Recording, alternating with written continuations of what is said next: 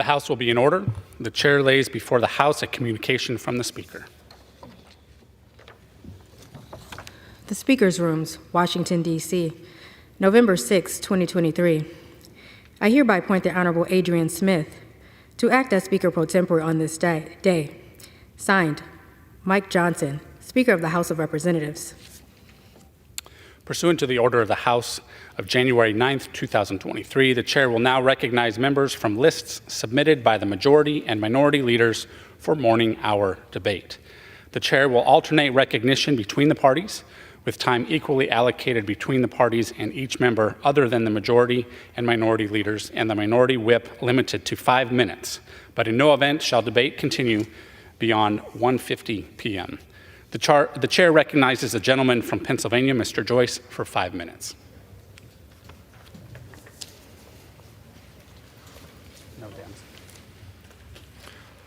Thank you, Mr. Speaker.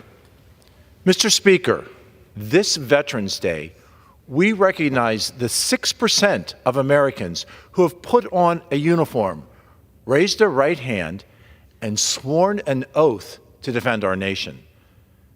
Now, after more than 20 years of war, it is time for us to follow the words of President Abraham Lincoln and to care for him who shall have borne the battle. Congress must recommit itself to standing for these men and women who have served our great country, making sure that physicians are recruited to serve at VA hospitals in rural areas, and ensuring that the PACT Act is fully implemented to protect veterans who have been exposed to toxic chemicals. Veterans Day holds a special meaning for the 50,000 veterans and their families who call Pennsylvania's 13th Congressional District home. From deploying overseas to assisting with border security and disaster relief here at home, our nation's service members have been at the heart of operations that ultimately protect all Americans. With more veterans than any other district in Pennsylvania, Pennsylvania's 13th Congressional District has a unique connection to those who have served in the armed services. This Veterans Day, let's all join in thanks for the soldiers, the sailors, the airmen and Marines who have fought and who have sacrificed to keep our nation safe and our nation free. Thank you.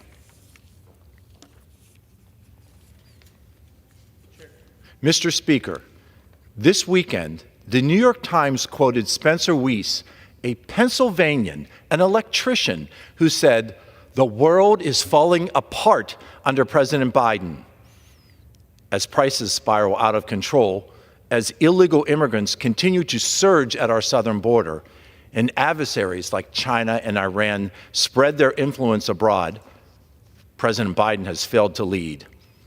President Biden has failed to keep Americans safe. Instead of working across the aisle to fight inflation, Joe Biden has proposed millions of dollars in new spending. Instead of passing critical legislation like the Secure the Border Act, Joe Biden has welcomed illegal immigrants into towns and cities across our country. And instead of standing with Israel, our greatest ally in the Middle East, Joe Biden has threatened to veto legislation that would resupply the Iron Dome and keep Israeli citizens safe from Hamas rockets. Mr. Speaker, it is now more clear than ever that President Biden's policies have failed our families, failed our communities, and ultimately failed our nation. Thank you, Mr. Speaker, and I yield. Gentleman yields back. The chair now recognizes the gentleman from Arkansas, Mr. Hill, for 5 minutes. I thank the Speaker. Mr. Speaker, I rise today to honor the Reverend Dr. Naomi Rogers, a devoted Korean American. Reverend Rogers has dedicated much of her life to the spiritual well-being of Arkansans through her work as a pastor with the United Methodist Church. Her expertise in theology and love for Christianity have allowed her to become involved with multiple Methodist churches throughout our state. She also serves as the president of the Korean American Federation of Arkansas. Her work with the association was instrumental in the construction of the Korean War Memorial in Little Rock. Her work and leadership have made Reverend Rogers a marvelous role model and ambassador for Korean Americans, not only in Arkansas, but across our country. I congratulate Reverend Rogers on all of her accomplishments and look forward to all that she will achieve in the future. Mr. Speaker, I rise today to recognize the remarkable accomplishments of Lieutenant Colonel Larry Strickland. On 14 October, Colonel Strickland and his colleagues celebrated his well-deserved retirement after 30 years of selfless service to our nation. Colonel Strickland's career in the U.S. Army began in 1995 when he joined the 39th Infantry Brigade. Separating from the Army due to a car crash in 1996, Lieutenant Colonel Strickland re-enlisted in 1998. Since then, Colonel Strickland has served his country in Iraq and has held a variety of other key positions around the globe. He recently assisted with the military response to one of the worst pandemics in our nation's history. Throughout his remarkable career, Colonel Strickland has exemplified dedication, resilience, and leadership, and most of all, an unwavering dedication to our beloved country. I wish him a happy retirement and thank him for his service and inspiration to the next generation. Mr. Speaker, I'm sad to rise today, but to celebrate the life of my dear friend, William Gary Underwood. His 47-year career in music, youth, and media ministry has brought joy and healing to numerous Americans and Arkansans, and Arkansas was fortunate to have him in our community. Gary's journey through ministry was plentiful. He was involved in the Elmdale Baptist Church in Springdale, Beach Street First Baptist Church in Texarkana, and served as the interim music minister at the Perryville First Baptist Church. He was instrumental also as the chaplain of Little Rock Touchdown Club. Gary was a member of the Southern Baptist Convention, and his passion led him to be heavily involved in the development and launch of ACTS Christian Television Network in Arkansas. Beyond the ministry, Gary and I became friends when he joined Governor Mike Huckabee's staff as his Director of Media Operations in 1996. Gary's passion for music, aiding youth, and the church has left Arkansas a much better place than when he found it. He'll be missed by family, friends, and many others in our state, and his life will be celebrated. Mr. Speaker, I rise today to salute the life and legacy of former Pulaski County Judge Floyd Buddy Valines.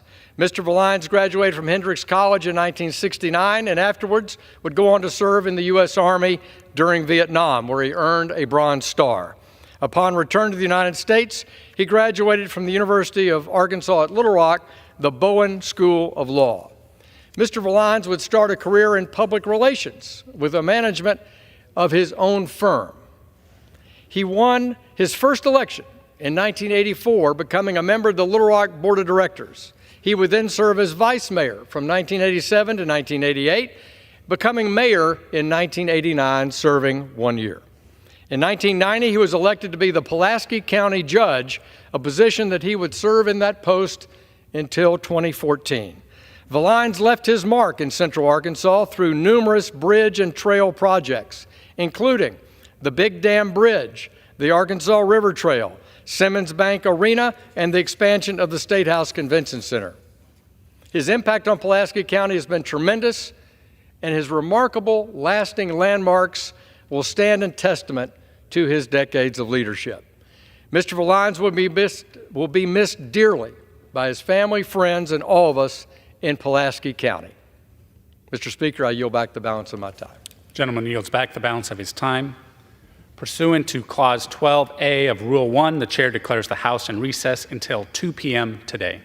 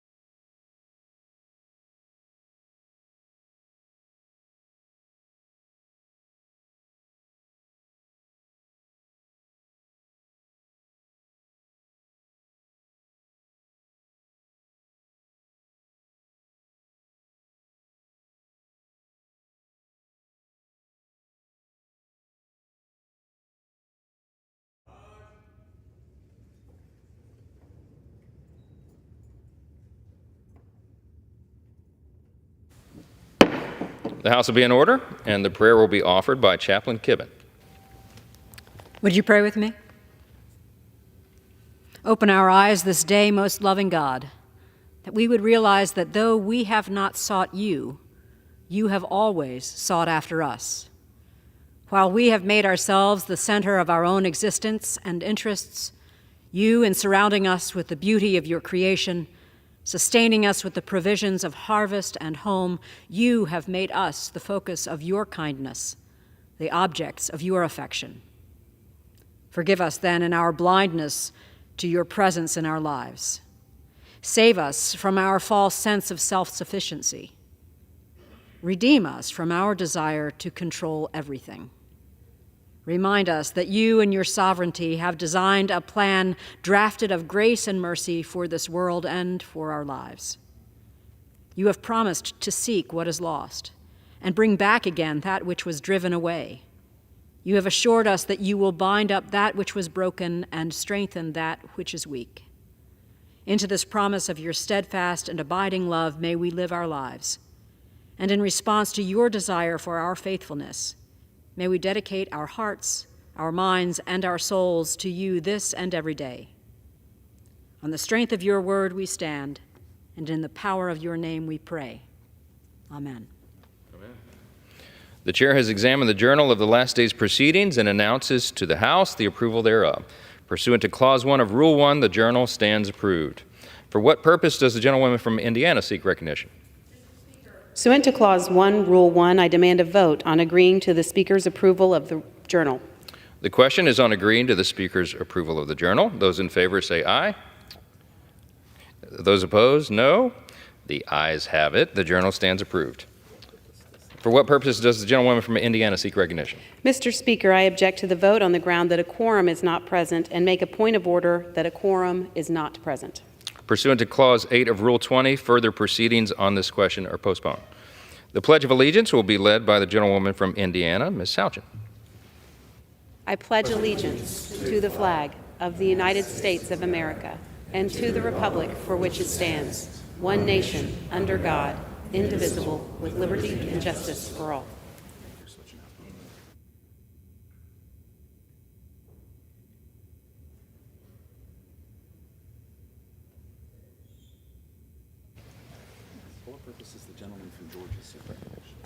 For what purpose does the gentleman from Georgia seek recognition? Mr. Speaker, pursuant to Clause 2A1 of Rule 9, I rise to give notice of my intent to raise a question of privileges of the House. The form of the resolution is as follows. H.R. 845, censuring Representative Rashida Tlaib for promoting false narratives regarding the October 7, 2023 Hamas attack on Israel and calling for the destruction of the State of Israel. Whereas Israel has existed on its lands for millennia, and the United States played a critical role in returning Israel to those lands in 1948, immediately following the Holocaust, and in recognition of its rights to exist as an indelible signal of our solidarity with the Jewish people. Whereas Israel is a critical ally to the American people and to our strategic national security interests in the Middle East. Whereas the people of Israel, including American citizens, were brutally attacked on October 7, 2023 by Hamas.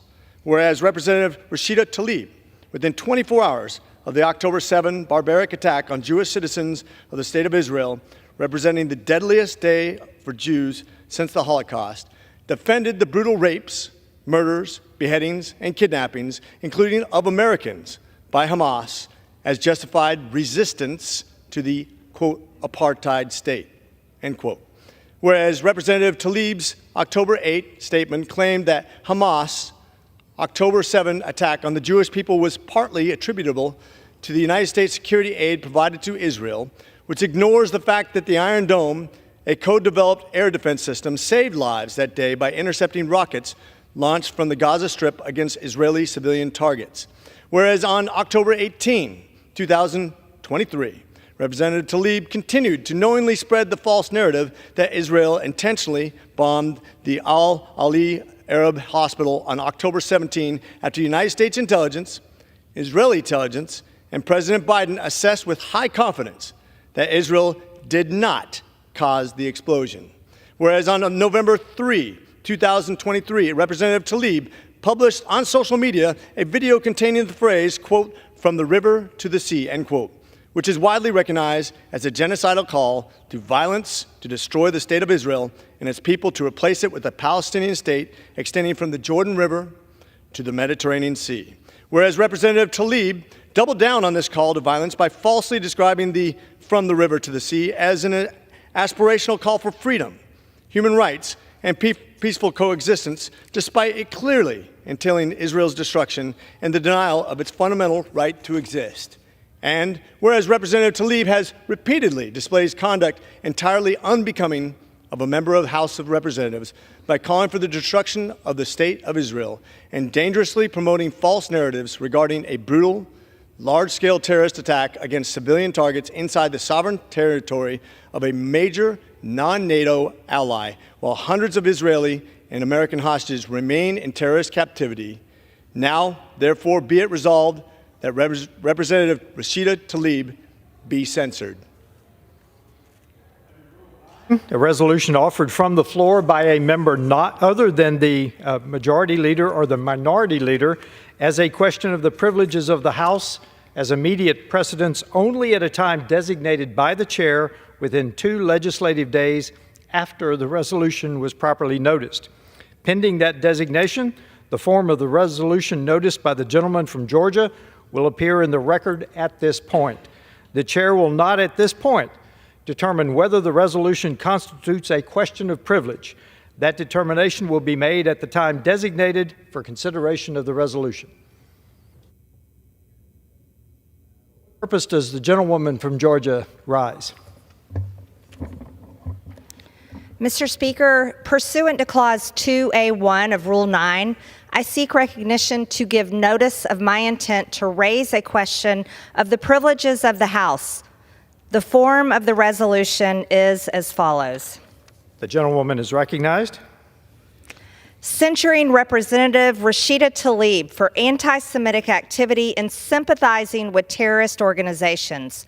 Whereas in May 2019, Rashida Tlaib said that she celebrated the Holocaust and felt a calming feeling when thinking about the genocide of millions of Jews.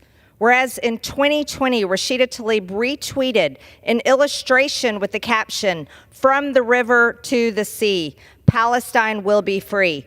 And this Palestine Liberation Organization slogan has been adopted by Hamas and calls for the elimination of Israel and the death of all Jews. Whereas on November 3rd, 2023, Rashida Tlaib tweeted that the slogan, "From the river to the sea," which calls for the genocide of all Jews, is an aspirational call for freedom, human rights, and peaceful coexistence. Whereas in September 2022, Rashida Tlaib, as a member of the Congressional Progressive Caucus, displayed her disdain for Israel, saying, "You cannot claim to hold progressive values, yet back Israel's apartheid government." Whereas instead of denouncing the horrors of Hamas slaughtering Israelis, Rashida Tlaib stated on October 3rd, 2023, "The path to the future must include lifting the blockade, ending the occupation, and dismantling the apartheid system that creates the suffocating, dehumanizing conditions that can lead to resistance." Whereas Rashida Tlaib exhibited her hatred for America by reposting a message on October 12, 2023, blaming America for allowing the deaths of Palestinian babies at the hands of Israel.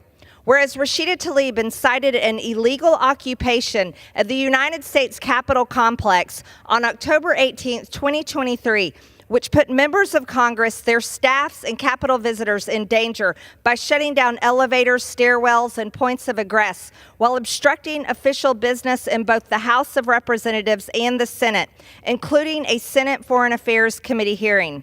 Whereas the illegal occupation incited by Rashida Tlaib was organized by Jewish Voice for Peace, which, as the Anti-Defamation League calls, a radical anti-Israel activist group that advocates for a complete economic, cultural, and academic boycott of the state of Israel.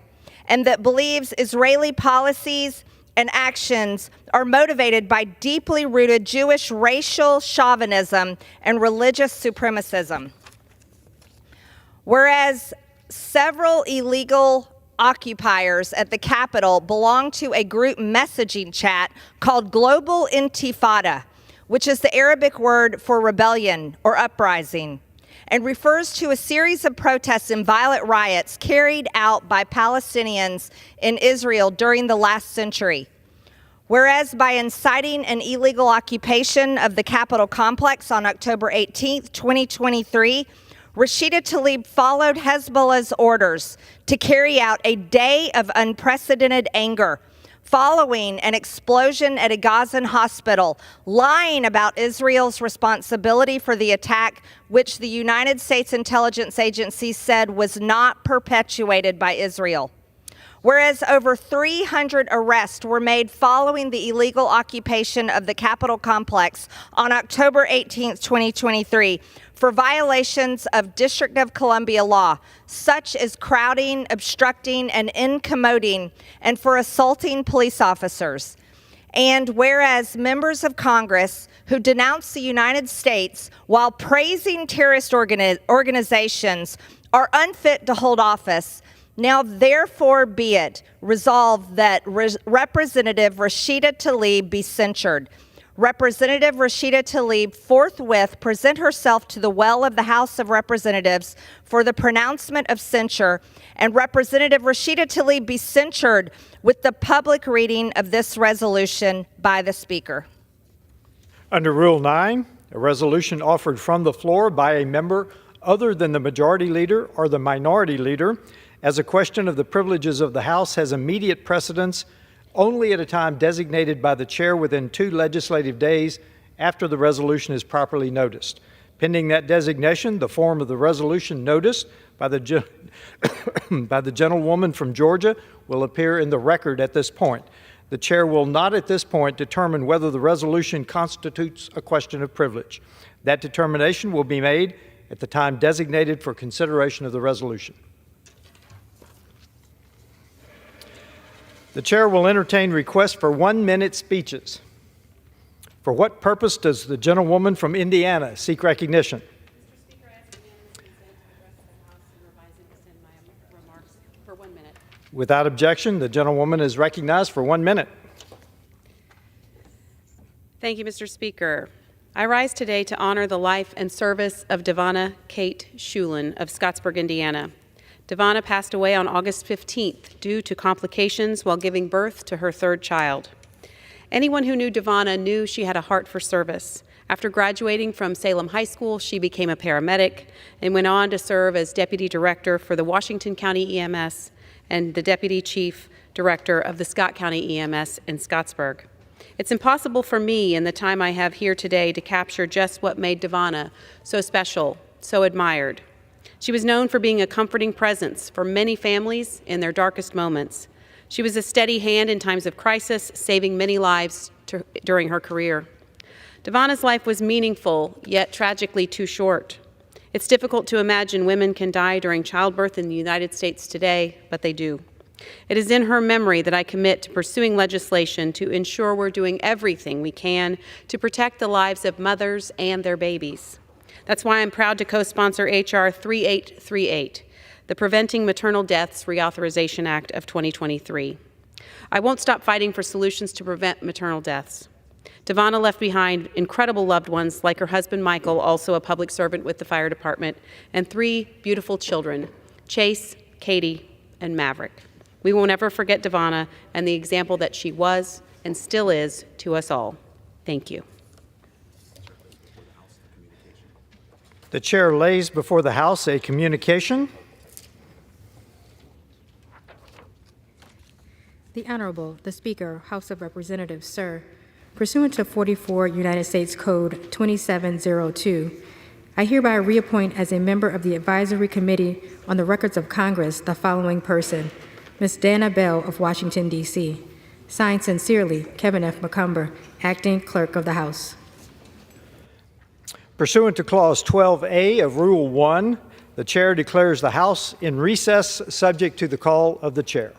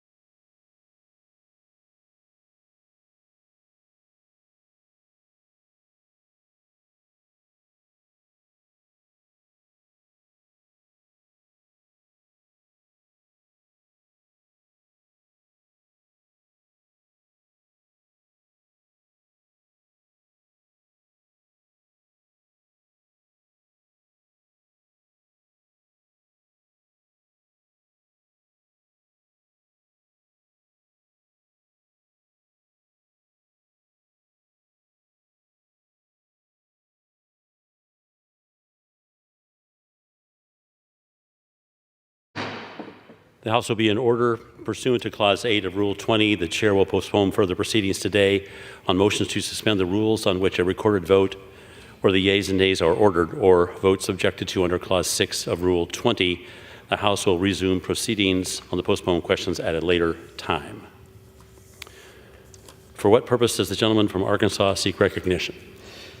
Mr. Speaker, I move to suspend the rules and pass the bill H.R. 1607 as amended. The clerk will report the title of the bill.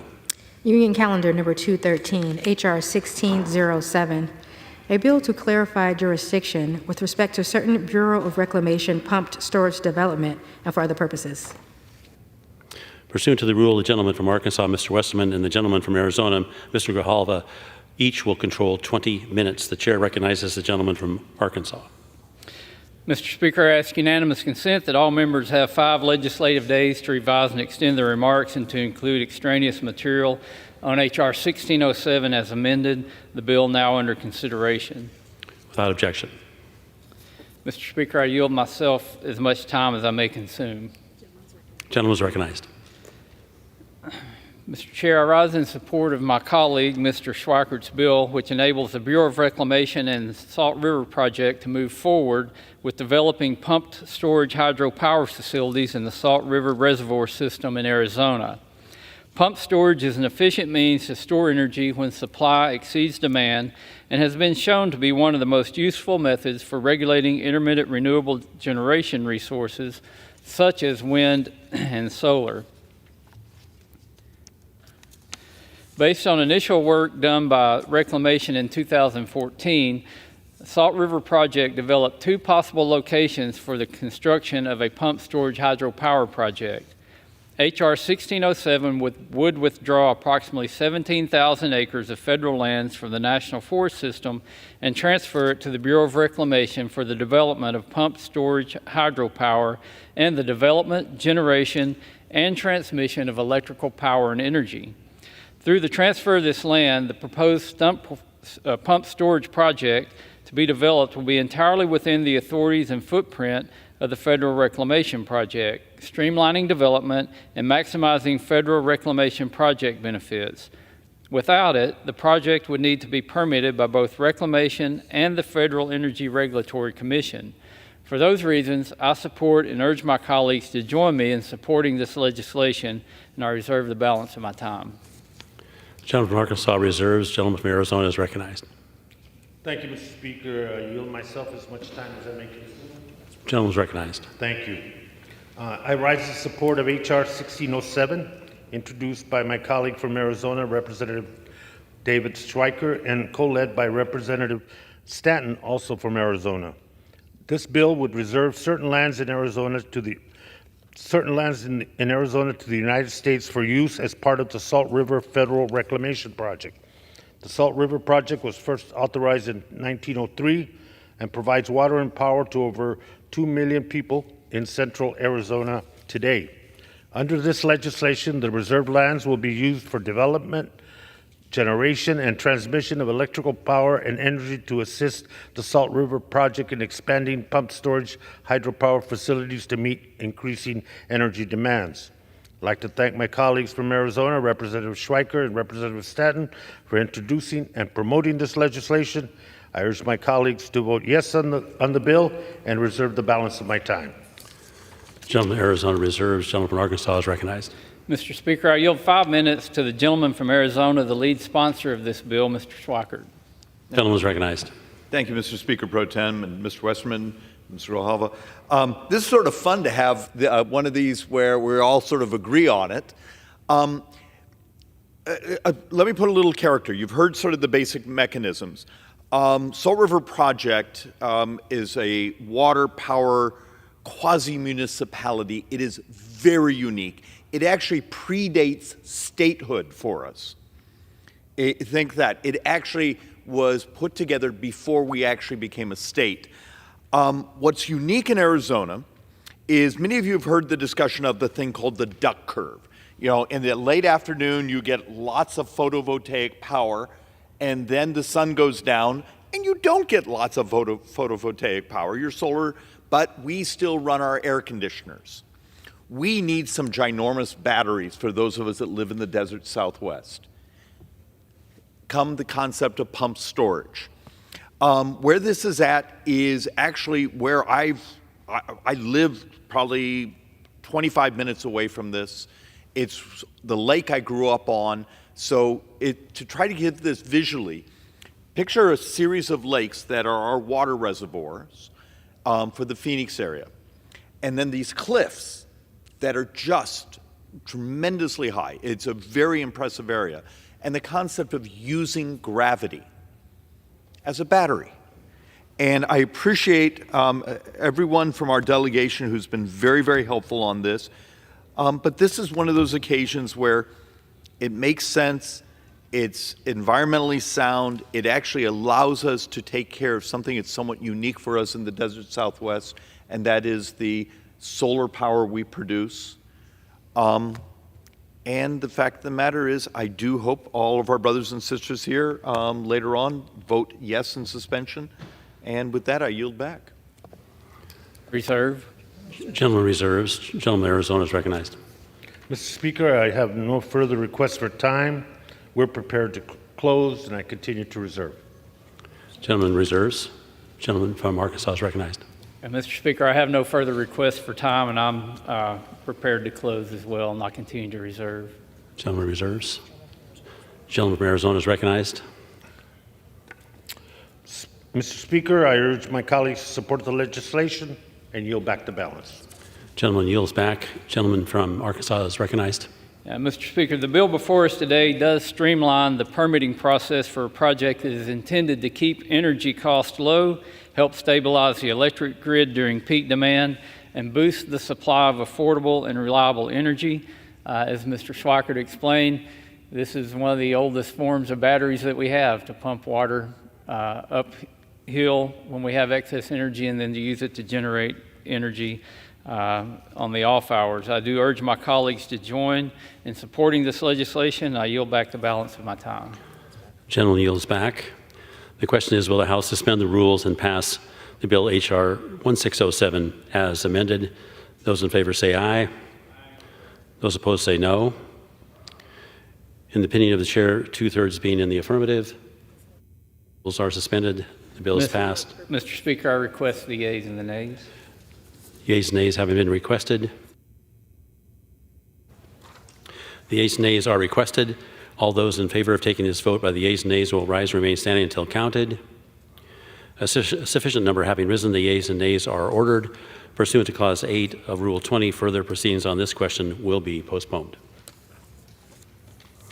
For what purpose does the gentleman from Arkansas seek recognition? Mr. Speaker, I move to suspend the rules and pass the bill H.R. 1722. The clerk will report the title of the bill. Union Calendar Number 214, H.R. 1722. A bill to amend the Grand Ronde Reservation Act and for other purposes. Pursuant to the rule, the gentleman from Arkansas, Mr. Westerman, and the gentleman from Arizona, Mr. Grijalda, will each control 20 minutes. The chair recognizes the gentleman from Arkansas. Mr. Speaker, I ask unanimous consent that all members have 5 legislative days to revise and extend their remarks and to include extraneous material on H.R. 1722, the bill now under consideration. Without objection. Mr. Speaker, I yield myself such time as I may consume. The gentleman is recognized. Mr. Speaker, H.R. 1722, the Grand Ronde Reservation Act Amendment of 2023, would amend the Grand Ronde Reservation Act to reflect that the Grand Ronde tribe's extinguishment of land claims against the United States only applies to an 84-acre parcel of land known as the Thompson Strip. Alongside many tribes in western Oregon, the Grand Ronde tribe entered into treaties with the United States in the 1850s. President James Buchanan established the Grand Ronde Reservation in 1857, which consisted of more than 60,000 acres. This solidified the federal government's treatment of the Grand Ronde as a single tribe for federal services and benefits.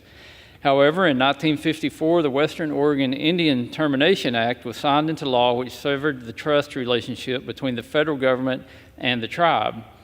In 1983, the tribe was successful in obtaining a restoration of federal recognition through enactment of the Grand Ronde Reservation Act.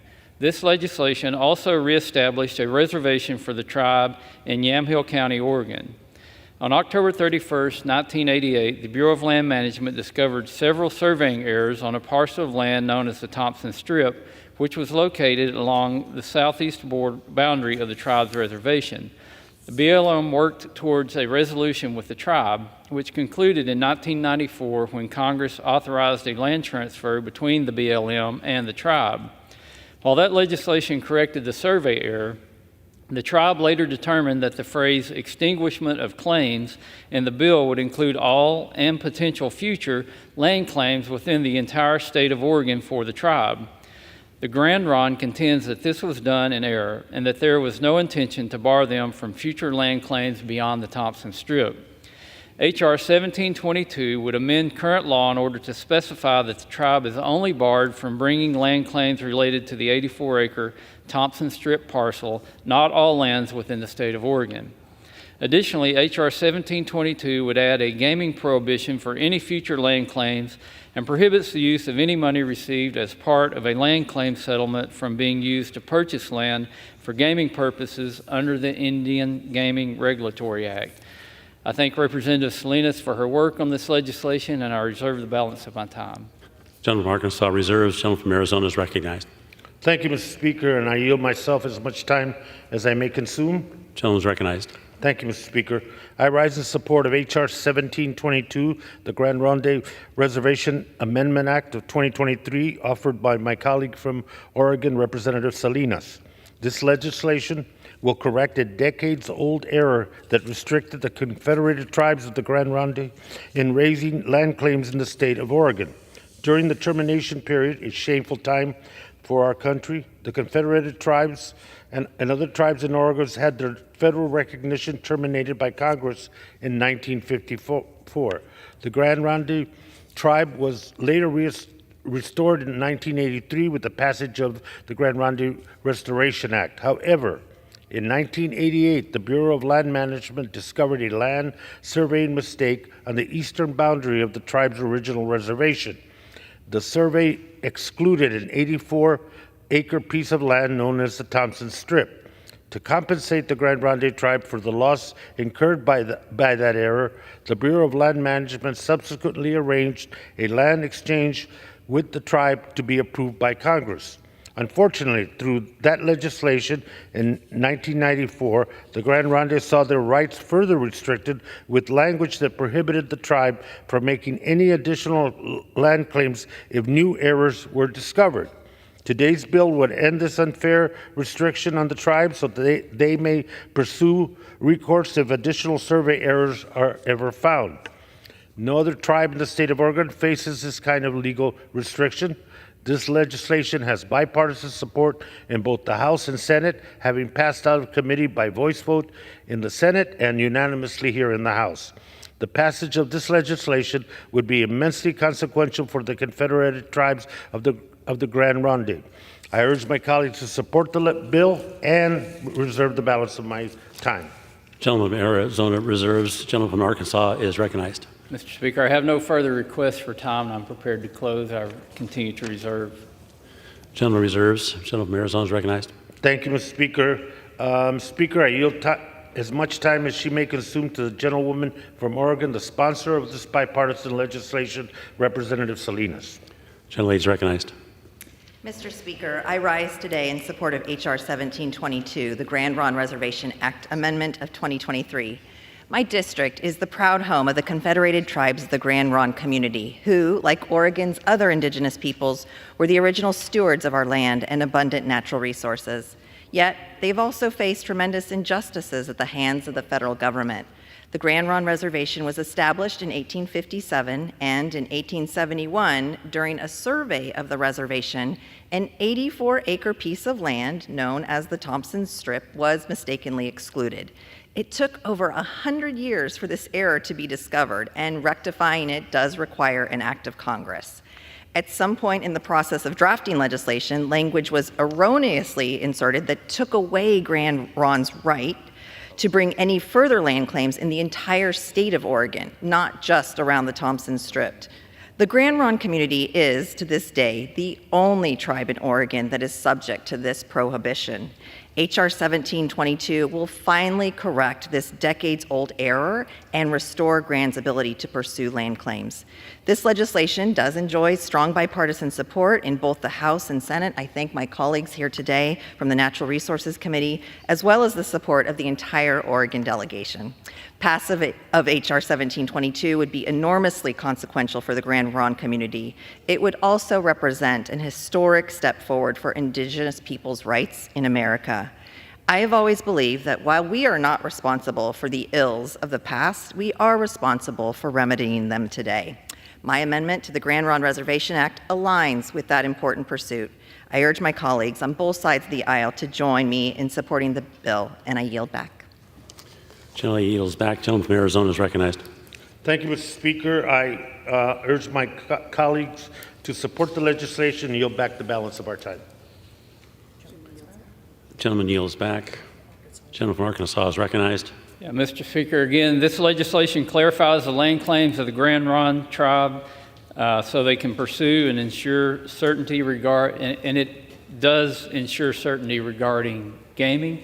I appreciate the gentlelady for bringing it, and Ranking Member Grijalva's worked with us to move this in a bipartisan manner. I urge adoption of the bill and yield back the balance of my time. Gentleman yields back. The question is, will the House suspend the rules and pass the bill H.R. 1722? Those in favor say aye.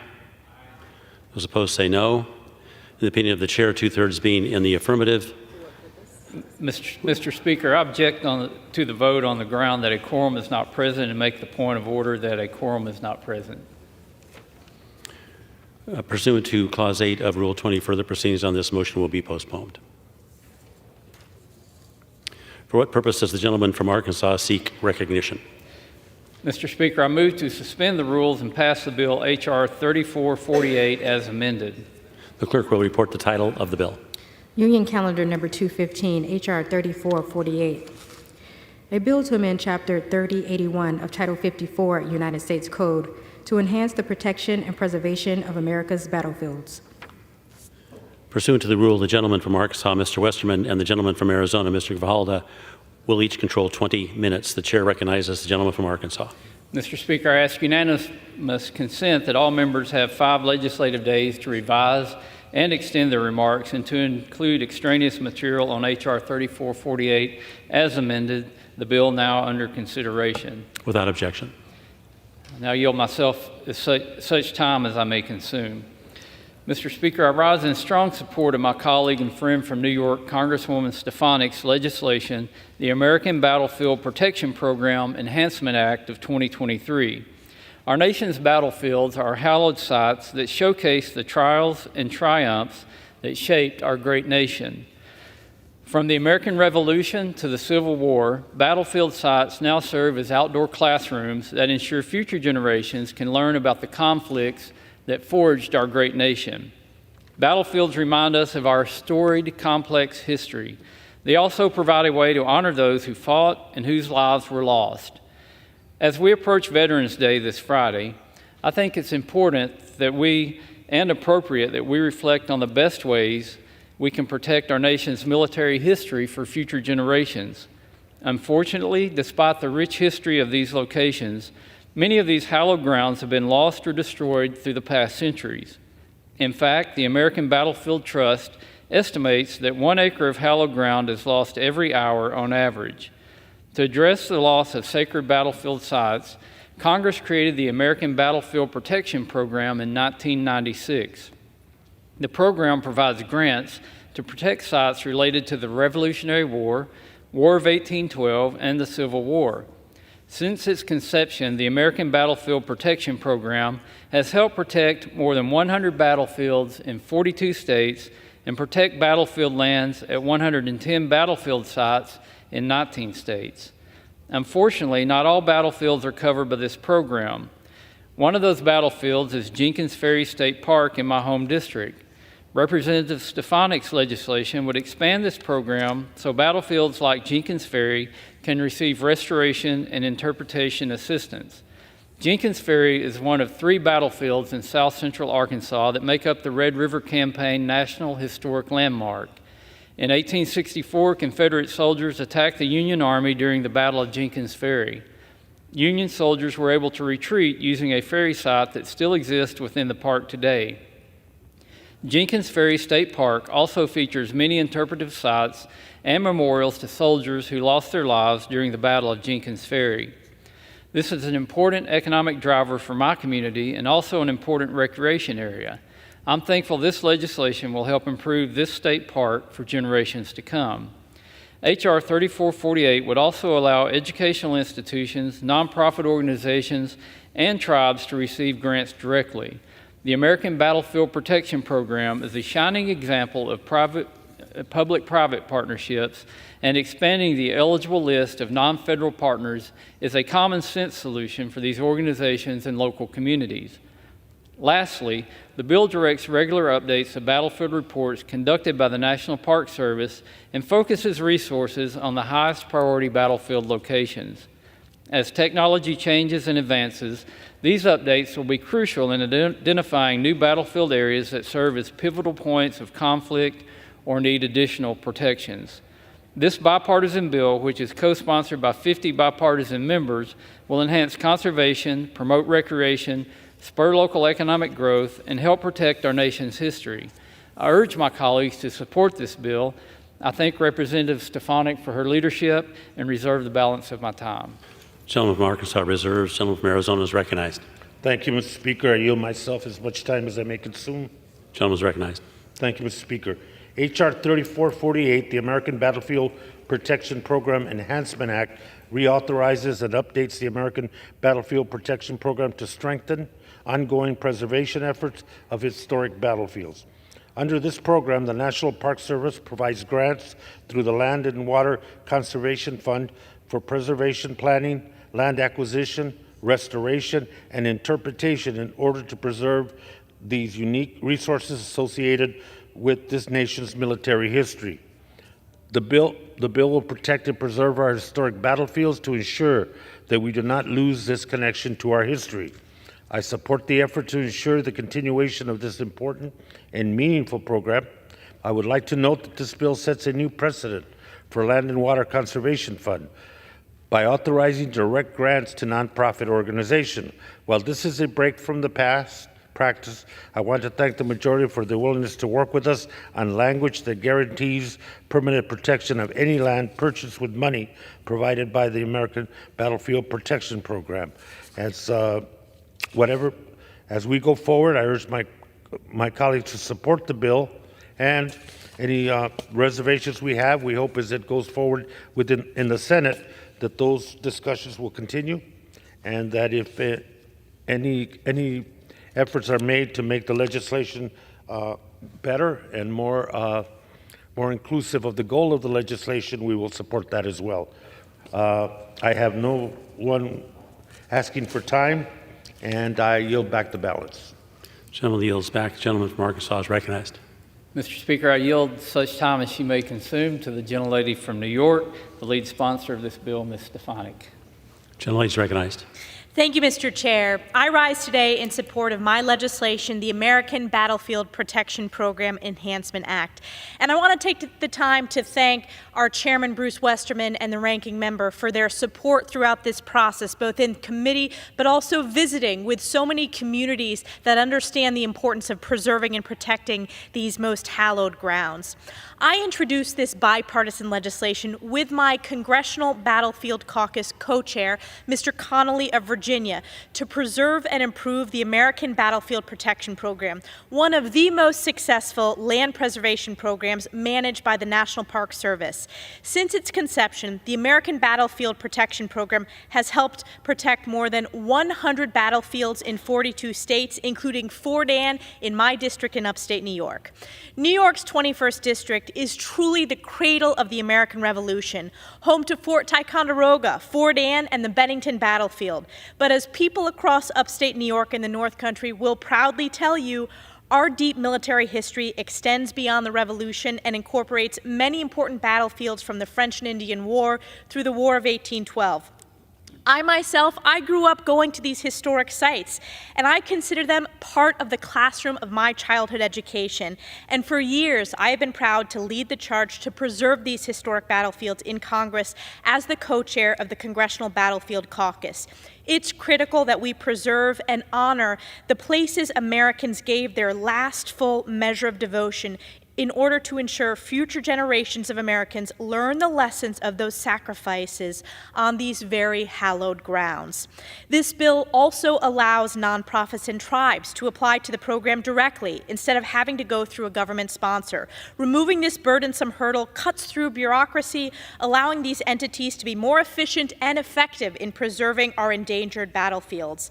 This legislation also clarifies the eligibility of Revolutionary War and War of 1812 sites for battlefield land acquisition grants to ensure the program is used to preserve battlefield land, while also creating a process for the National Park Service to expand and update battlefield boundaries. With emerging archaeological technologies, historical boundaries of various battlefields have shifted as we learn more. Without the program improvements in my bill, portions of battlefields with newly discovered historic importance stand to be lost.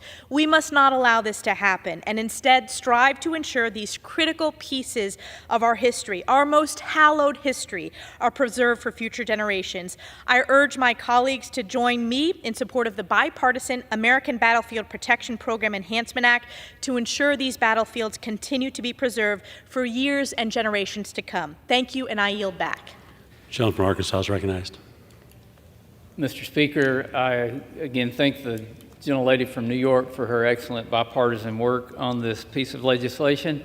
And in honor of Veterans Day and in honor for that hallowed history that we have, I urge adoption of this bill, which will protect the sites of sacrifice and struggle that allow us to be here today in this chamber.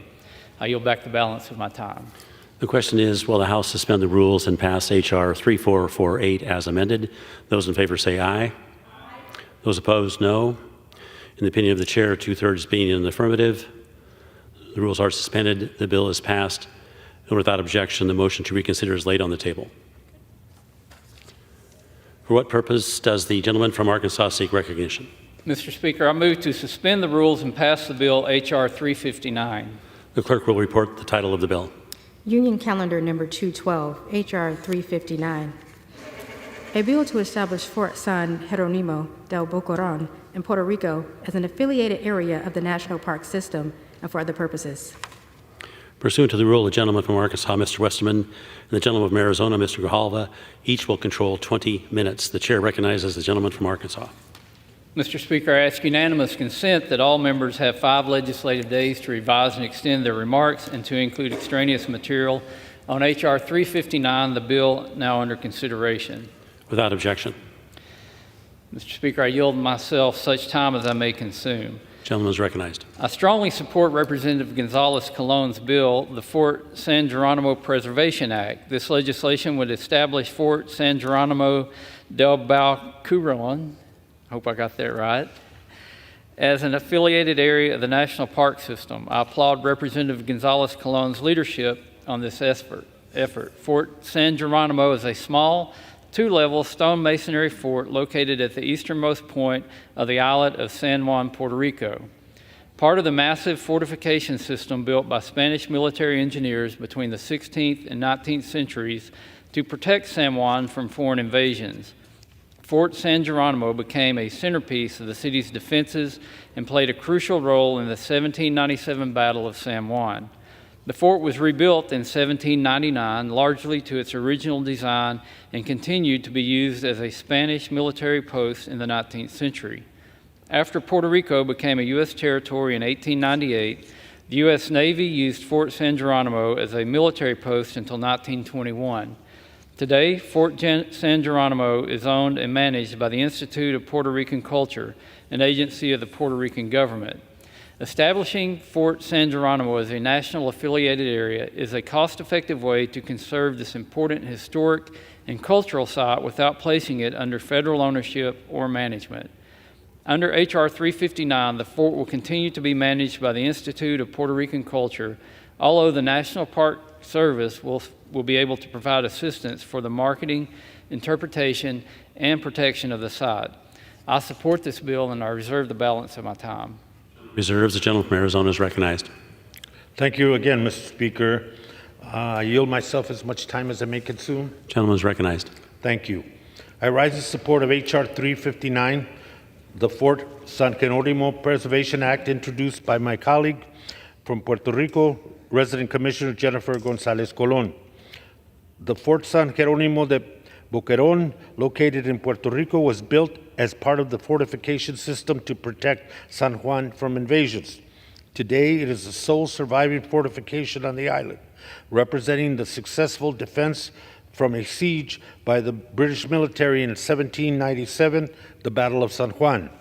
The bill before us today would establish the Fort San Jeronimo del Boquerón in Puerto Rico as an affiliated area of the National Park System to ensure the fort is maintained and preserved as an important historic site. I am pleased to support the legislation and congratulate my colleague, the Commissioner, Commissioner Gonzalez Colon, for her fine work on the legislation, and I reserve the balance. Gentleman reserves. Gentleman from Arkansas is recognized. Mr. Speaker, I yield such time as she may consume to the gentlewoman from Puerto Rico, the lead sponsor of this bill, Ms. Gonzalez-Colon. Gentlewoman is recognized.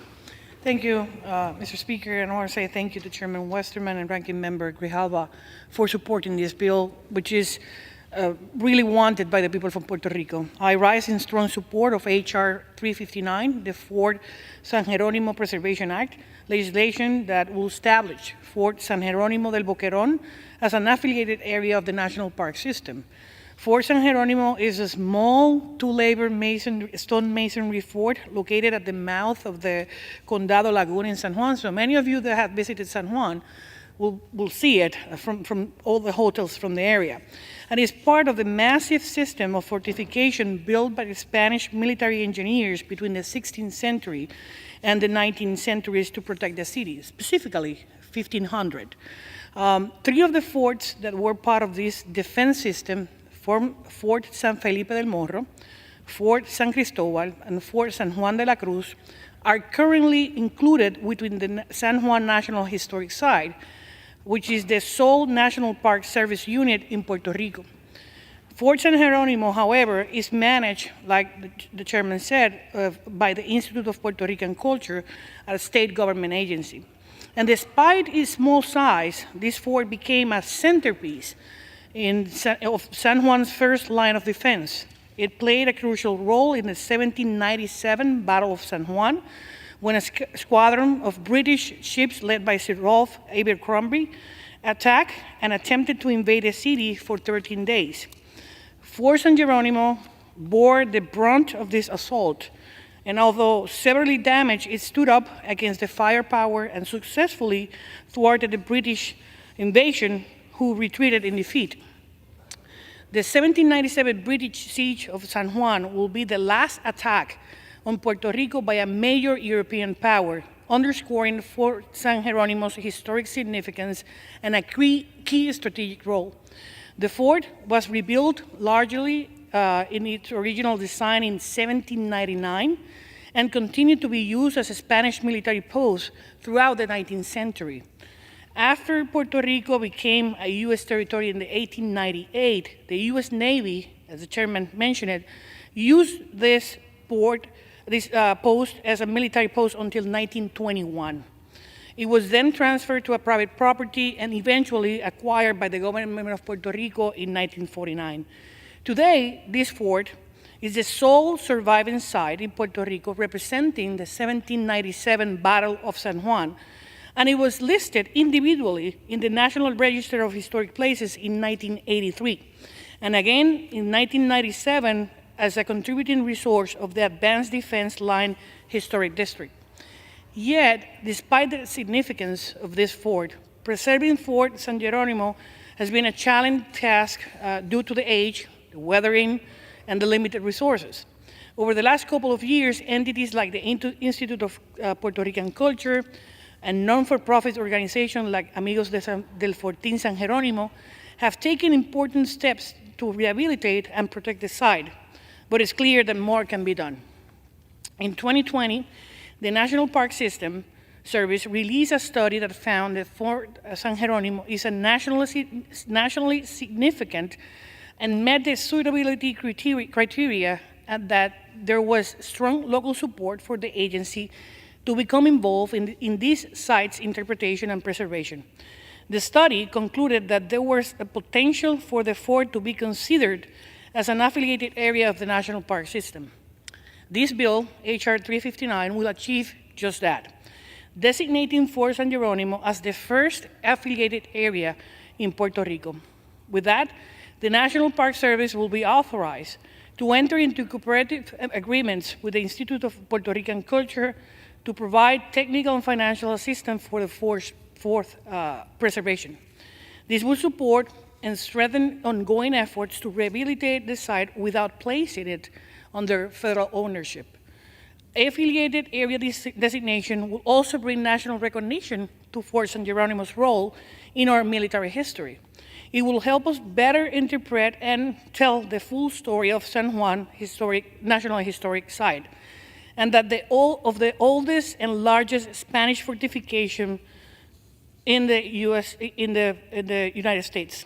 I want to thank Chairman Westerman and Ranking Member Grijalva for their support, and I look forward for continuing working together to get this legislation across the finish line and to help protect Fort San Jeronimo for the future generations. With that, I yield back. Mr. Speaker, I have no further requests for time, and I'm prepared to close. I continue to reserve. Gentleman reserves. Gentleman from Arizona is recognized. Thank you, Mr. Speaker. I have no further speakers, and just to urge support of the legislation and yield back the balance. Gentleman yields back. Gentleman from Arkansas is recognized. Yeah, Mr. Speaker, as the gentlelady from Puerto Rico, Ms. Gonzalez Colon, stated, this is a common sense bill that will improve the conservation and protection of a key historical site. It does so while avoiding unnecessary federal involvement. I thank the gentlelady again for her leadership on this effort. I urge the adoption of the bill, and I yield back the balance of my time. Gentleman yields back. The question is, will the House suspend the rules and pass Bill H.R. 359? Those in favor say aye. Those opposed, no. In the opinion of the chair, 2/3 being in the affirmative. Yeas and the nays.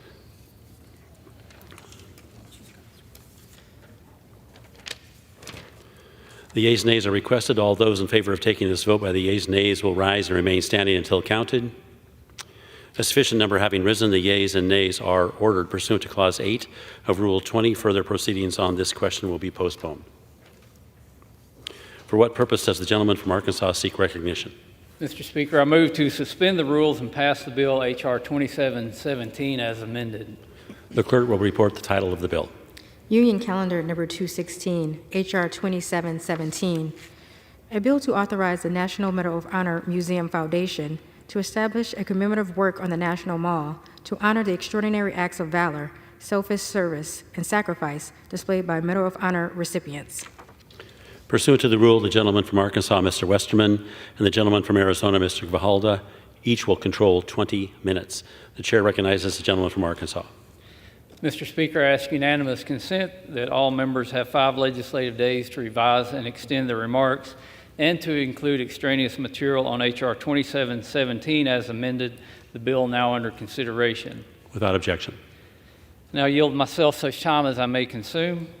Gentleman is recognized. Mr. Speaker, this Friday, again, is Veterans Day. There is perhaps no greater way to celebrate this day than passing H.R. 2717, which seeks to honor the valor and sacrifice of some of our nation's bravest heroes, Medal of Honor recipients. 160 years ago, President Abraham Lincoln awarded the first Medal of Honor in the midst of the Civil War.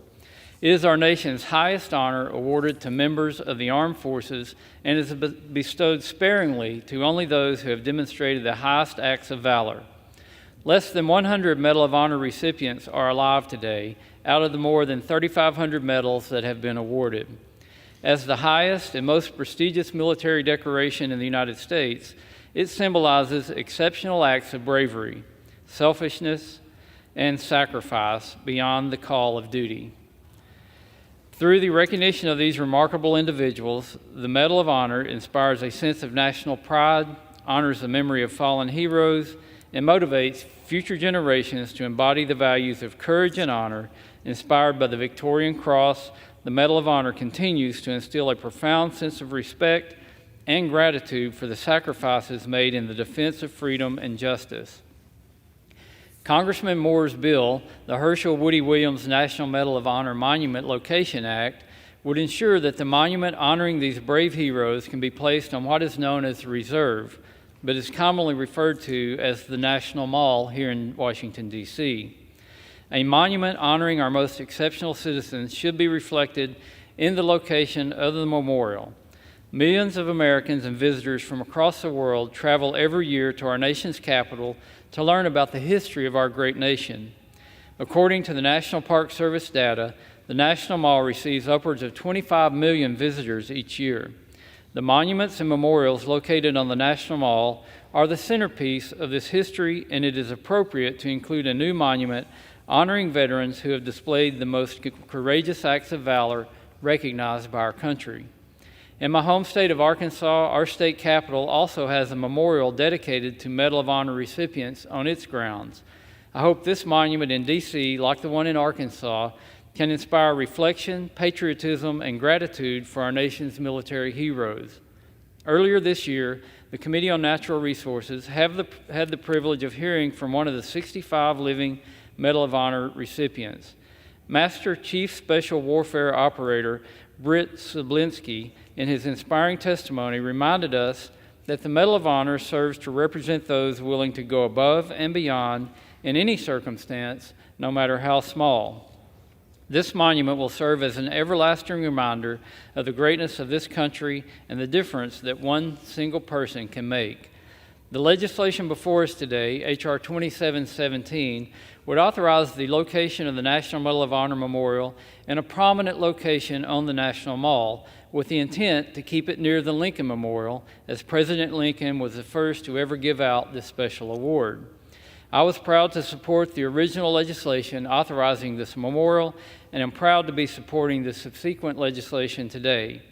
I'd like to note that this bill has been named after Herschel Woody Williams, who sadly passed away last year. He was known for his extraordinary heroism in the pivotal Battle of Iwo Jima during the Second World War.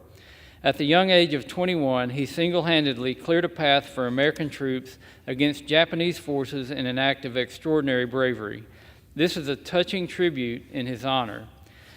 Again, I urge my colleagues to support this bill. I thank Congressman Moore for his leadership, and I reserve the balance of my time. Gentleman reserves. Gentleman from Arizona is recognized. Thank you, Mr. Speaker. I yield myself as much time as I may consume. Gentleman is recognized. Thank you.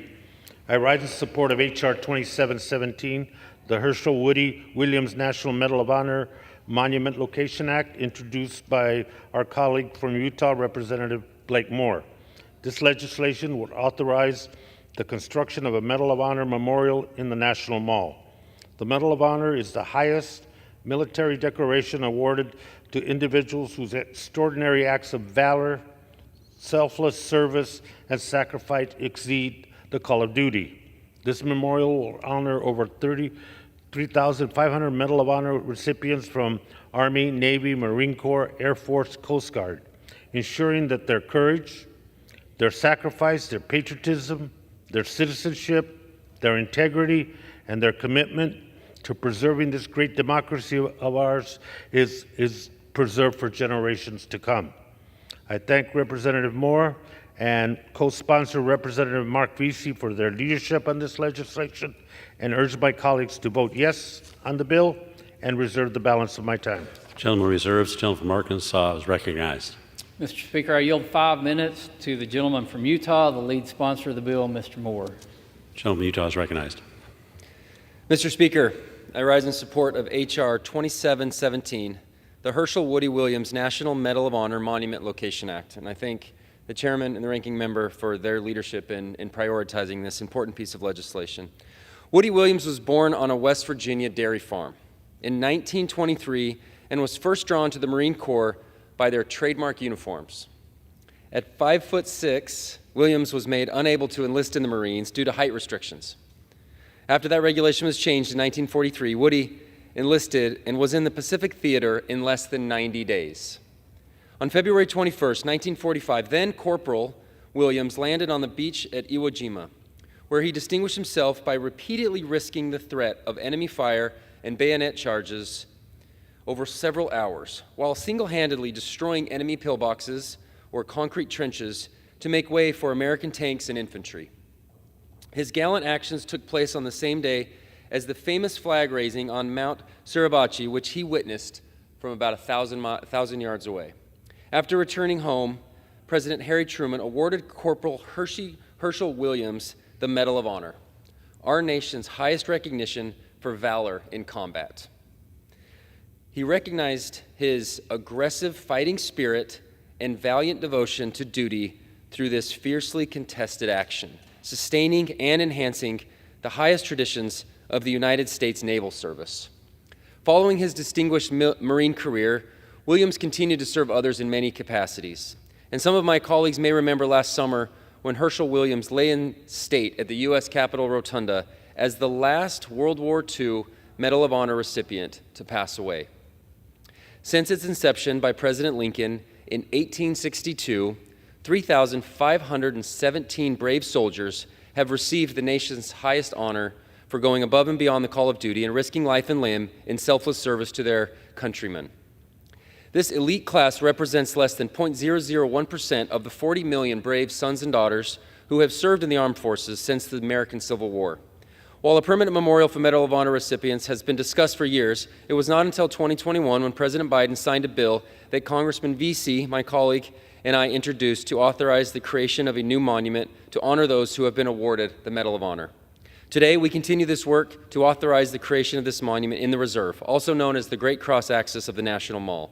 The monument will stand as a testament to those who protect our nation's values, such as the nearly half dozen from my home state of Utah. We envision it as an educational platform for future generations to learn about what has been required to maintain our republic. And by siting this monument near the Lincoln Memorial, we can pay the fitting tribute to the president who established the award and embodies its principles. Our work to form a more perfect union is unending, and I find it fitting that a monument honoring our nation's greatest heroes will be visible from the memorial honoring one of our greatest martyrs. Today, our nation finds itself sharply divided along partisan lines. This monument will remind our great nation that its people, that there are far more that unites us than divides us. It is my hope that constructing this monument in its rightful place will inspire all Americans and allow us to pay our respects to learn from these individuals and these families who, in Lincoln's words, have laid so costly a sacrifice upon the altar of freedom. I urge my colleagues to support H.R. 2717, and I yield back. Gentleman from Arkansas reserves. Gentleman from Arizona is recognized. Thank you. Thank you, Mr. Speaker. I yield as much time as he may consume to the gentleman from Texas, the co-lead of the legislation, Representative VC. Gentleman from Texas is recognized. Thank you, Mr. Speaker. Today, I rise to urge the passage of the Herschel Woody Williams National Medal of Honor Monument Location Act. This Medal of Honor is the Medal of Honor is our nation's highest military decoration that is awarded to U.S. service members who have distinguished themselves with extraordinary acts of valor and sacrifice that far exceed the call of duty. Texas, my home state, is home to over 70 Valiant Medal of Honor recipients, and we also have over 1 million veterans, both veterans and active duty military that like to call the Lone Star State their home. That is why I teamed up with my good friend Blake Moore again to lead the passage of this act. Last year we had the opportunity to work on a designation for a National Medal of Honor Museum being built in Arlington, Texas. That was in my district at the time. And this bill is going to be amazing as it authorizes a monument right here in Washington, D.C. For Medal of Honor recipients' families, their friends, their loved ones, and people that want to learn more about the history of the Medal of Honor, to be able to come to D.C. And see why it's important that we create this lasting impact to the recipients of this highest award. Today's bill, the Herschel Woody Williams National Medal of Honor Monument Location Act, is a continuation of the efforts that we worked on last year, and will position this monument where it rightfully belongs near the Lincoln Memorial honoring President Lincoln, who was awarded one of the first Medals of Honor in 1863. I want to end today by thanking Congressman Moore for continuing to work with me on this important issue, and I urge my colleagues to support this new bill that commemorates the bravery, service, and sacrifice of more than 3,500, Mr. Speaker, Medal of Honor recipients that have lived across our communities here in the USA. I yield back the balance of my time. Gentleman. Speaker. Gentleman from Arizona reserves. Continues to reserve. Gentleman from Arkansas is recognized. Mr. Speaker, I yield 2 minutes to the gentlelady from West Virginia, Ms. Miller. Gentlelady from West Virginia is recognized. Mr. Speaker, I rise today to speak in favor of the Herschel Woody Williams National Medal of Honor Monument Location Act, which would locate the new National Medal of Honor monument near the Lincoln Memorial on the National Mall here in Washington, D.C. Woody was an American hero from my home state of West Virginia. When he passed away last year, we paid tribute to him as he was laid in honor in the rotunda of the United States Capitol. It was his dream to honor the final Medal of Honor recipient in our Capitol, never dreaming that it would have been himself. Woody was a country boy. He grew up hunting. He tried to enlist at the age of 16, and he wasn't very tall, and he wasn't allowed in then, but he made it in at 17 years old and really epitomizes that greatest generation. But growing up as a hunting boy on a farm, he was a really good shot. And he loved his country more than anything, and he would do anything possible to defend it. So he did. He was awarded the Medal of Honor in 1945 for his courage in the Battle of Iwo Jima, where he single-handedly, he was the guy that made the shot, that fought the Japanese with the flamethrowers, clearing the path for more American troops. Marines raised the American flag on Mount Suribachi, if you all just visualize that picture, because we've all seen it. And that very day, resulting in the iconic photo that showed that America was winning the war in the Pacific. Woody was not just a constituent and a hero, he was a friend. I served with him for years in Rotary, right there in Little Milton, West Virginia. His legacy of service, dedication, and patriotism will live through the countless lives that he touched. His impact on our West Virginia community cannot be overstated, as his service to our veterans has continued and continued long after his career in the Marine Corps. With Veterans Day on Friday, this bill couldn't be more timely to honor our servicemen and women who are willing to make the ultimate sacrifice for our freedom. This monument pays tribute to the recipients of America's highest military honor. Time has expired. Another 30 seconds. Thank you. The highest military honor for valor in combat, and will remind future generations of the values that shaped and preserved our great nation. I urge every Republican and Democrat in the House and Senate to vote for this bill. I thank you, and I yield back. Mr. Speaker, I have no further requests for time, and I'm prepared to close. I continue to reserve. Gentleman's prepared to close. Gentleman from Arizona is recognized. Thank you, Mr. Speaker. Prepared to close. And let me just comment on all the commentary from our colleagues, from the sponsors of the legislation, Mr. Westerman, that outlined the importance of the legislation and the memorial. You know, there's a community, a border community in my district, Douglas, and very prominent in their plaza is a memorial to all the men and women that have died in combat from that region, from the community of Douglas and from the county of Cochise. And I was talking to one of the VFW commanders on that visit, and he said, in this plaque, in this piece of granite, we have every ethnicity, every creed, and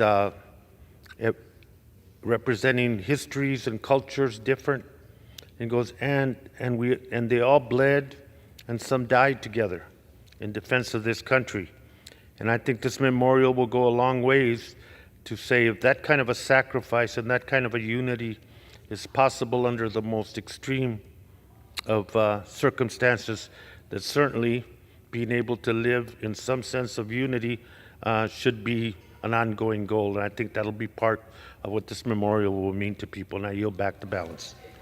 Gentleman yields back. The gentleman from Arkansas is recognized. Mr. Speaker, again, I want to thank Ranking Member Grijalva and all the co-sponsors of this bill and the great bipartisan work that's gone into making this happen. What a fitting tribute to Mr. Williams to name this bill after him.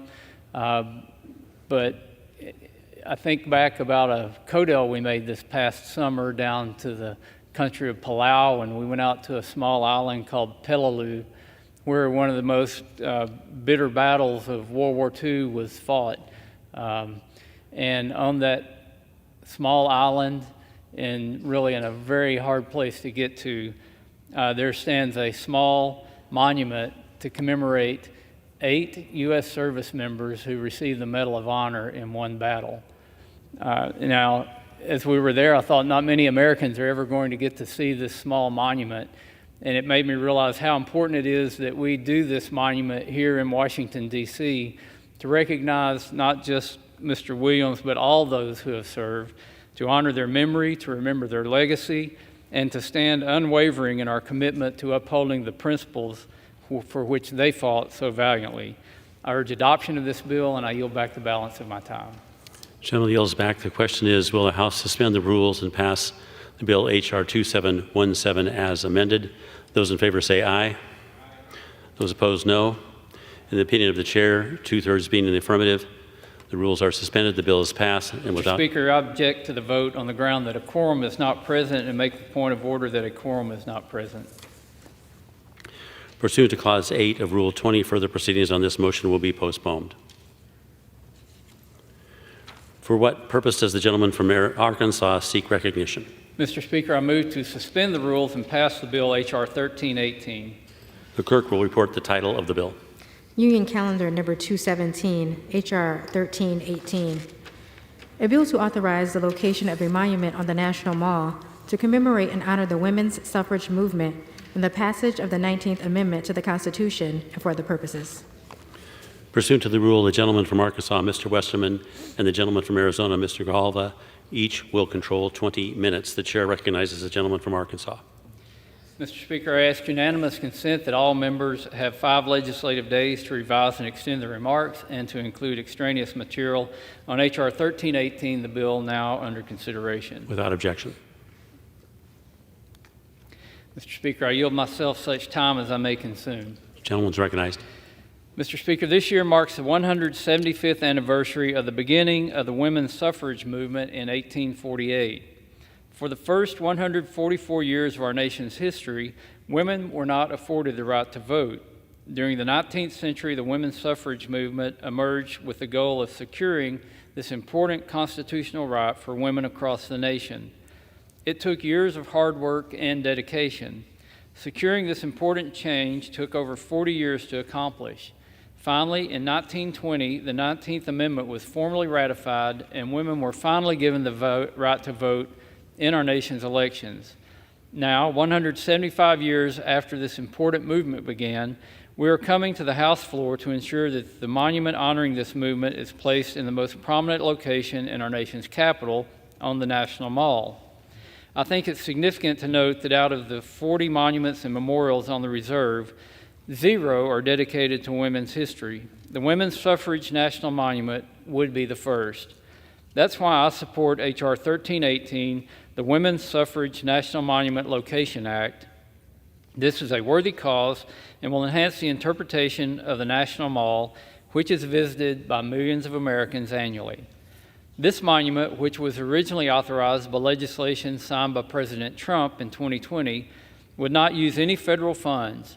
In fact, the foundation supporting the monument even has plans to address the multi-million-dollar deferred maintenance backlog in Constitution Gardens, the preferred location of the women's suffrage movement. This is a true win-win and a great model for our future commemorative works. I'd be remiss if I didn't mention my disappointment with the Biden administration, which testified against this legislation earlier this year.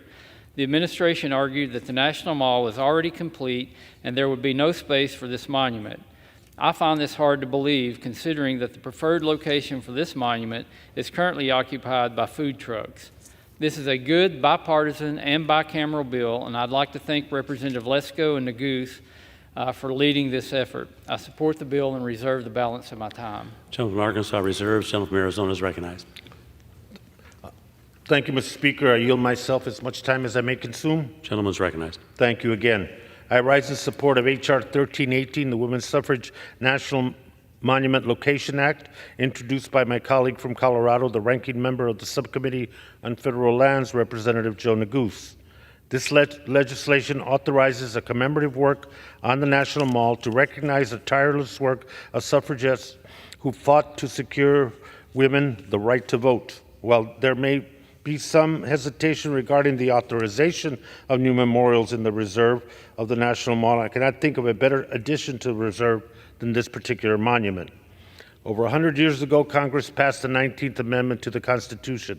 Yet today, not one monument or memorial on the National Mall is dedicated to the America's women's history.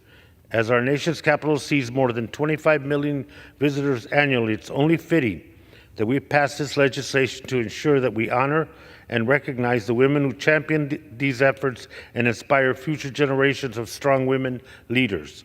I want to thank Representative Neguse for his leadership on this effort and all the women who have brought this issue before us today and for their continuing advocacy. The Women's Suffrage National Monument will serve not only as a reminder of our nation's history, but also as a hope to continue to shape the nation for a better future. I urge my colleagues to vote yes on the legislation and reserve the balance of my time. Gentleman from Arizona reserves. The gentleman from Arkansas is recognized. Mr. Speaker, I yield 3 minutes to the gentlewoman from Puerto Rico, Ms. Gonzalez-Colon. Gentleman from Puerto Rico is recognized. Thank you, Speaker, and thank you, Chairman Westerman, for allowing me. I rise in support of the bipartisan H.R. 1318, the Women's Suffrage National Monument Location Act, which I'm an original co-sponsor of. And I need to say, first of all, thank you to my colleagues, Representative Neguse and Debbie Lesko, for presenting this legislation that will rightfully allow for Women's Suffrage National Monument to be placed on the National Mall. In 1919, Congress passed and a year later ratified the 19th Amendment, guaranteeing women's right to vote. At the time, only one woman has served in Congress, Jeanette Rankin from Montana in 1916. Today, I'm proud to be one of the 154 women serving in Congress, the highest number in history of our nation. Women continue to rise across all levels of government, in the military and in the private sector. And although we still have more work to do, it is crucial that we celebrate what we have accomplished in the past 104 years, while teaching and inspiring young generations about the role of women in democracy. Women have cherished their right to vote, and report after report showcase female voters have exceeded the number of male voters in elections nationwide. With this monument, we honor the suffragists who paved the way that allows women from all walks of life to take part in this democratic process, and that also allows me to stand here as the first woman elected to represent Puerto Rico in Congress. I urge my colleagues to support H.R. 1318 and allow this part of America's story to be told. Thank you, and I yield back. Mr. Speaker, I have no further requests for time. I'm prepared to close, and I reserve the balance of my time. Gentleman from Arkansas reserves. Gentleman from Arizona is recognized. Thank you again, Mr. Speaker. I yield as much such time as he may consume to the gentleman from Colorado, the sponsor of this bipartisan legislation, Representative Joe Neguse. Gentleman from Colorado is recognized. Thank you, Mr. Speaker. Let me first say thank you to my colleague from Puerto Rico, and I want to say thank you to the chairman and to the ranking member for their support, their partnership, their leadership in helping facilitate this bill and its journey to the House floor today, and I think for eloquently articulating the reasons why I'm such a strong supporter of this legislation and why I decided to introduce it with a broad coalition of lawmakers. And I'd be remiss if I didn't also say a word of gratitude to them, to Representative Debbie Lesko, who's been my partner on this bill, as well as Senators Baldwin, Blackburn, and Bennett, who are leading the bicameral legislation in the Senate, the companion bill. This bill, as you've heard, Mr. Speaker, is a simple bill, but a profoundly important bill. It is bipartisan, and it is bicameral. Now, by way of background, and as the chairman articulated, I was proud to work on legislation in the 116th Congress that authorized the construction of the Women's Suffrage National Monument on federal lands here in Washington, D.C. We secured the first outdoor statue in honor of the brave women behind the women's suffrage movement, a monument that will honor the contributions made by a diverse group of women to the fight for women's suffrage. This bipartisan legislation passed both chambers. It was signed into law, and the effort, Mr. Speaker, has been locally led from the start, driven by constituents in my congressional district back home in Colorado, and in my view, a prime example of what we can accomplish when we display and demonstrate Colorado's ingenuity and passion and put it to good work. In the years since, the sponsors of the monument have been hard at work to determine the best location for it to be placed within Washington, D.C. And as the chairman stated, the decision was that this monument, that women's history, deserves to have a place in our National Mall. And right now, as the chairman articulated, of the 40 monuments on the National Mall, there are none dedicated and committed to women's history. This proposed placement has broad support, including from all of our nation's living First Ladies who serve as honorary chairs of the Women's Suffrage National Monument Foundation. But placing a monument, as you know, Mr. Speaker, specifically on our National Mall, does require an additional act of Congress, which is the legislation before us today. So this legislation simply allows the monument to be placed on the reserve area of the National Mall. As the chairman articulated, it will be privately funded, will not cost the federal government a dime. I might just add on a more personal note, like many of my colleagues, I'm a father. I have a daughter, a 5-year-old daughter, and a 5-month-old son. My daughter, Natalie, joined me. Her first trip to Washington, D.C. Was when she was just a few months old, when she joined me here on the floor in January of 2019 when I was sworn into office here for the first time. And I simply cannot wait for her to one day be able to come to Washington, D.C. and to see women's history reflected in the monuments and the memorials that are at the core of our nation's capital. Not just her, but of course, all children, all Americans, to be able to come and see that firsthand. This bill is an important step to doing just that. So I'm hopeful that we will earn the support of our colleagues across both sides of the aisle. I think this bill is an important step in making our National Mall representative of American history, honoring the legacy of the women who fought for their rights all these years ago. I would urge my colleagues to support this legislation, and with that, I yield back. Mr. Speaker, I just in closing and yielding back the balance of our time, let me just say that the comments by Representative Neguse and Chairman Westerman were appropriate. This is a link to the history of this nation that needs to be acknowledged and needs to be there for the rest of America to see, appreciate, and understand. And women's history, their struggle for political representation and equality in that field and in other fields is ongoing. And I think this is an important memorial.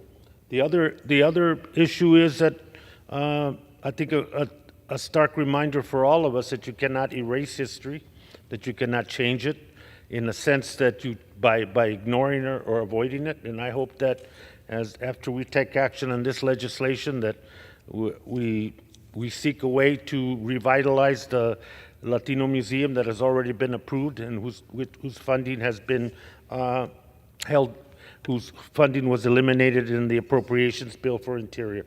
With that, let me yield back the balance of my time and close. Gentleman yields back. The gentleman from Arkansas is recognized.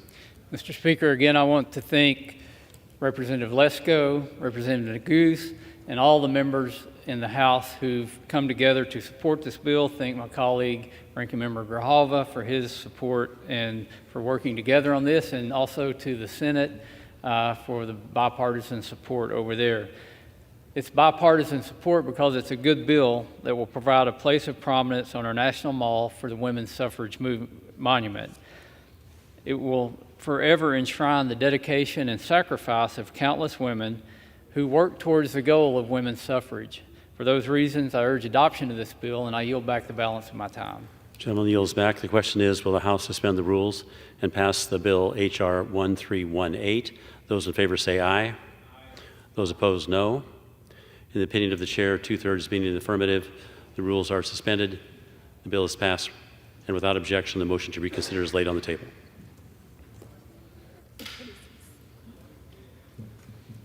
Pursuant to Clause 12A of Rule 1, the chair declares the House in recess subject to the call of the chair.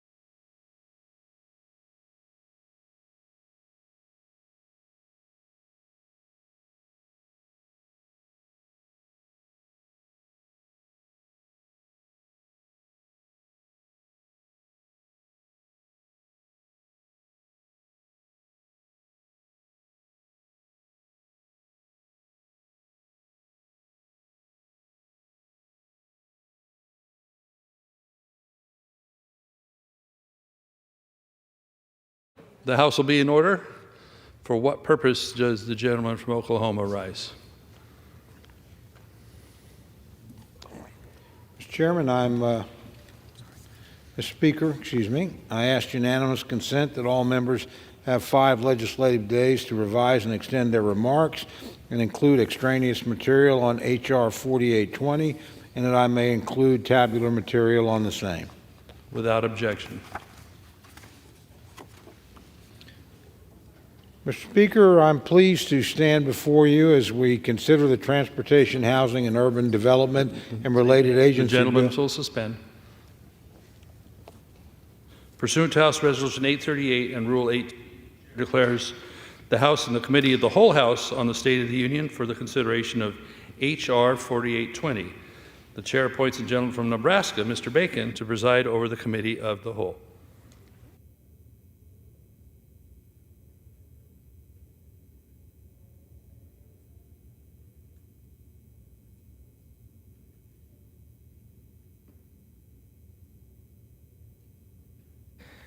The House is in the Committee of the Whole House on the State of the Union for the consideration of H.R.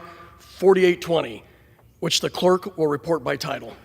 A bill making appropriations for the Department of Transportation and Housing and Urban Development and related agencies for the fiscal year ending September 30th, 2024, and for other purposes. Pursuant to the rule, the bill is considered read the first time. General debate shall be confined to the bill and shall not exceed 1 hour, equally divided and controlled by the chair and the ranking minority member of the Committee on Appropriations or their respective designees. The gentleman from Oklahoma, Mr. Cole, and the gentleman from Illinois, Mr. Quigley, each will control 30 minutes. The chair recognizes the gentleman from Oklahoma, Mr. Cole. Mr. Chairman, I'm pleased to stand before you today as we consider the Transportation, Housing, and Urban Development and related agencies bill for fiscal year 2024. I'm glad that we're back at work making appropriations, moving appropriations bills through the House floor under our new Speaker. We're continuing to fulfill our constitutional duties. I would like to thank Chairman Granger, Ranking Member DeLauro, and my partner on this bill, Ranking Member Mike Quigley. This bill responsibly funds our most critical transportation and housing needs and will have a positive impact on every congressional district in the country. At the same time, the bill meets the challenge before us to reduce spending and get our debt under control. The bill reduces spending 25% below fiscal year 2023 levels with a CBO score of $65 billion. We achieved these savings through a rescission of IRS funds and by reducing billions in excessive spending. To really compare the bill to last year, we need to be honest about what the fiscal year 2023 bill actually contained. First, I'd like to point out that last year, my Democratic friends labeled an extra $3.6 billion as emergency funding. We do not repeat that mistake this year. Second, the Transportation, Housing, and Urban Development bill uses receipts from HUD-backed mortgages and refinancing to offset spending. In fiscal year 2023, this provided $10 billion to offset spending. For fiscal year 2024, that receipt number is down over 70%. Why? Few people want to refinance at an 8% interest rate. So the real level of spending in the THUD bill was $101 billion in 2023 compared to $93 billion in the same bill before us today. This is a decrease of $8 billion, bringing a total slightly below the 2022 level. Every year, areas across government face unavoidable cost increases in some programs. I believe we need to be responsible when addressing these costs. This bill does just that by cutting excess, removing duplication, and even trimming some programs that are, quite frankly, popular on both sides of the aisle. But we also make some priorities. We also make sure to prioritize the core missions of DOT and HUD. We prioritize transportation safety on our railways, roads, and airways. I'm proud that we provide the resources for the Federal Aviation Administration to hire 1,800 new air traffic controllers to backfill the retiring workforce and deploy air traffic controllers to understaffed facilities. We also provide funding for the most critical air traffic control modernization programs. We all feel the impact of a strained air traffic control system. This bill will address some of those strains.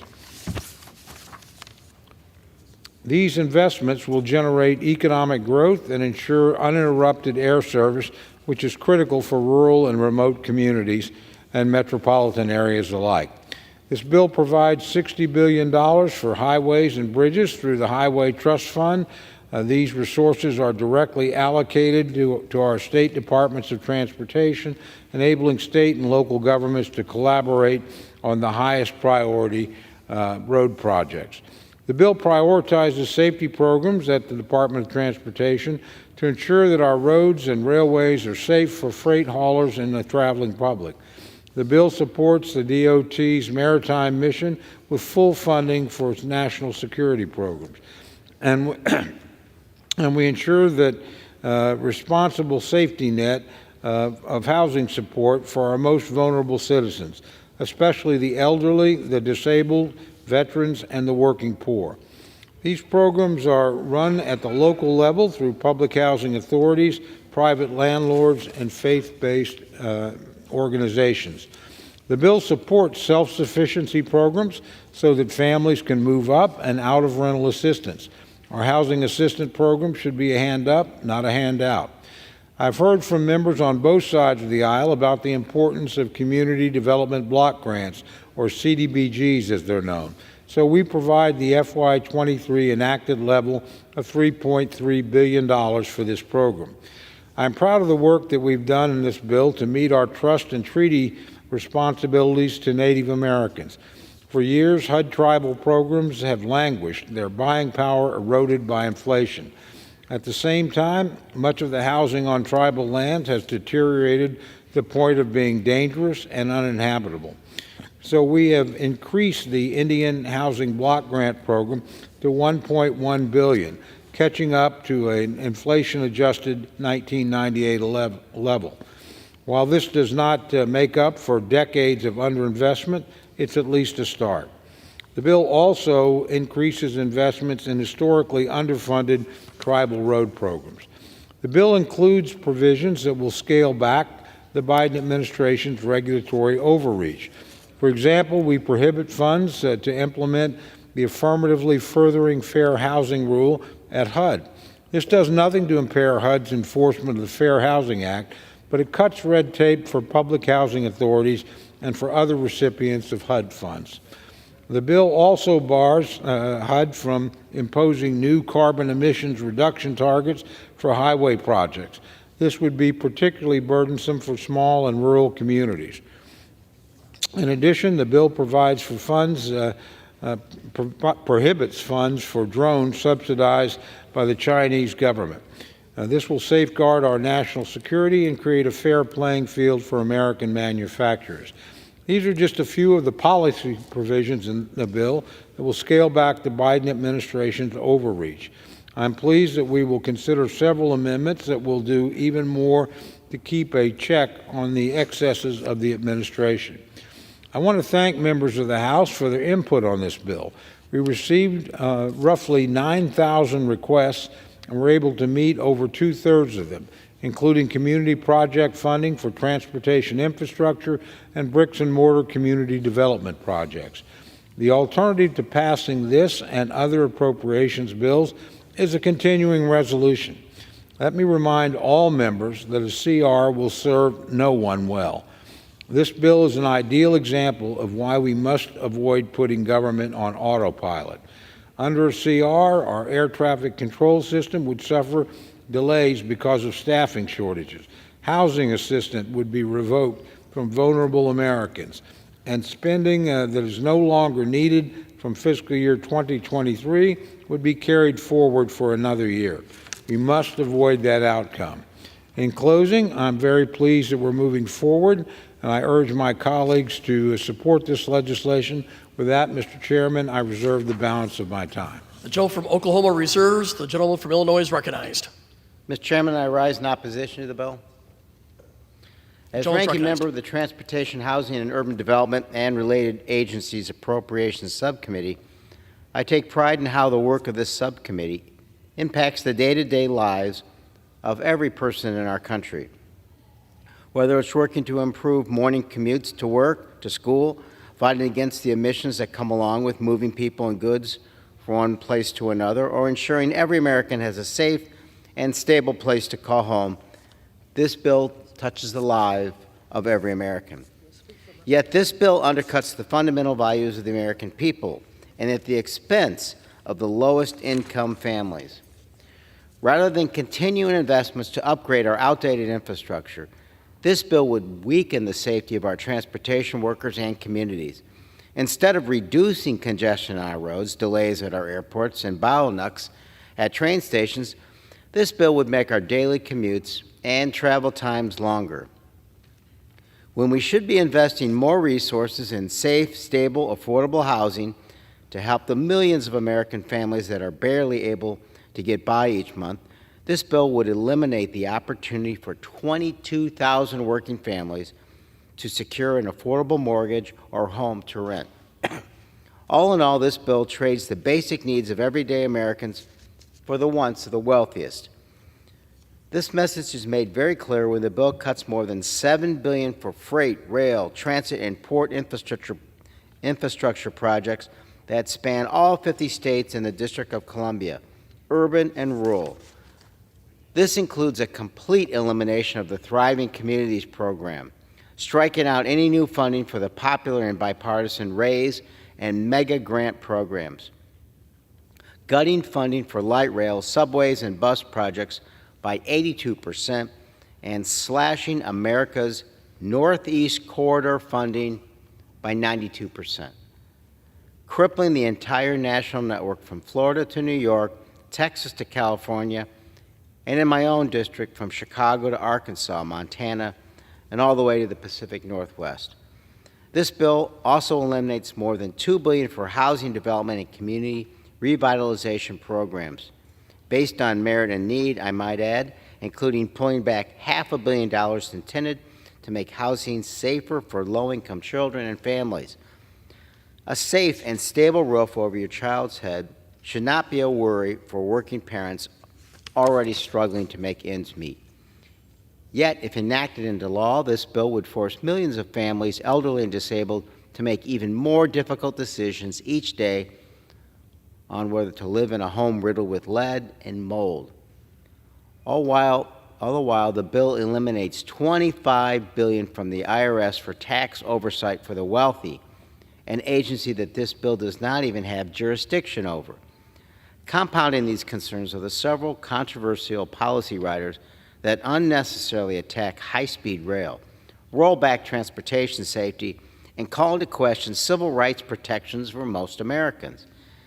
This bill does not represent what a majority of our constituents have called on us to do, and I fear we have yet to see what additional cuts may be taken within this bill to appease those members calling for draconian levels of spending on the backs of everyday Americans.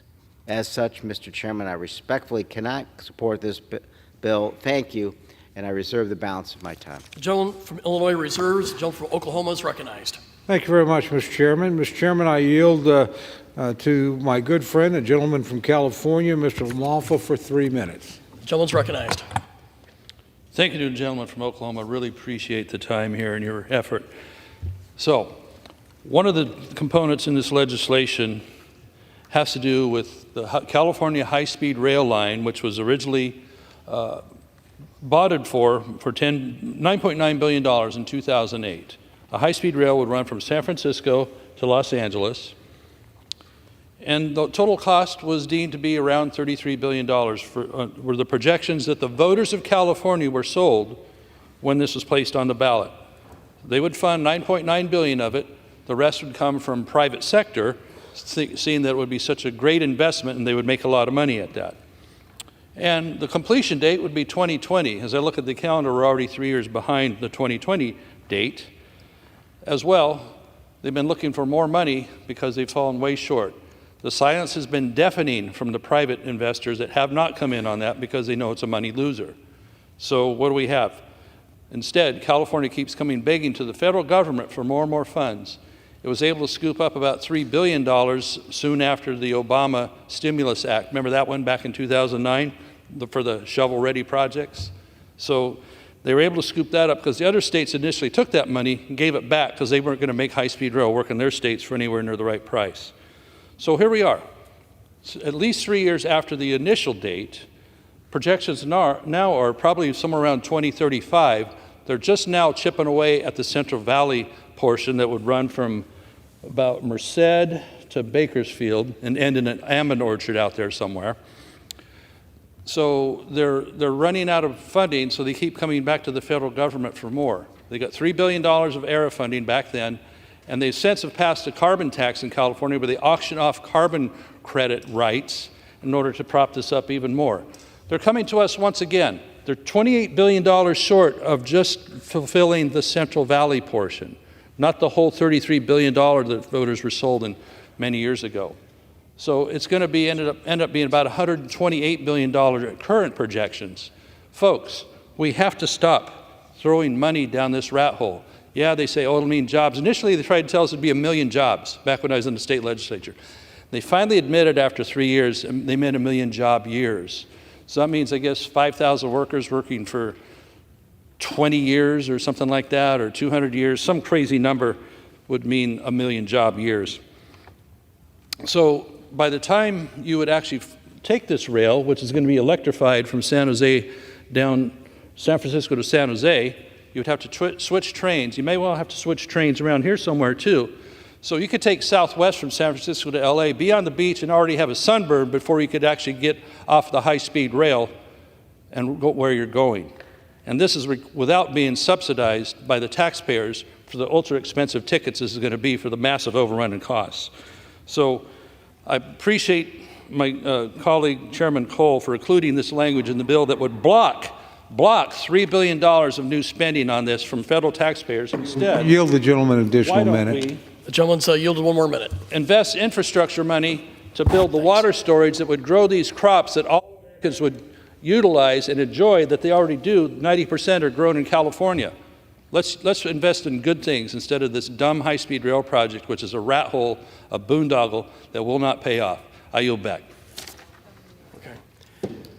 The gentleman reserves. The gentleman from Illinois is recognized. Mr. Chairman, I yield 8 minutes to the gentlewoman from Connecticut, the ranking member of the Appropriations Committee, Ms. DeLauro. The gentlelady is recognized.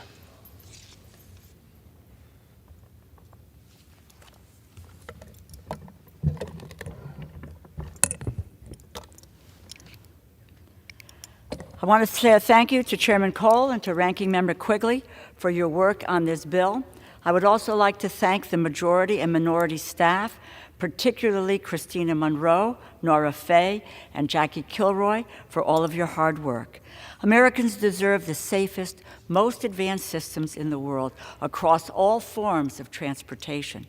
Yet, we have seen our transportation systems fail to meet the needs of the American people. Between air traffic control interruptions, catastrophic train derailments, highways collapsing, record pedestrian fatalities, we should be increasing investments to strengthen our transportation system, to keep people safe, and not be retreating from our transportation future. Furthermore, every community is affected by the lack of affordable housing. There is a shortage of 7.3 million affordable homes nationwide, and yet this bill fails to meet the housing needs of a growing and of an aging population. This bill will make everything from commuting to shipping goods slower, more difficult, and more expensive for Americans. This bill guts rail investments, including a 64% reduction for Amtrak, resulting in service eliminations, delays to station improvements, and furloughs to its workforce, which will impact 20 million riders.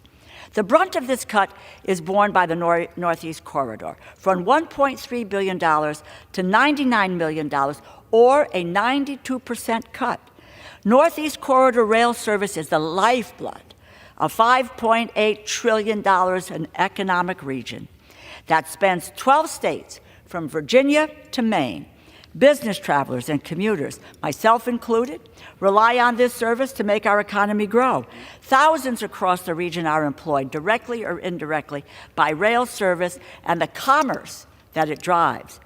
And you know, we are not just talking about how people get to and from New York City or how we get to Washington, D.C. There are 7 million jobs within a 5-mile radius of a Northeast Corridor station.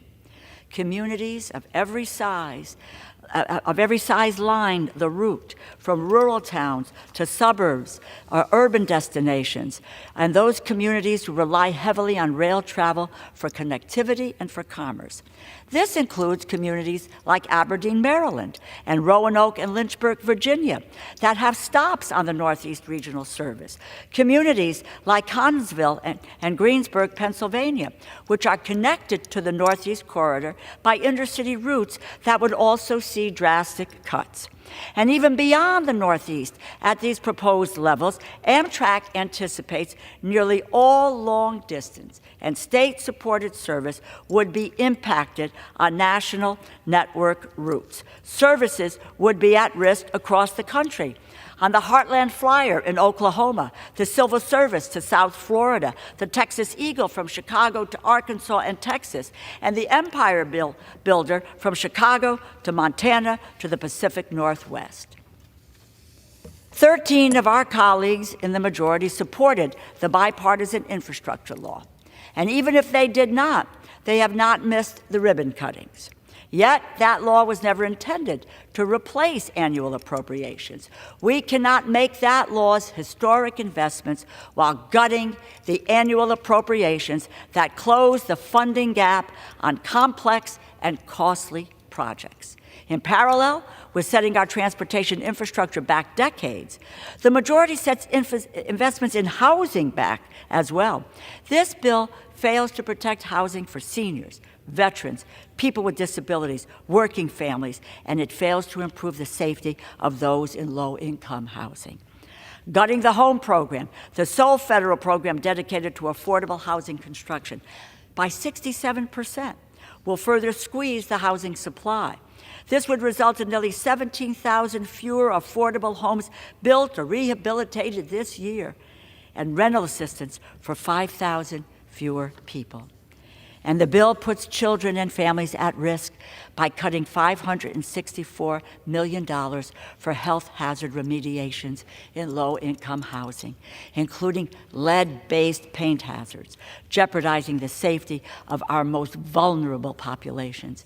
In Flint, Michigan, thousands of children were exposed to lead-poisoned water for more than a year as a direct result of chronic underfunding of the EPA and over-reliance on state management of federal environmental law. We cannot repeat these costly mistakes. To be clear, there is no amount of safe lead exposure. In children exposed to lead, you can expect to see delayed or stunted growth, learning difficulties, behavioral problems, hearing and speech deficiencies, and failing to adequately address this issue will have dire long-term effects on our children's health and our nation's future. Our children deserve better. We must be honest about why we have a Fair Housing Act. To begin with, the U.S. government was an active participant in creating the racial segregation we still see today. Black majority neighborhoods were bulldozed to create urban freeways.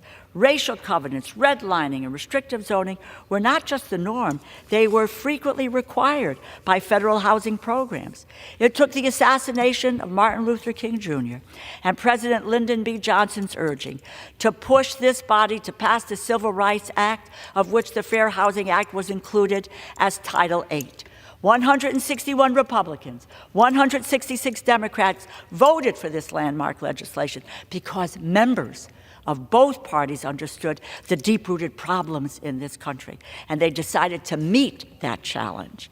I worry that we no longer have two parties who are willing to meet today's challenges. This bill would cripple our economy, eliminate thousands of jobs, and I must underscore that this is no messaging bill.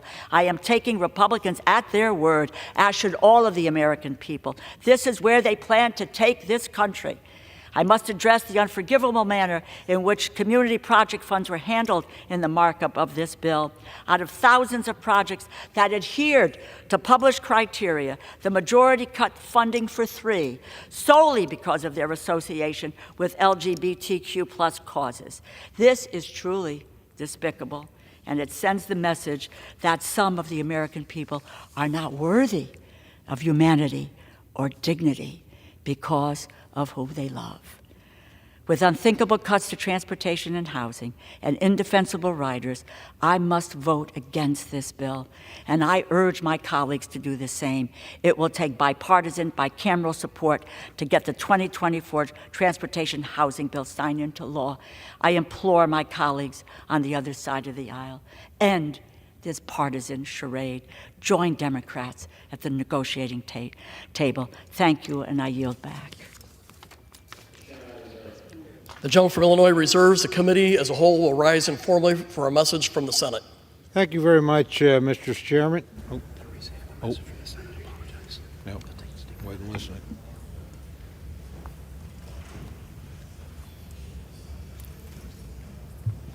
The chair will receive a message. Mr. Speaker, messages from the Senate. Mr. Speaker, Madam Secretary. I have been directed by the Senate to inform the House that the Senate has passed S-1648, an act to facilitate access to the electromagnetic spectrum for commercial space launches and commercial space reentries and for other purposes in which concurrence of the House is requested. The committee will resume its sitting.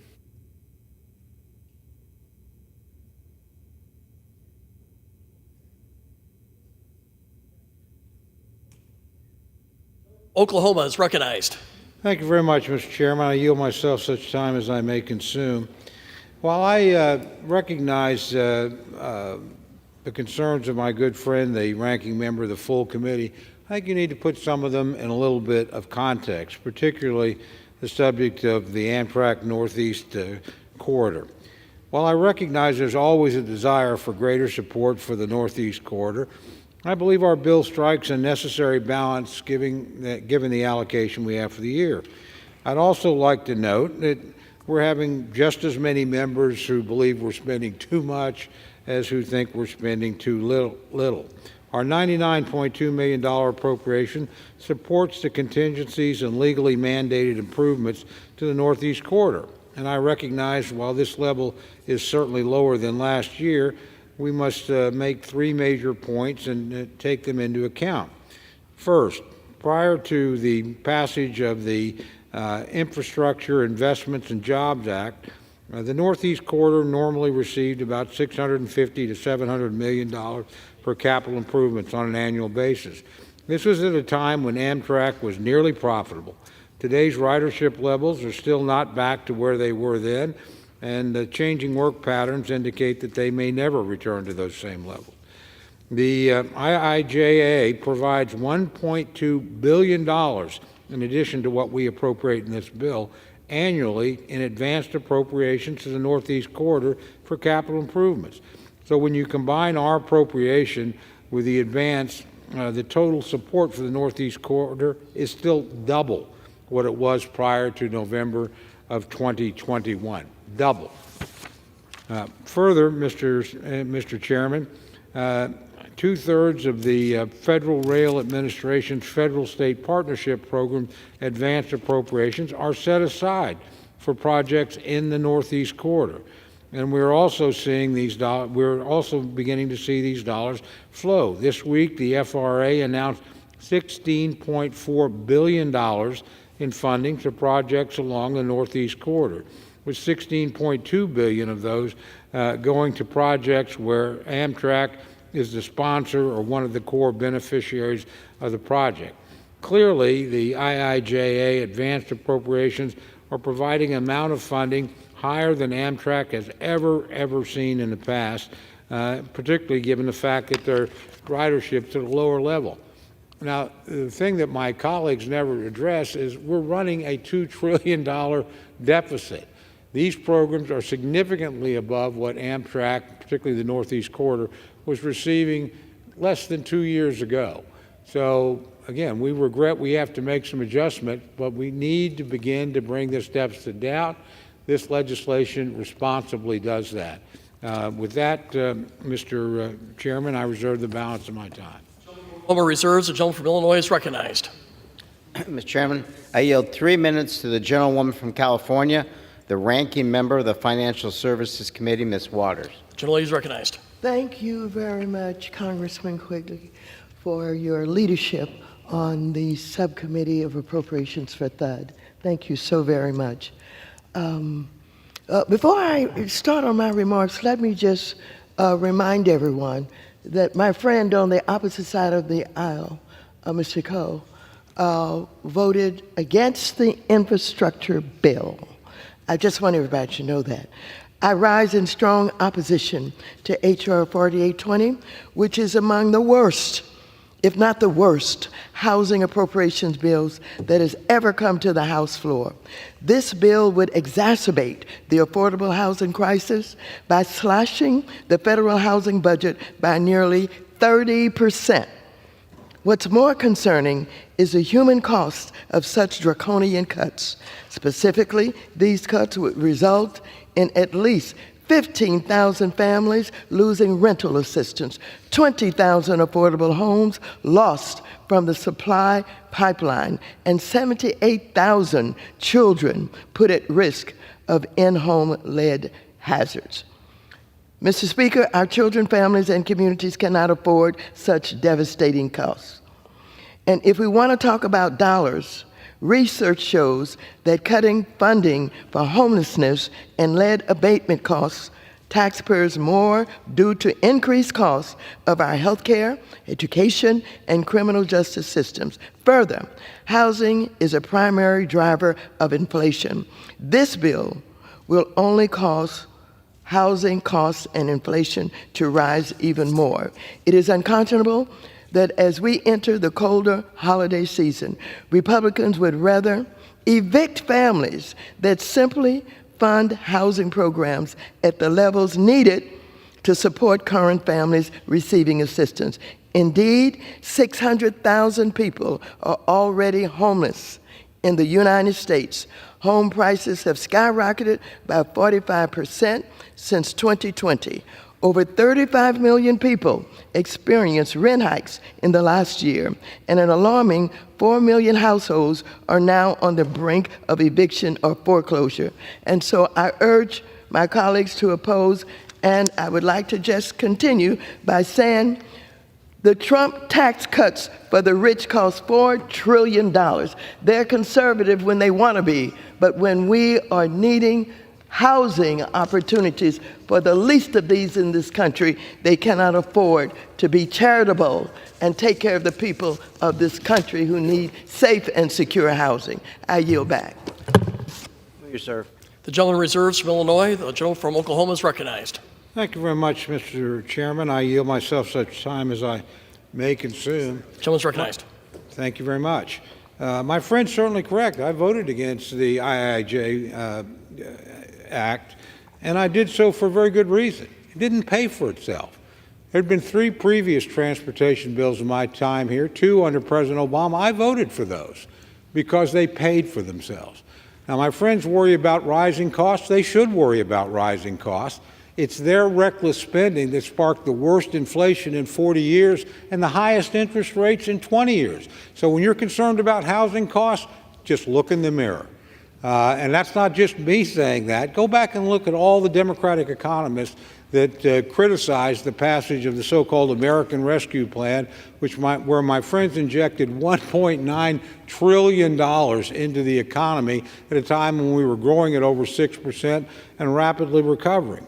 So we do have problems with what it costs. Nobody in my lifetime, in my son's lifetime, he's 41 years old, ever paid 8% interest rates But my friends got us there. Didn't take them long to do it either. And the record deficits that we're running are why we're having to make some of these reductions. The income to the federal government is actually higher than it's been in quite some time. It's higher on a percentage basis, it's higher in actual totals. But you can't continue to spend at these rates.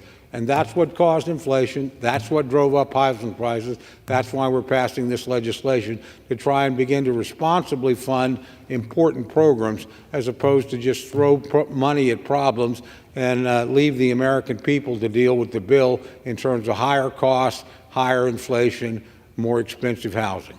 With that, I reserve the balance of my time. Gentleman from Oklahoma reserves. The gentleman from Illinois is recognized. Mr. Chairman, I yield 2 minutes to the gentleman from New Jersey, Mr. Payne. The gentleman is recognized. Thank you, Mr. Chairman, and I'd like to thank the gentleman from Illinois for the opportunity to discuss a very, very important issue. I rise today to oppose the Transportation, Housing, and Urban Development and Related Agencies Appropriation Act of 2024. Today is a monumental day for transportation in America. It is the day the Biden administration announced billions of dollars in funding for much-needed transportation projects, and the day that the Republicans brought this bill to the floor to cut funding designated to make transportation in this country safer. The differences are severe. The Biden administration is building and repairing bridges and subway tunnels to make American transportation more efficient. Republicans seem to want to make it more dangerous. Here are a few of the drastic cuts Republicans want to enact.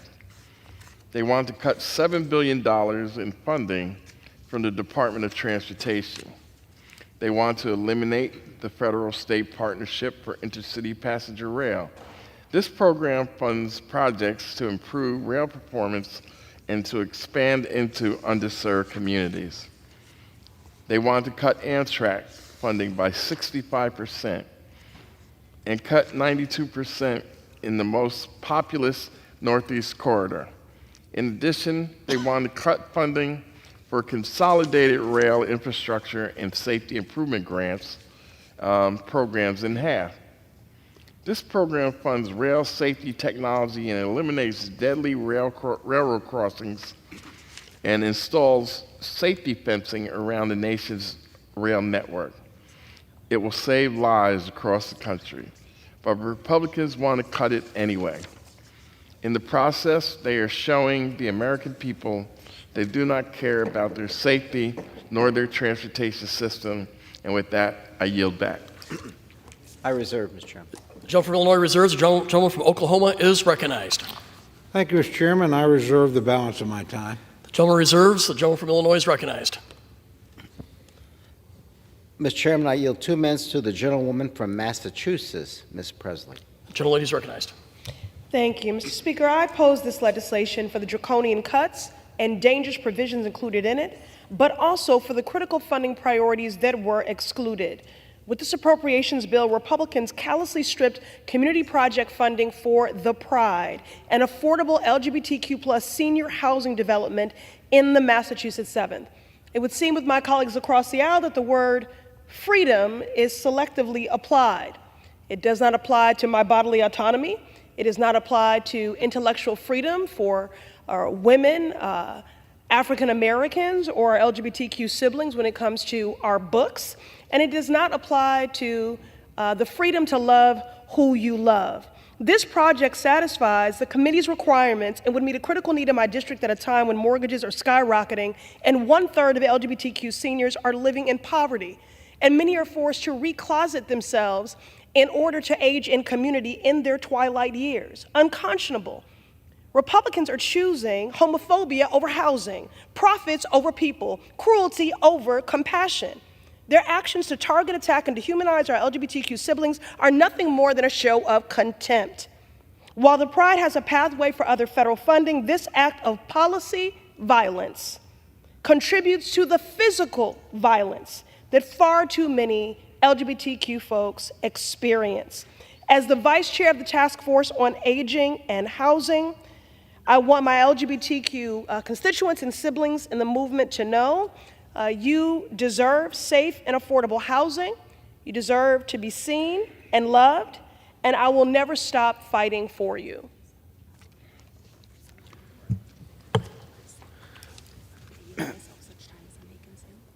Mr. Chairman, I yield such time as I might consume. Gentleman's recognized. Thank you. I think we need to make clear at this point in time that the infrastructure law, that supplemental funding cannot be used to run and operate trains. This means these resources have nothing, they can do nothing to protect current train service or the jobs that keep our trains running smoothly. And in addition, the Northeast Corridor Commission estimates $57 billion cost to address major and basic infrastructure along Amtrak's 100-year-old Northeast Corridor, with an additional $43 billion cost for stations-related improvements to increase accessibility for riders. And with that, I reserve. Gentleman from Illinois reserves. The gentleman from Oklahoma is recognized. Thank you very much, Mr. Chairman. I continue to reserve. The gentleman reserves. The gentleman from Illinois is recognized. Mr. Chair, I'm prepared to close. I'm certainly prepared to close as well, Mr. Chairman. Okay, the gentleman from Illinois is recognized. Very good. First, I want to thank Chairman Cole for his leadership and his willingness to accommodate as many requests as possible. He has been an honest broker on this and kept the lines of communication open, which goes a long way in this environment. I also want to give my appreciation to his staff and mine who have spent tireless hours to get us to this moment.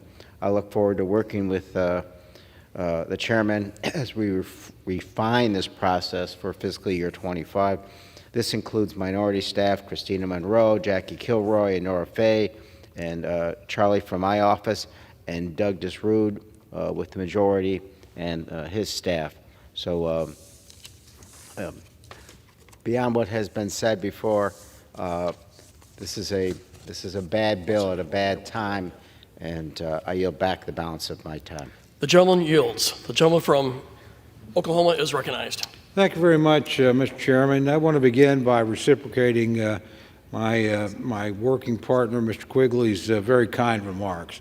I find him to be a person of extraordinary ability, a wonderful working partner, and somebody that I look forward to continuing the dialogue with as we go through the process. As my friend knows, we're not at the end of that process. Our aim is to pass a vehicle and be able to go to conference, where I know my friend and I will continue to work on some of the concerns that, frankly, people on both sides of the aisle have. I think that's the way we ought to work, and I'm very proud of the relationship that we have that will allow that to continue. I will, however, point out that we have several problems. And again, the reality is our funding levels are actually essentially where we were in 2022. This is 2023, so we've not gone a long way past them. Second, there is an enormous amount of money that has been interjected into the infrastructure bill by the Infrastructure Investments and Job Act, and that money needs to be offset in some ways to bring down this extraordinary deficit that we have.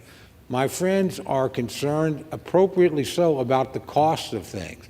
Those costs have been raised mostly by excessive government spending. The worst thing that we have out there right now is simply what interest rates are compared to what they were literally when the president walked into office. They were 1.4%. They peaked at 9%. They're still running somewhere around 4%. If you don't think it makes a difference, go try and buy a home. And so you have to begin to responsibly restrain government spending. This bill does that. It takes us from $101 billion in total spending to 93. That's a significant cut. That's exactly where we were in 2022, not very long ago. Now, we will continue to work and try and find common ground with our friends, because I recognize, as I know my friend does, at the end of the day, all appropriations bills have to be bipartisan. But they're usually not bipartisan at this stage in the process, and I'm not surprised that that's where we are right now. So we think there's a lot of good features in this. We think, quite frankly, Tribal housing and tribal roads have been underfunded for decades. Didn't matter who was in power. This bill begins to address that. We think we have critical needs at the FAA, where we need to reach or to train more air traffic controllers to modernize the system. This bill does that. It matches up pretty closely to what this Congress actually passed when it passed the FAA Reauthorization Act earlier this year. We think there's lots of infrastructure in this bill. Would we like more? Yes, we would, and maybe we'll be able to get more. But right now, we have to operate within the allocation that we have.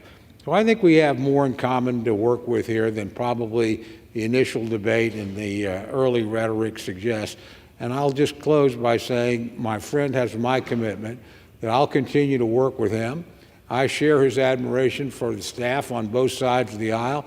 Sometimes I often like to say the members may not work together very well, but staff almost always does around here. And at the end of the day, more problems are solved at that level sometimes than they're solved by the rhetoric on the floor. So my friend and I hope we get to a deal, because I know we have one thing above all in common. We both know what a continuing resolution would mean. We both know that's a bad outcome. If that happens, we will lose the improvements in this bill, particularly for FAA, but for other areas as well. So my friend has my commitment. We'll continue to work together. We may not get to the same place in the debate over this particular piece of legislation, but if we're going to have something that actually becomes law, he and I will have to come to agreement. And at some point, I'm confident that we will. With that, Mr. Chairman, I yield back the balance of my time. The gentleman from Oklahoma yields back. The time for general debate has concluded. For what purpose does the gentleman from Oklahoma rise? Mr. Chairman, I move that the committee do now rise. The question is on the motion that the committee rise. All those in favor say aye. All those opposed say no. The ayes have it. The motion is adopted. According, the committee rises.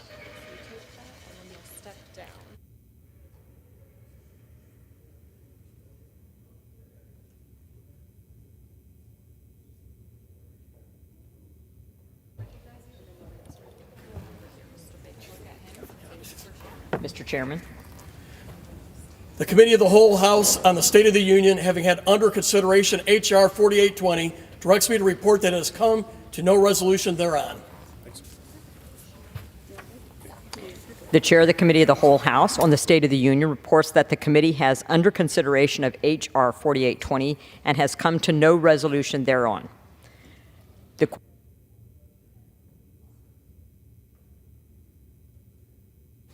Pursuant to Clause 12A of Rule 1, the Chair declares the House in recess for a period of less than 15 minutes.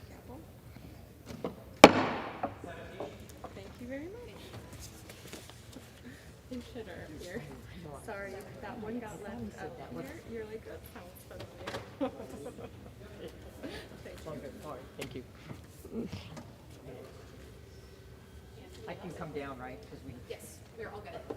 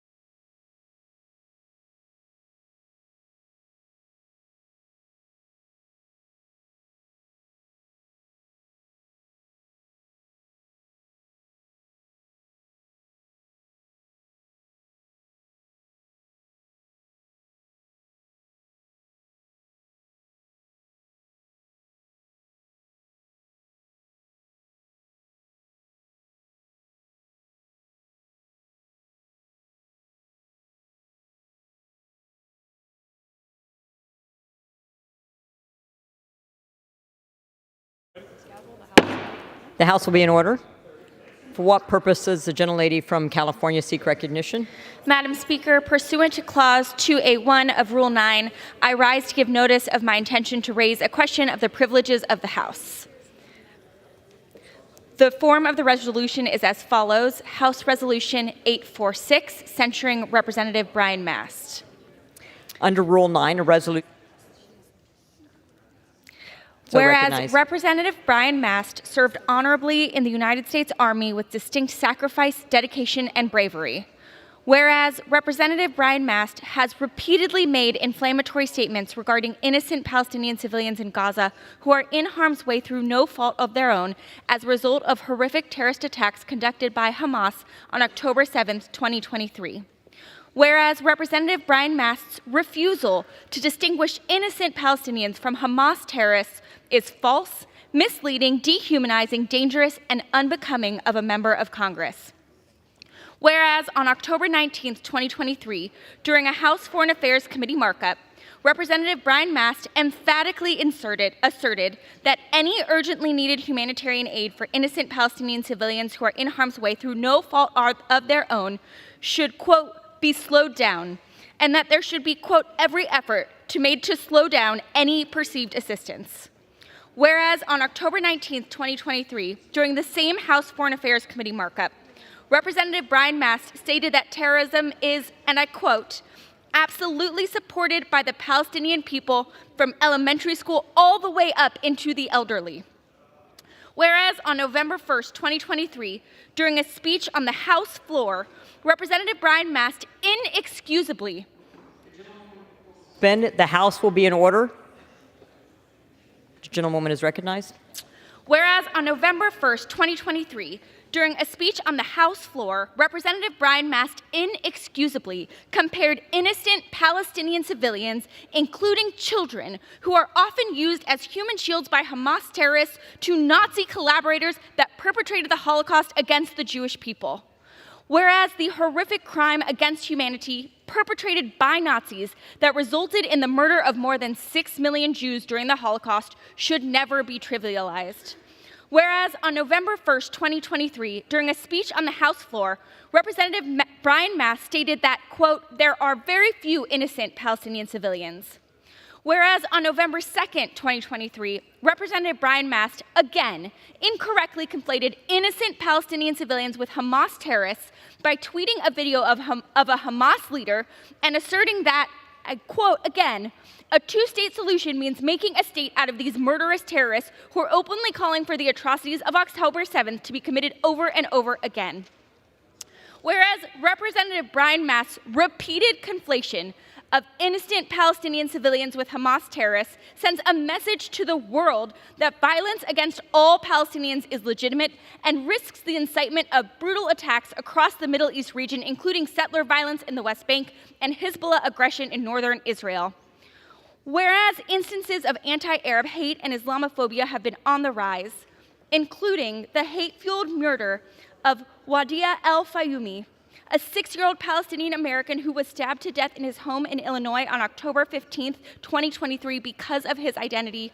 And whereas Representative Brian Mast's comments regarding innocent Palestinian civilians in Gaza are dehumanizing, inflammatory, unacceptable, and can be reasonably construed as inviting the targeted murder of innocent Palestinians, fanning the flames of violence in the Middle East, and violating the international rules of war. Now, therefore, be it resolved that Brian Mast be censured. Under Rule 9, a resolution offered from the floor by a member other than the majority leader or the minority leader as a question of the privileges of the House has immediate precedence only at a time designated by the chair within 2 legislative days after the resolution is properly noticed. Pending that designation, the form of resolution noticed by the gentlewoman from California will appear in the record at this point. The chair will not at this point determine whether the resolution constitutes a question of privilege. That determination will be made at the time designated for consideration of the resolution. Proceedings will resume on questions previously postponed. Votes will be taken in the following order. Motions: to suspend the rules and pass H.R. 1607 and H.R. 359, and agreeing to the Speaker's approval of the journal if ordered.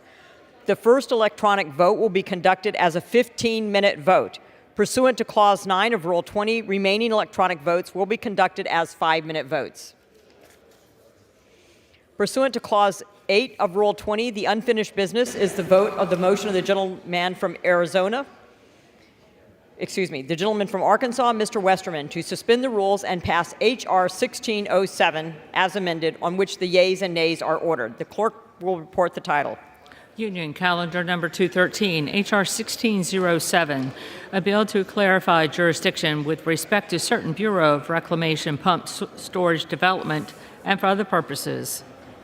The question is, will the House suspend the rules and pass the bill as amended? Members will record their votes by electronic device. This is a 15-minute vote.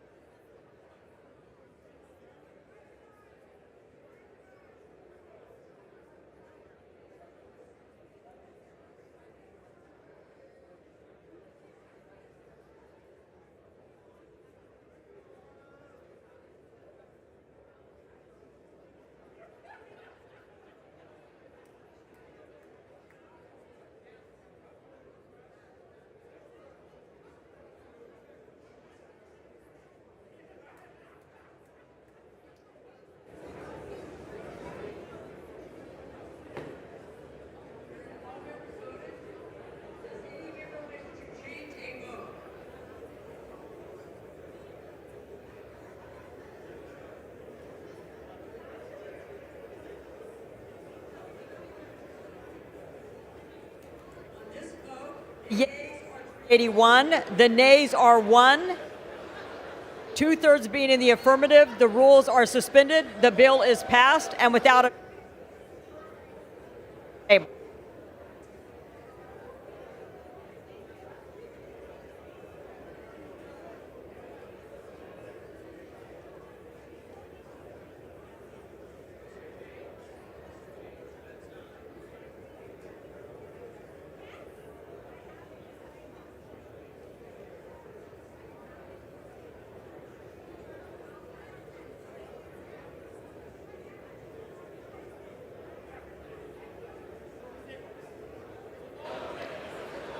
On this vote, the yeas are 382, the nays are 1, two-thirds being in.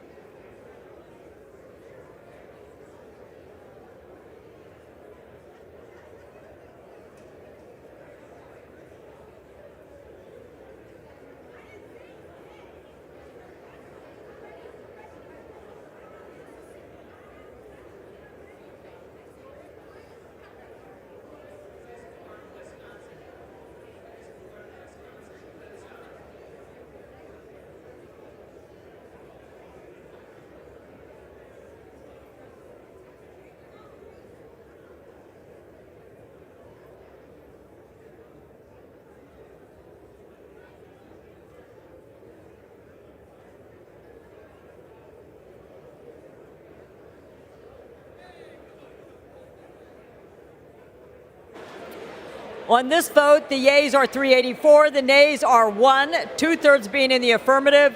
The rules are suspended, the bill is passed, and without objection, the motion to reconsider is laid on the table. Pursuant to Clause 8 of Rule 20, the unfinished business is the vote on the motion of the gentleman from Arkansas, Mr. Westerman, to suspend the rules and pass H.R. 359, on which the yeas and nays are ordered. The clerk will report the title. Union the House will be in order. Union Calendar number 212, H.R. 359, a bill to establish Fort San Geronimo del Burguino in Puerto Rico as an affiliated area of the National Park System and for other purposes. The question is, will the House suspend the rules and pass the bill? Members will record their votes by electronic device. This is a 5-minute vote.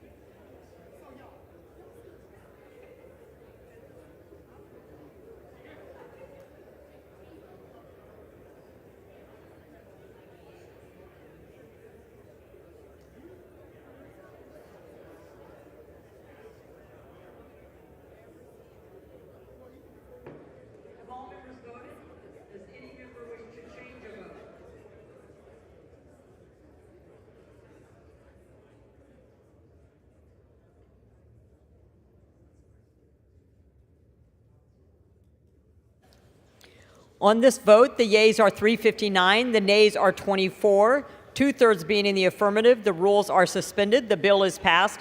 And without objection, the motion to reconsider is laid on the table.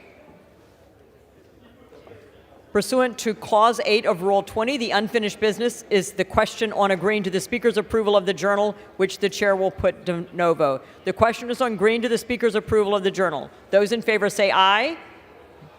Those opposed, no. In the opinion of the Chair, the ayes have it, and the journal stands approved.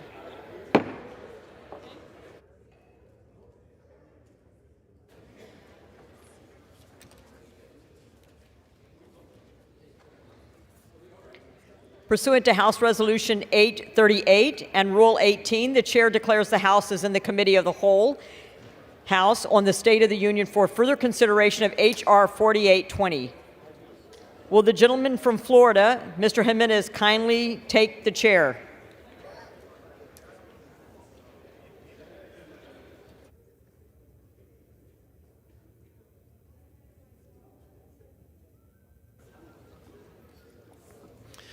The House is in the Committee of the Whole House on the State of the Union for the further consideration of H.R. 4820, which the clerk will report by title. A bill making appropriations for the Department of Transportation and Housing and Urban Development and related agencies for the fiscal year ending September 30th, 2024, and for other purposes. When the Committee of the Whole rose on Wednesday, May 24, 2023, all time for general debate pursuant to House Resolution 838 had expired.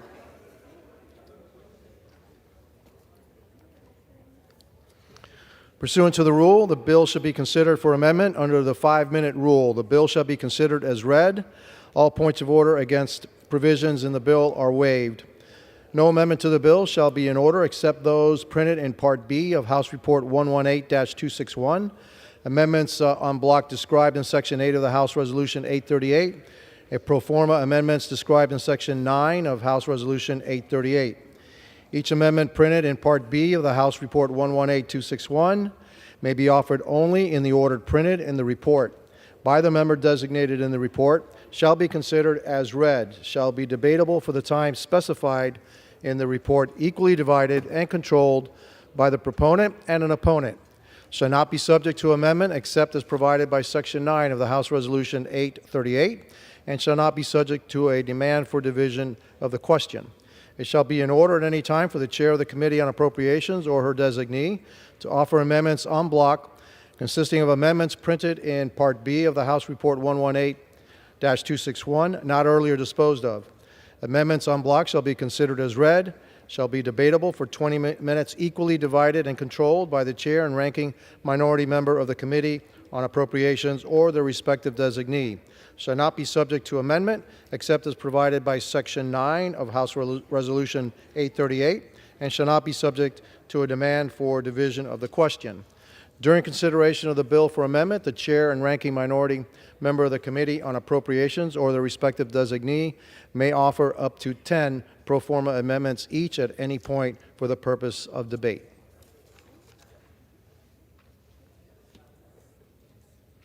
For what purpose does the gentleman from Oklahoma seek recognition? Mr. Chairman, pursuant to House Resolution 838, I offer amendments en bloc. The clerk will designate the amendments en bloc. En bloc consisting of amendments numbered 1, 2, 4, 7, 8, 9, 10, 11, 12, 14, 15, 16, 17, 18, 19, 21, 26, 27, 28, 33, 35, 38, 39, 41, and 42, printed in Part B of House Report Number 118-261, offered by Mr. Cole of Oklahoma. Pursuant to House Resolution 838, the gentleman from Oklahoma, Mr. Cole, and the gentleman from Illinois, Mr. Quigley, each will control 10 minutes. The Chair recognizes the gentleman from Oklahoma. Thank you, Mr. Chairman. Mr. Chairman, I rise in support of this bipartisan en bloc amendment, which represents amendment from both sides of the aisle. The en bloc includes 25 non-controversial amendments that reiterate our collective support for the nation's transportation and housing needs. I want to thank my good friend, Ranking Member Quigley, and all members who have worked with us on this en bloc, and I ask my colleagues to support the amendment. I reserve the balance of my time. The gentleman reserves. Mr. Chairman, I rise. Illinois is recognized. Mr. Chairman, I rise in support of this en bloc amendment. This includes amendments from both parties and was crafted through consultation between the majority and the minority. This amendment supports critical infrastructure, safety, and housing programs to emphasize the importance of achieving robust investment. I support the amendment, urge its adoption, and reserve. The gentleman from Illinois reserves. The gentleman from Oklahoma is recognized. Thank you very much, Mr. Chairman. Mr. Chairman, I yield 1 minute to my very good friend, the gentlelady from Washington, the chairman of the Committee on Energy and Commerce, Ms. McMorris Rogers. Gentlewoman from Washington is recognized. Thank you, Mr. Speaker. I rise in support of my amendment to recognize Washington State University and celebrate the success of their Ascent program. This program is the primary university-based education and research vehicle for the FAA and is laser-focused on developing new and exciting technology we need to meet the challenges of the 21st century.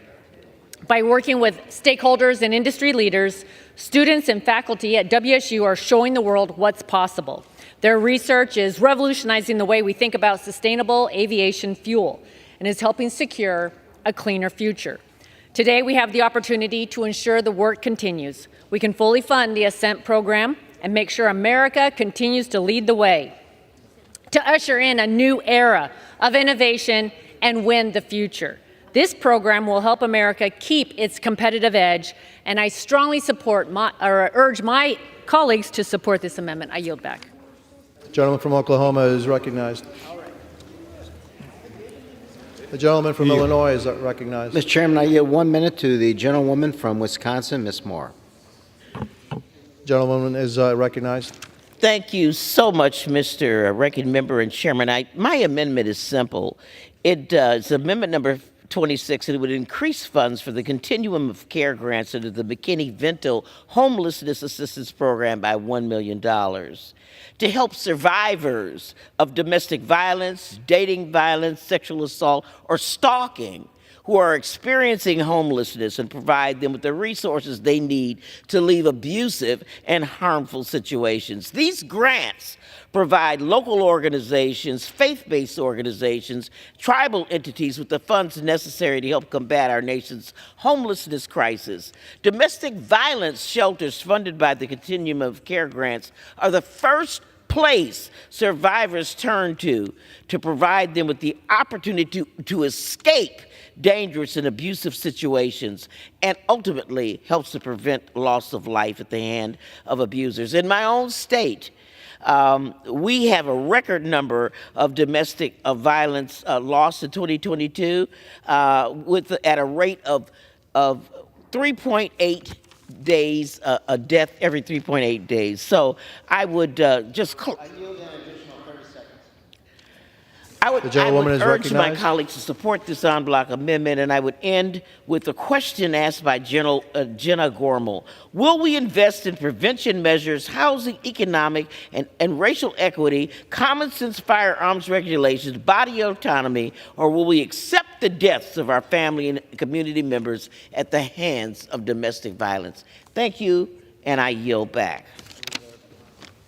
Gentleman from Illinois reserves. The gentleman from Oklahoma is recognized. Thank you, Mr. Chairman. Mr. Chairman, I yield 1.5 minutes to my very good friend, distinguished gentleman from Florida, Mr. Math. Gentleman from Florida is recognized. Thank you, Mr. Cole. Mr. Speaker, the amount of teleworking in Washington is astronomical. We all know post-pandemic, it's nearly impossible to get an employee of a federal agency on the phone because they're still working in their homes and not in the office.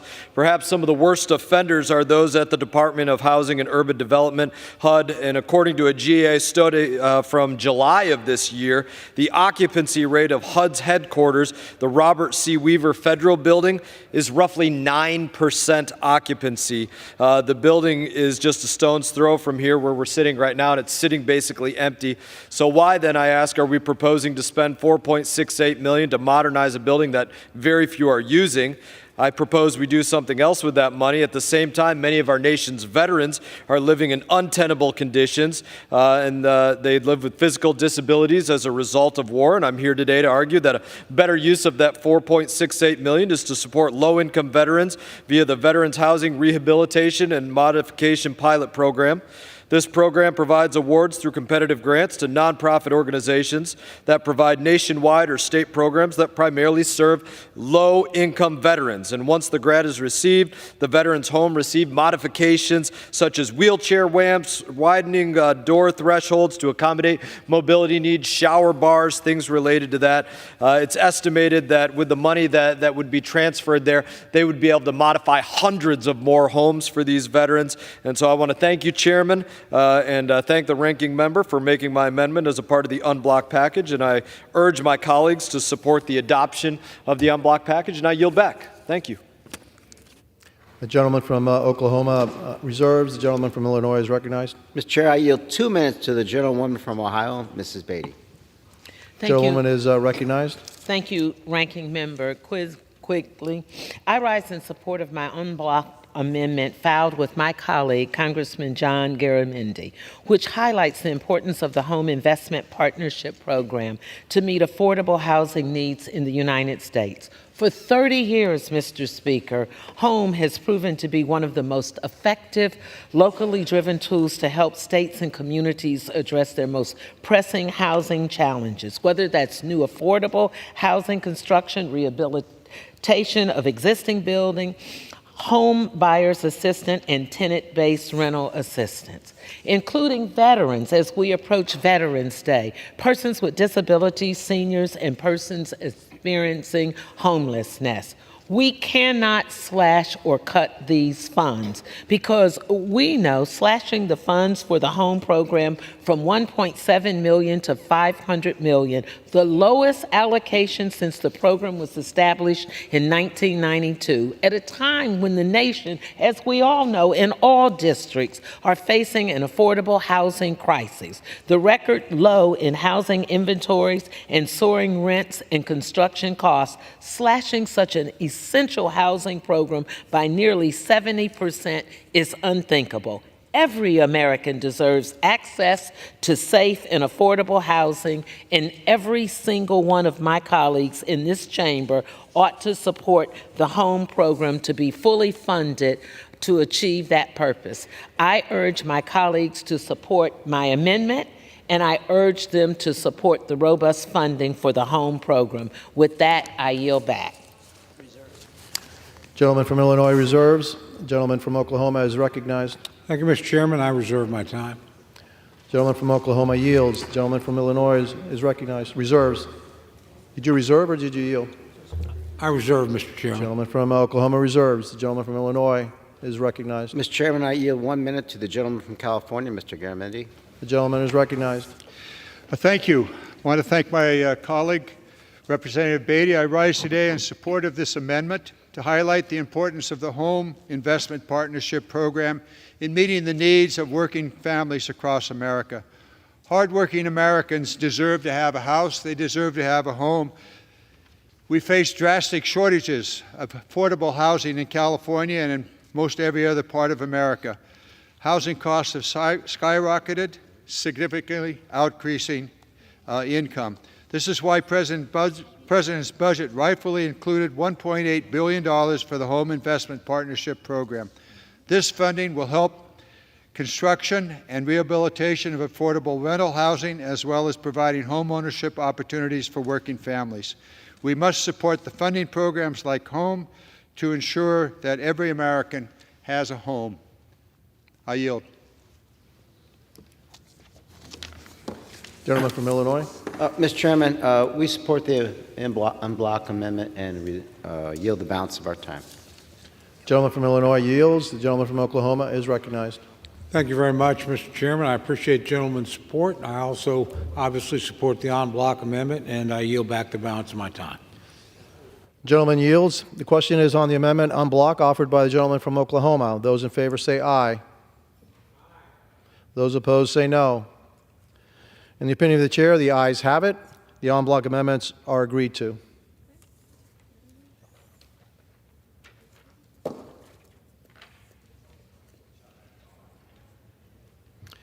It is now in order to consider amendment number 3, printed in Part B of House Report 116-261. For what purpose does the gentleman from New York seek recognition? I seek to address the House on my bill. I have an Does the amendment. gentleman have an amendment at the desk? I have an amendment at the desk. The clerk will designate the amendment. Amendment number 3, printed in Part B of House Report number 118-261, offered by Mr. Lawler of New York. Pursuant to House Resolution 838, the gentleman from New York, Mr. Lawler, and a member opposed, each will control 5 minutes. The chair now recognizes the gentleman from New York. Thank you, Mr. Speaker. Tonight I rise to advocate for the passage of my amendment to the T-HUD bill, Amendment number 3, which would allocate an additional $10 million towards the DOT's Consolidated Rail Infrastructure and Safety Improvements Account, otherwise known as CRISI. The CRISI program is designed to provide financial support for project development and infrastructure upgrades, including station improvements, improving rail system reliability, and grade crossing projects to ensure efficient and safe rail service. CRISI also assists with the creation and improvement of grade crossing projects, something that of critical importance to my constituents and others across the country. Nowhere is rail safety more important than in New York's 17th Congressional District, where hundreds of thousands of my constituents live within 5 miles of a train track or train station. Earlier this year, we saw the impacts of rail safety concerns when a sweeping brush fire was ignited near the train tracks in Rockland County. Now, thankfully, due to the efforts of our heroic first responders, no one was injured or killed. But the fire came awfully close to doing serious damage and causing potential loss of life, which is why it's so critical to ensure that CRISI is funded appropriately. Earlier this year, I sent a letter with dozens of my colleagues calling for the full funding of this program, and this amendment helps towards that goal. Rail safety is not something that should be shortchanged in funding, especially after disasters we've seen nationwide, including in East Palestine, Ohio. And I urge all of my colleagues to support this critical amendment. I reserve my time. The gentleman from New York reserves. For what purpose does the gentleman from Illinois seek recognition? Mr. Chairman, I claim time in opposition. The gentleman is recognized for 5 minutes. Mr. Chairman, I rise in reluctant opposition to this amendment because while I strongly support the Consolidated Rail Infrastructure and Safety Improvement Program, I do not support diverting resources that are also necessary to support the department's investments in research and workforce development. The Office of the Secretary's Research and Technology Program coordinates and collaborates with public and private partners to invest in research that will make our transportation system more safe and more efficient, competitive, accessible, and sustainable. OSTR has already been cut by almost 15% in this bill, and another $10 million cut in research in these partnerships would be a major step backwards. We simply cannot rob Peter to pay Paul. That said, it's good to see a colleague on the other side of the aisle recognizing the importance of the CRISI program and the inadequacy of its current funding level. But let's also be frank with each other. The bill we're talking about here cuts the CRISI program by over $280 million. It's essentially cut in half. A $10 million increase in this amendment in the context of $280 million cuts isn't undoing so much damage. The larger issue here is that the majority chose to write the T-HUD bill to an allocation that does not adequately support the needs of the agencies and programs within the bill. My friends across the aisle need to stop wasting time and work with House Democrats to write spending bills in accordance with the Bipartisan Fiscal Responsibility Act. I look forward to working with my colleagues on the other side of the aisle to increase funding for the CRISI program once the majority increases the allocation of the T-HUD bill. Again, I support the intent of the increase of the CRISI program, but I do not support the offset. I yield back. The gentleman from Illinois yields. The gentleman from New York is recognized. I yield 1 minute of my time to the distinguished gentleman from Oklahoma, Mr. Cole, the chair of the Rules Committee. The gentleman is recognized. Thank you very much, Mr. Chairman. I want to thank the gentleman for yielding, and I rise in support of his amendment. No question that the CRISI program is incredibly popular and improves safety and efficiency of passenger and freight rail. It's the most in-demand program, and despite having over $1 billion, we quite often get more requests. This is a very good and thoughtful request. I'm happy to support it. With that, Mr. Chairman, I yield back. I reserve. The gentleman has the only time remaining. Got it.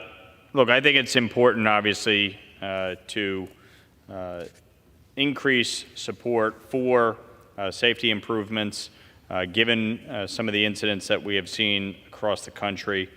I would just say, in response to my colleague across the aisle, I don't think we would be in this situation if the prior Congress didn't increase spending by over $5 trillion in 2 years, looking to find savings for the American taxpayer while making sure that these programs are funded to the degree that they need to be. I think it's important that we increase funding in this account by $10 million, and I would encourage all my colleagues to support that. And with that, I yield back the balance of my time. The gentleman from New York has yielded. The question is on the amendment offered by the gentleman from New York. Those in favor say aye. Those opposed say no. In the opinion of the chair, the ayes have it. The amendment is agreed to.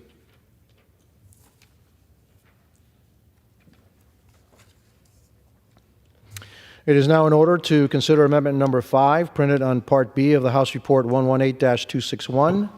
For what purpose does the gentlewoman from Texas seek recognition? Mr. Chair, I have an amendment at the desk. The clerk will designate the amendment. Amendment number 5, printed in Part B of House Report number 118-261, offered by Ms. Escobar of Texas. Pursuant to House Resolution 838, the gentlewoman from Texas, Ms. Escobar, and a member opposed, each will control 5 minutes. Their chair recognizes the gentlewoman from Texas. Thank you, Mr. Chair. My amendment highlights the importance of the Thriving Communities program within the Department of Transportation, which my colleagues on the other side of the aisle have struck funding for. The Biden-Harris administration launched this much-needed program in 2022 to prepare state, local, tribal, and territorial governments to better access federal funding for their communities. This program is intended to help provide technical assistance to under-resourced and disadvantaged communities to help them identify, develop, and deliver on transportation, housing, and other much-needed community revitalization opportunities. It is unfortunate to see that my colleagues on the other side have eliminated this program, which helps communities in their own districts. Not only does the program provide technical assistance, it also provides grant and financial management support, pre-development assistance, community engagement, planning, and project delivery support. With historical funding provided by the Bipartisan Infrastructure Law and the Inflation Reduction Act, it has been a priority for the Biden-Harris administration to ensure federal investments that tackle climate, clean energy, and transportation initiatives be equitably distributed to economically disadvantaged communities, as well as rural communities. In fact, many of the same colleagues who approve of slashing this funding have actually enjoyed and celebrated the projects built in their districts with this money. I represent El Paso, Texas, an economically disadvantaged community that would benefit from the Thriving Communities program. But by eliminating this program, communities like mine and many like it across the country will not have the needed resources or equal opportunity to access and benefit from available federal funding for vital projects in their community. Rural communities especially will suffer. And as we know, economically disadvantaged and rural communities across this country deserve programs like this because they know their needs, but lack the needed resources to seek federal funding. It is programs like the Thriving Communities program that continue to help the most vulnerable access the historic federal funding passed by the Bipartisan Infrastructure Law and Inflation Reduction Act. Mr. Chairman, I reserve my time. The gentleman from Texas reserves. For what purposes does the gentleman from Oklahoma seek recognition? Mr. Chairman, I claim time in opposition to the amendment. The gentleman has 5 minutes. Thank you very much, Mr. Chairman. The Thriving Communities program is frankly a duplicative to the technical assistance already provided by the DOT's Office of the Secretary.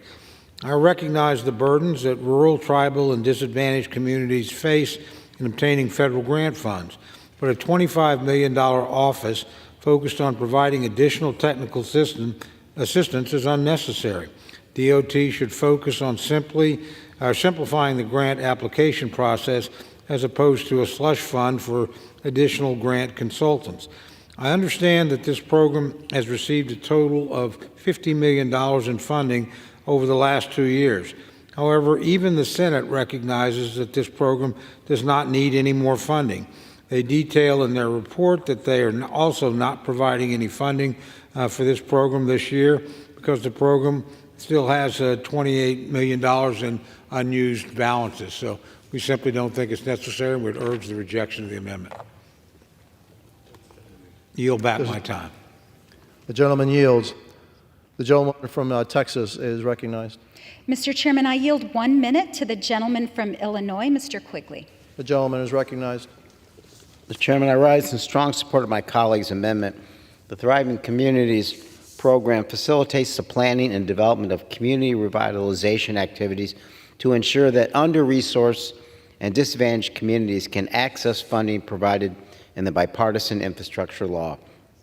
Many rural and tribal communities that have suffered historic disinvestment lack the resources and capacity to successfully develop infrastructure projects and access critical federal funding. The elimination of Thriving Communities program is just another example of my colleagues across the aisle turning their back on the very communities they represent. I strongly support my colleague's amendment, and I yield back. The gentlewoman controls the remaining time. I reserve. The gentlewoman controls the remaining time. Thank you so much, Mr. Chairman. I would just like to add that in closing, eliminating this funding is reckless. It will make it harder for underserved and rural communities across the United States to access this much-needed federal funding. We know that investment in infrastructure especially doesn't just help rebuild our country, but it creates jobs, badly needed American jobs that help communities across America thrive. That is why I ask my colleagues to support this amendment, and with that, I yield back. The gentlewoman yields. The question is on the amendment offered by the gentlewoman from Texas. Those in favor say aye. Those opposed say no. In the opinion of the chair, the noes have it. The amendment is not. Mr. Chairman, I request the yeas and nays. Do you request a recorded vote? I do. Pursuant to Clause 6 of Rule 18, further proceedings on the amendment offered by the gentlewoman from Texas will be postponed.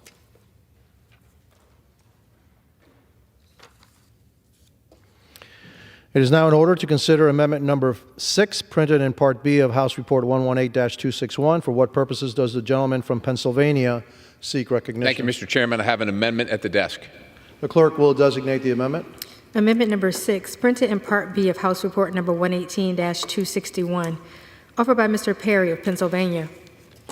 Pursuant to House Resolution 838, the gentleman from Pennsylvania, Mr. Perry, and a member opposed, each will control 5 minutes. The chair recognizes the gentleman from Pennsylvania.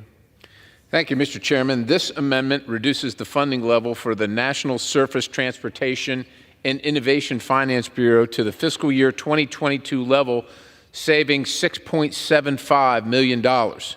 This office was created by the FAST Act solely to help entities apply for federal subsidies for transportation projects. I imagine they're so complicated. It's become so complicated, and there are so many different programs. Now we have to have an entity that navigates people and, I guess, interested parties through it. In FY22, this program was funded at $3.8 million in FY 2022. In this House bill, just 2 years later, it's funded at $10.5 million, $10.55 million. Think about that.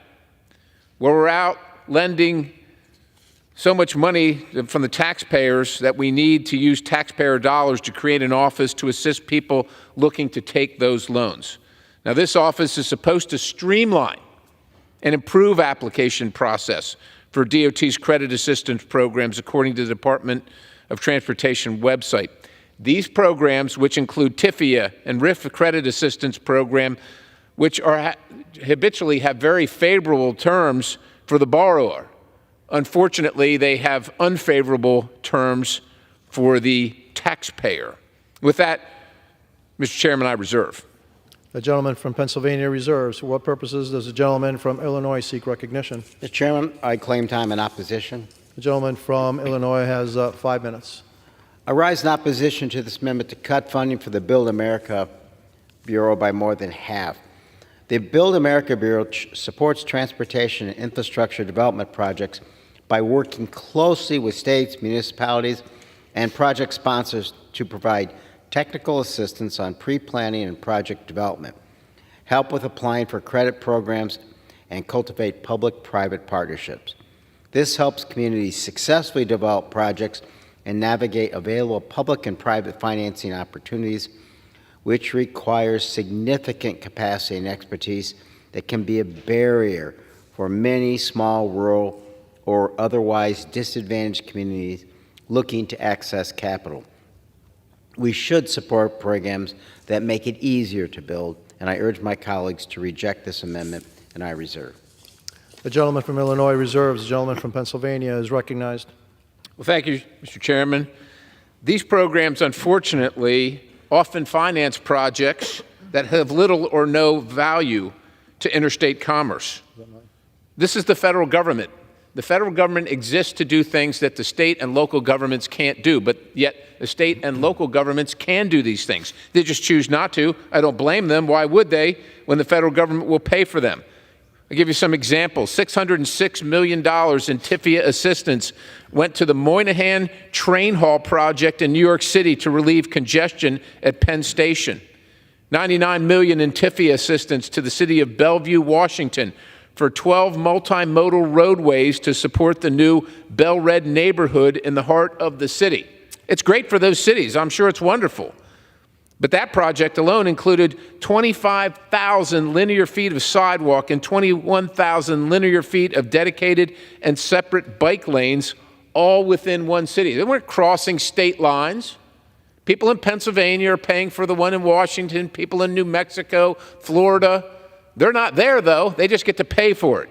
$908 million in TIFIA assistance to a regional rail project that only traverses through 3 counties in Texas. What region is that? I guess that's the Texas region, right? It's not the Southwest. I mean, it is technically, but this doesn't cross any state lines. There's no interstate nexus here. There's no reason for the federal government to be involved.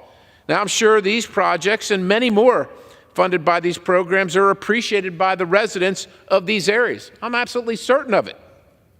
I'm also sure that I'm in the minority when I say there should be fewer of these programs to redistribute taxpayer-funded subsidies across the country. Simply can't afford them. We simply can't afford them. I know I'm going to be a broken record, but we're going to hear the broken record of $33 trillion in debt and climbing every single day at exponential rates unseen before in history. At a bare minimum, instead of creating and increasing funding for an office to manage the web of bureaucracy of these subsidy programs, why don't we actually cut these programs, especially the duplicative ones? My colleague on the other side of the aisle says it exists to help them apply and successfully develop projects. I'm sure it does. I'm sure they develop the projects just to receive this money. That's why they do it, because this thing exists. Maybe the project wouldn't exist if it weren't for this first. But he says that it requires expertise. I'm sure it does, because it is complicated. It's so complicated that we have a bureau now just to navigate these things for grant recipients and would-be grant recipients and funding recipients. We can't afford this. We don't need this, and I urge adoption. With that, I yield the balance. The gentleman from Pennsylvania yields back. The gentleman from Illinois is recognized. Mr. Chair, I yield 3 minutes to the gentleman from New Jersey, Mr. Kim. The gentleman is recognized. Thank you, Mr. Chair. I rise today in concern over implications and consequences of what is before us with this bill. I rise in opposition to proposed cuts to Amtrak that will diminish the funding it needs to provide the service Americans rely on every day. I know how important Amtrak is because I'm one of those Americans who rely on its service. I'm one of 9.3 million Americans that used the Northeast Corridor in 2022 to get home, see family, or conduct business. In fact, I just rode the Amtrak train down today to be here at the Capitol to do the work of this country. I'm one of nearly 23 million Americans nationwide who have used Amtrak last year to bring our communities closer together and help create economic opportunities for working people. For this reason, at the appropriate time, I will offer a motion to recommit this bill back to committee and will insert this as text into the record. If the House rules permit, I would have offered the motion with an important amendment to this bill. My amendment would increase the level of grants for the Northeast Corridor and national network to match the fiscal year 2023 enacted level. In short, it would help make sure a critical program that millions rely on has the funding it needs to continue operating at the level the American people expect. Unfortunately, delivering for the American people is not a priority in this Republican budget. This budget guts Amtrak funding by 64%. It guts funding for the Northeast Corridor by 92%. And it eliminates critical programs for rail safety at a time when we should be prioritizing safety for our workers and our communities. This Republican budget impacts my home state of New Jersey particularly hard. At a time when train derailments are costing lives, this budget would result in nearly 200 fewer safety inspections in my state of New Jersey alone. And at the time when we should be investing in our infrastructure, New Jersey stands to lose nearly $173 million in funding for our transit and highway projects. New Jersey deserves better, America deserves better, and we can start to make this right for them by passing this MTR to provide the funding we need for programs that millions of Americans depend on. Thank you, and I yield back the balance of my time. Gentleman from Illinois. Mr. Chair, I yield back the balance of my time. The gentleman from Illinois has yielded. The question is on the amendment offered by the gentleman from Pennsylvania. Those in favor say aye. Aye. Those opposed say no. In the opinion of the chair, the ayes have it. The amendment is agreed to.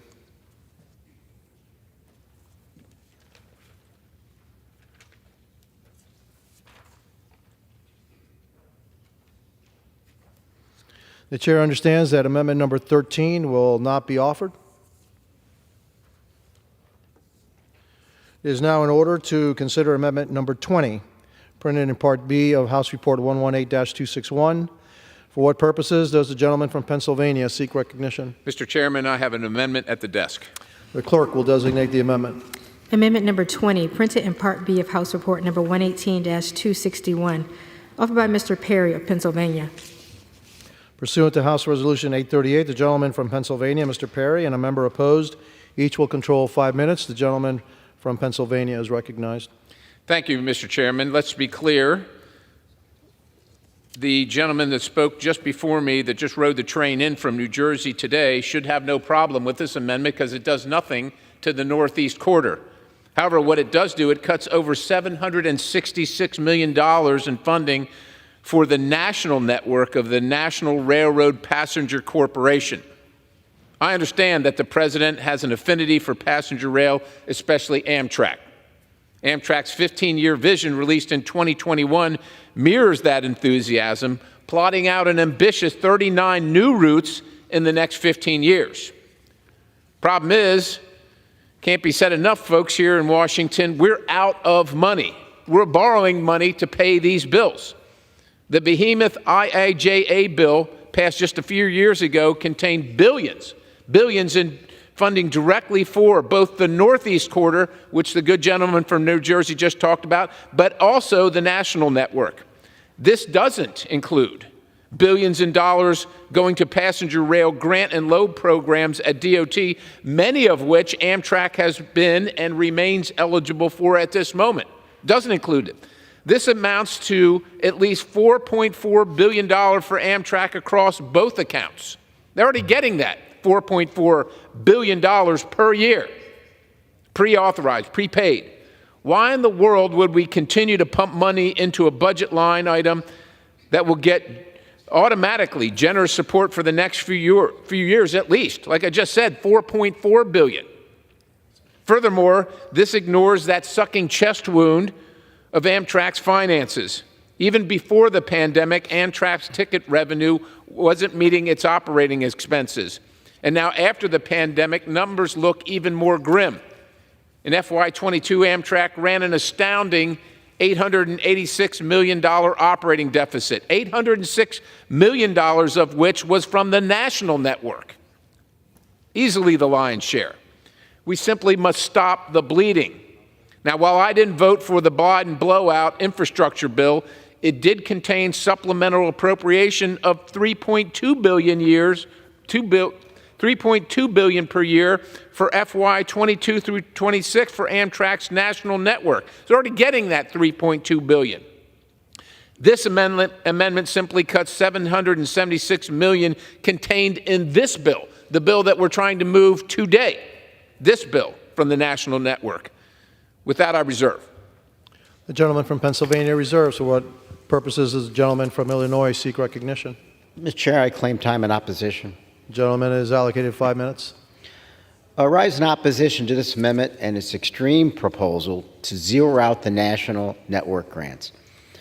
Amtrak's national network trains carried 16.5 million people last year and provide the only intercity public transportation in many small rural communities.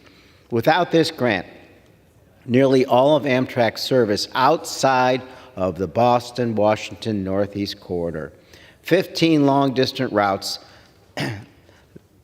that are the only Amtrak service in 23 states, and 28 state-supported short-distance routes funded through Amtrak state partnerships would disappear. That would include the Texas Eagle from Chicago to Arkansas. And how would I visit Mr. Womack or Mr. Hill in Arkansas without this, just to name a few?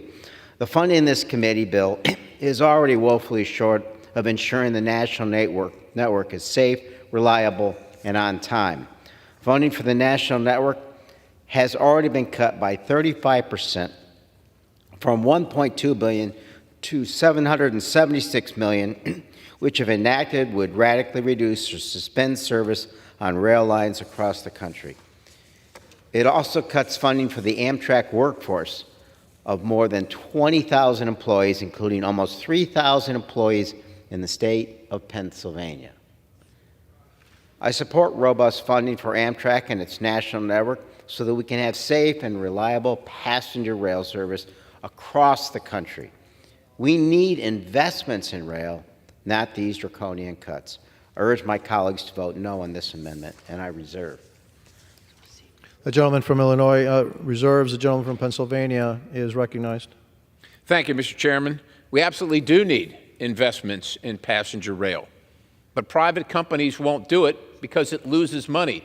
And Amtrak's happy to do it because it's not their money. It's our money. It's our taxpayers' money. They get up early in the morning while it's still dark out, pack their lunch, and they head off to work so they can pay the taxes for an operation that lost $886 million last year, or in FY 2022. $886 million. You know who lost your job when they lost $886 million of the taxpayers' hard-earned money? Nobody. Nobody lost their job. It doesn't matter. What happens is we came in and we're asking for more money. We already talked about the billions they're already getting, and this is adding insult to injury for everybody who has to pay for it. It's awesome to have rails that go across the country. It's one of the founding principles of our country, opening the West. But it wasn't the government that did it. It was entrepreneurs. It was people that speculated and risked their capital, and then the people that rode the trains paid for them. But people that aren't riding the trains are paying for them, and they don't have any more money. No, do I want to see them close? I certainly don't. I don't want to see these lines ended and these services ended. But if we keep going, it's at $33 trillion. I don't know when the breaking point is, but everything's going to end at some point. We could learn a lesson, trim the waste, fix things that we can fix, and so we can avoid everything stopping. But I guess we're going to head over the cliff. With that, I urge adoption, and I yield the balance. The gentleman from Pennsylvania yields. The gentleman from Illinois is recognized. Let's dismiss of the notion that we don't subsidize all other forms of transportation, especially air travel. So if the private sector wants to take over air travel and pay for all parts of airports and everything that comes with it, then so be it. but that's not going to happen. And the fact of the matter is there are many benefits from having a robust rail system that serves communities that would not otherwise have them. So I oppose this amendment and urge my colleagues to join me in doing so. I yield back the balance of my time. The gentleman from Illinois has yielded. The question is on the amendment offered by the gentleman from Pennsylvania. Those in favor say aye. Those opposed say no. In the opinion of the chair, the ayes have it. The amendment is agreed to. From what purposes does the gentleman from Illinois seek recognition? I ask a recorded vote. The ayes and noes have been requested pursuant to Clause 6 of Rule 18 for the proceedings on the amendment offered by the gentleman from Pennsylvania will be postponed.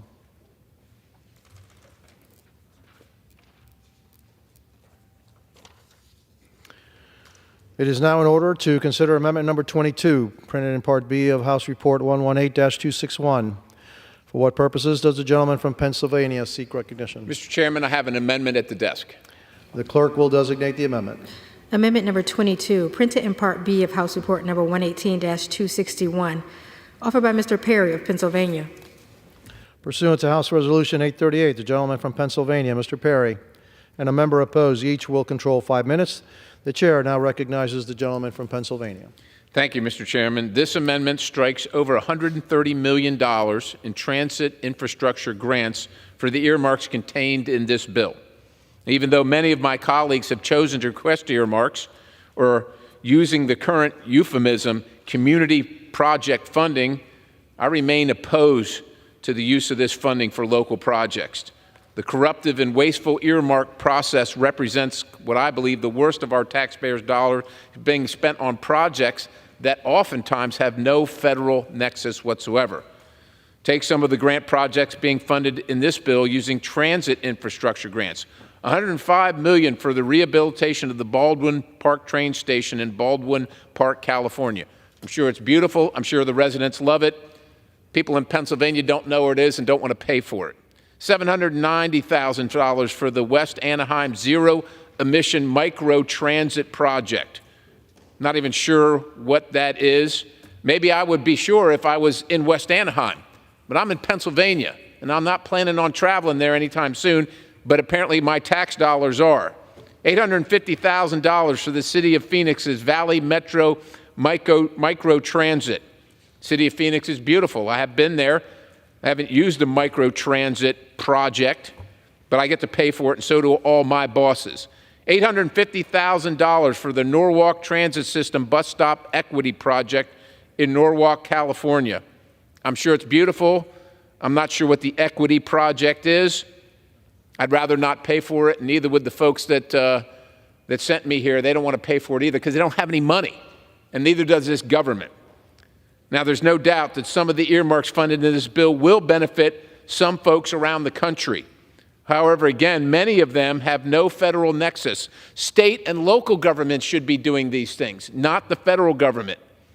I bet nearly all of them are already eligible for some form of federal transit spending anyhow. They don't need an earmark. They can compete like everybody else on that boondoggle, but we don't need this boondoggle on top of that boondoggle. I reserve.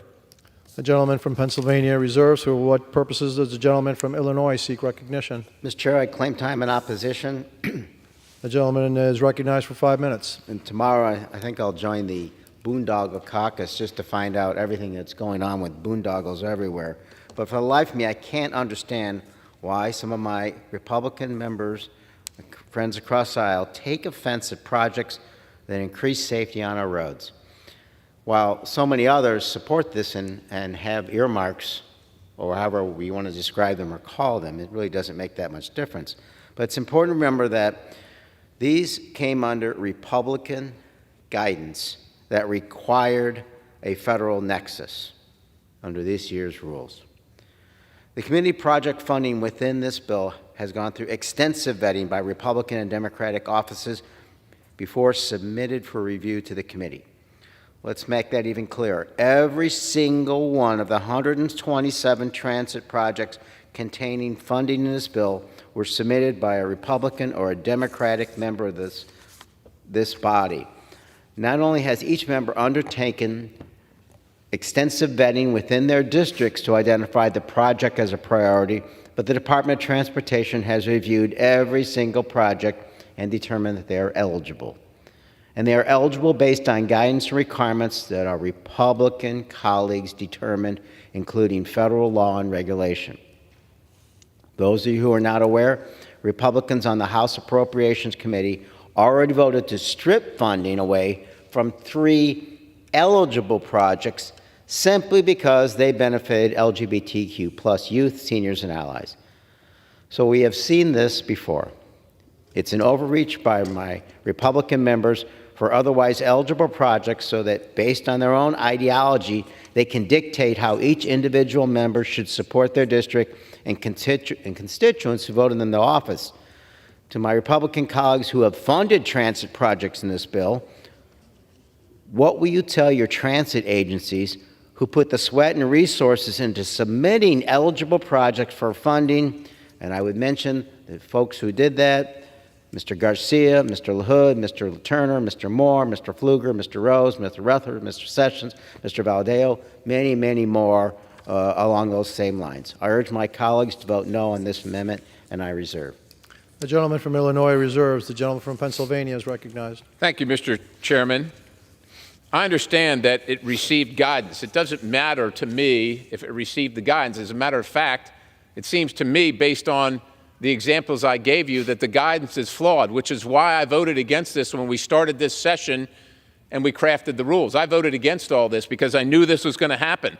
And I don't cast any aspersions to Republicans or Democrats in this. I'm not going to name any names. I'm not mad at anybody here. I think it's bad for the whole country, and it's a bad way of doing business.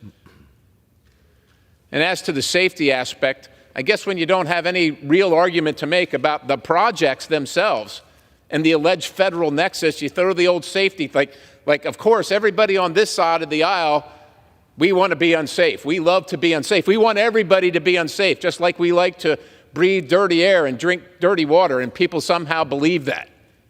Nothing could be further from the truth. But if the only way we can be safe is by bankrupting the country, I wonder how this country made it this far. We made it pretty far without bankrupting ourselves, but yet we can make it no further. And I guess that's what we're going to learn here with this process on this bill. Too much money, too much borrowing, we can't afford it, no federal nexus. I urge my colleagues to vote yes on this amendment, and I yield the balance. The gentleman from Pennsylvania yields. The gentleman from Illinois is recognized. A quick thought on earmarks. You don't like earmarks. In general, a person doesn't like earmarks, but on the other hand, using the language that they would often use, they don't want some nameless, faceless bureaucrat in D.C. making decisions on how their money is spent. It's one way or the other. Mr. Chair, I yield 2 minutes to the gentleman from Oklahoma, Mr. Cole.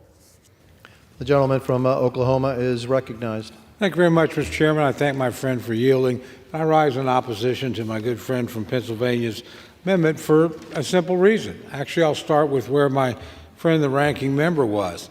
These decisions are too often made by faceless bureaucrats in Washington, D.C., and there ought to be an opportunity for members to advocate. We all know the top lines are set long before any of these projects are awarded. So this doesn't add a single dime. It just allows members to advocate under a structured process for things that they think will make a difference in the lives of their constituents. We're not spending 1 cent more than we would have spent, but we are giving members the opportunity to influence decisions that are important to them and their constituents. We do take our vetting responsibilities very seriously. These were vetted by a Republican Appropriations Committee and staffers in cooperation with our friends from the other side of the aisle. And we don't approve them all. You know, about a third of these things never make it, and a lot of them don't get as much money as they ask for. This is a good tool, important tool. Congress went without it for a decade and decided after that experience we need it back. And overwhelming majorities in both conferences made that decision, not one or the other. We've voted on this rule in our conference multiple times. The margin's gotten bigger every time. So with that, I urge defeat of the amendment, and I yield back. Gentleman from Illinois is recognized. I yield back, Mr. Chair. The gentleman from Illinois has yielded. The question is on the amendment offered by the gentleman from Pennsylvania. Those in favor say aye. Those opposed say no. In the opinion of the chair, the noes have it. The amendment is not agreed to.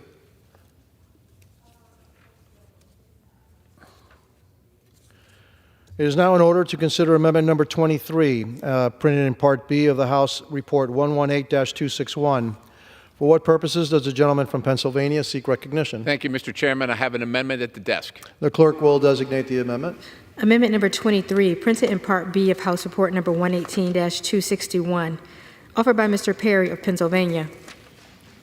Pursuant to House Resolution 838, the gentleman from Pennsylvania, Mr. Perry, and a member opposed each will control 5 minutes. The chair now recognizes the gentleman from Pennsylvania. Thank you, Mr. Chairman. This amendment would strike the funds for the Capital Investment Grant Program. For the past decade, the Capital Investment Grant Program has led to the misallocation of funds to the most expensive projects without regard to the project's financial viability or expected ridership, which would seem to me to be kind of important. By overextending their resources in search of federal grant funding, transit agencies fail to consider the impact this will have on their ability to provide existing services. While this was true before the pandemic, it's of particular concern in the post-pandemic environment. FTA data shows 2023 ridership came in a little over 50% of 2019 levels, so there's little need to build out additions to the transit system before we can ascertain the long-term impact and the interest itself in public transportation generally, the impact on ridership. I mean, people aren't riding, yet we're going to build more of this stuff. That seems, I don't know, a little counterintuitive to me. Congress now has provided in excess of $100 billion in annual and emergency spending to public transit agencies over the pandemic era period. There's a reason for that. And we need to slow down and determine what future ridership where future ridership is headed before we continue to throw good money after bad into capital projects we can't afford, are unnecessary, and will never be sustained. With that, I reserve. The gentleman from Pennsylvania reserves. For what purposes does the gentleman from Illinois seek recognition? Mr. Chairman, I claim time in opposition. The gentleman is recognized for 5 minutes. Thank you, Chairman. I rise in opposition to yet another anti-mobility amendment to eliminate funding for transit capital investment grants. The bill already cuts transit infrastructure by 82%, and the gentleman from Pennsylvania's previous amendment doubled down that by eliminating member-sponsored transit projects. The bipartisan infrastructure law authorized this program to receive $3 billion for FY24, and instead of debating an amendment that gets us closer to that amount, we're wasting our time reneging on yet another bipartisan agreement. This amendment would make it impossible for dozens of commuter rail and bus projects already in the pipeline for construction grants to move along in a timely manner. That includes the thousands of jobs supported by these projects. In fact, for every $1 invested in public transit, another $5 is leveraged. Today, there are 69 projects across the nation seeking funding under this program, including such places as Huntsville, Alabama, Indianapolis, Indiana, Rochester, Minnesota, Columbus, Ohio, Salt Lake City, and Spokane, Washington. While we often focus on the local benefits, the need for increased mobility and access to job centers, medical care, and school goes beyond any one district. Transit gets essential workers from home to the places many of us rely on: hospitals, stores, service delivery hubs, and schools, not only supporting thousands of jobs across the country, but the local economies that rely on these workers. The American people are tired of seeing half-complete construction projects on the side of the road and deserve the confidence of this body that their taxpayer dollars will result in real infrastructure benefits. Instead of cutting off funding for buses and subways and those employed by and relying on these transportation systems, we should be investing in these projects that give commuters more reliable service, lower congestion on the roads, and make it a little easier to breathe. I urge all my colleagues to reject this amendment, and I reserve. The gentleman from Illinois reserves. The gentleman from Pennsylvania is recognized. Thank you, Mr. Chairman. No one here is anti-mobility.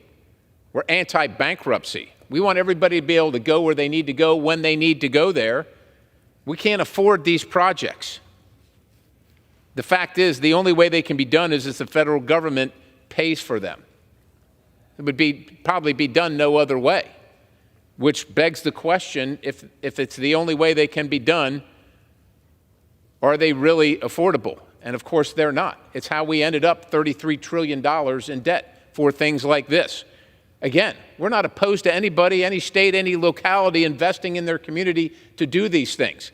The federal government simply doesn't have the money to do it anymore. When the gentleman talks about the return on investment, well, the return on investment doesn't come to these projects, because if it did, they wouldn't be seeking all this money every single year. Return on investment doesn't come to the taxpayers.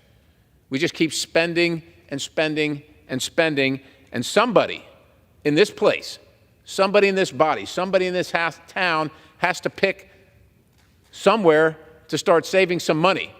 We don't have any problem the rest of everything we do picking the winners and losers, but there can never be any losers when it comes to funding in this place, except for the taxpayer.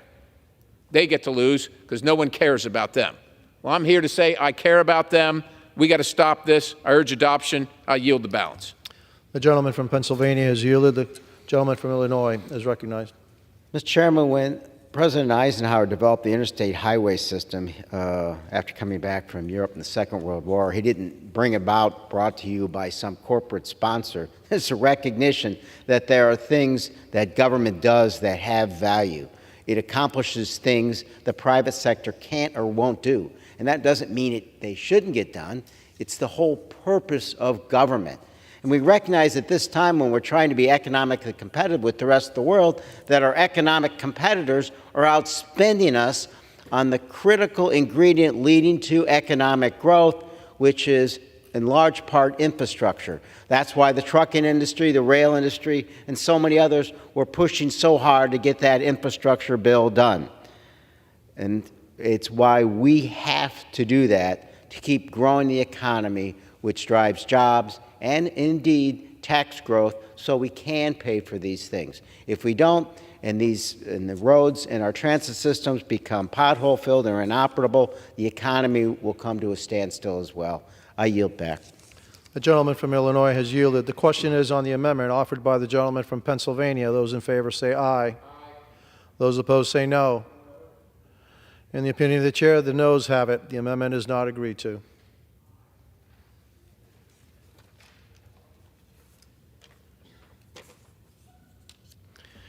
It is now in order to consider amendment number 24, printed in Part B of House Report 118-261. For what purposes does the gentleman from Tennessee seek recognition? I have an amendment at the desk.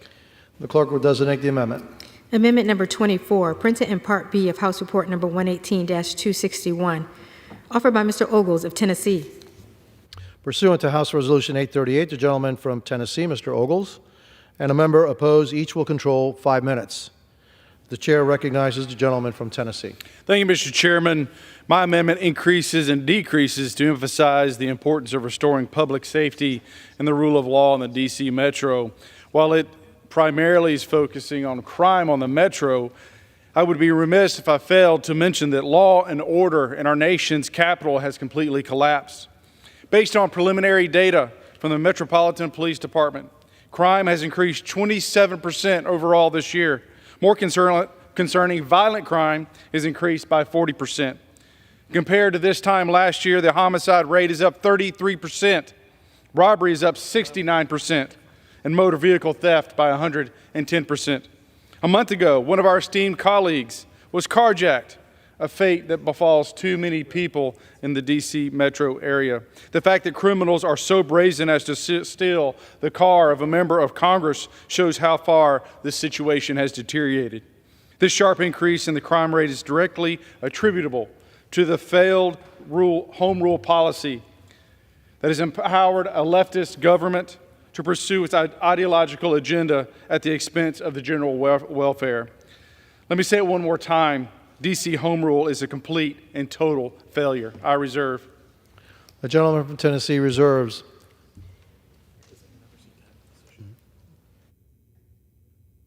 Does any member seek time in opposition? The gentleman from Tennessee is recognized. Mr. Chairman, thank you. All too often, criminals in this city receive a slap on the wrist. There are few places where crime is more noticeable than the D.C. metro area. From October 22nd, or 2022 rather, to October 2023, crime has almost tripled. We should be ashamed. We have residents, colleagues, children, tourists taking our metro, visiting our city, and it's not safe. Safety is something that we should be able to guarantee on a federally funded transit system. From a 2-year period, 2020 to 2022, there were a total of 6 homicides on the metro. This year, there's already been 7. Mr. Chairman, earlier this year, I introduced the Seat of Government Act, which would repeal the District of Columbia's home rule and restore control of D.C. to the federal government where it belongs. But on this amendment, I would ask adoption. I thank you, sir, and I yield back. The gentleman from Tennessee yields back. The question is on the amendment offered by the gentleman from Tennessee. Those in favor say aye. Aye. Those opposed say no. In the opinion of the chair, the ayes have it, and the amendment is agreed to.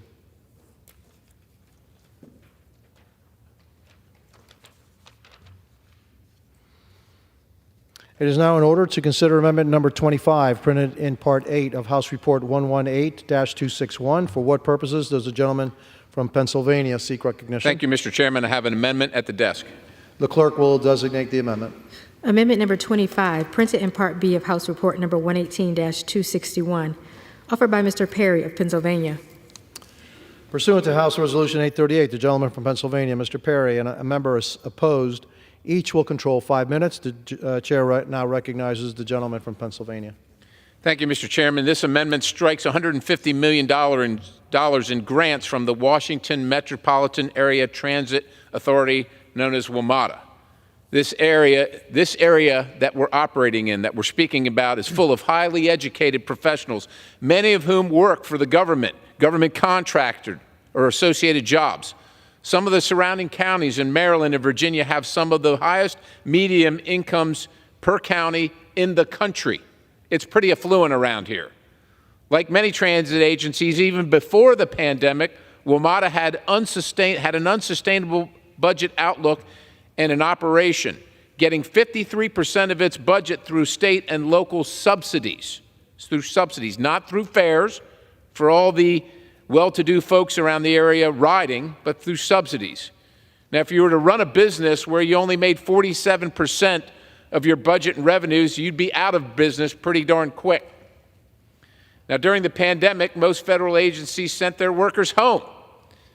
Even so, WMATA received over $2 billion from pandemic-era legislation to keep it afloat. So nobody's riding because everybody was sent home, but this place sent them $2 billion to keep paying the bills where nobody was riding. Only in Washington, D.C., unfortunately, only in America.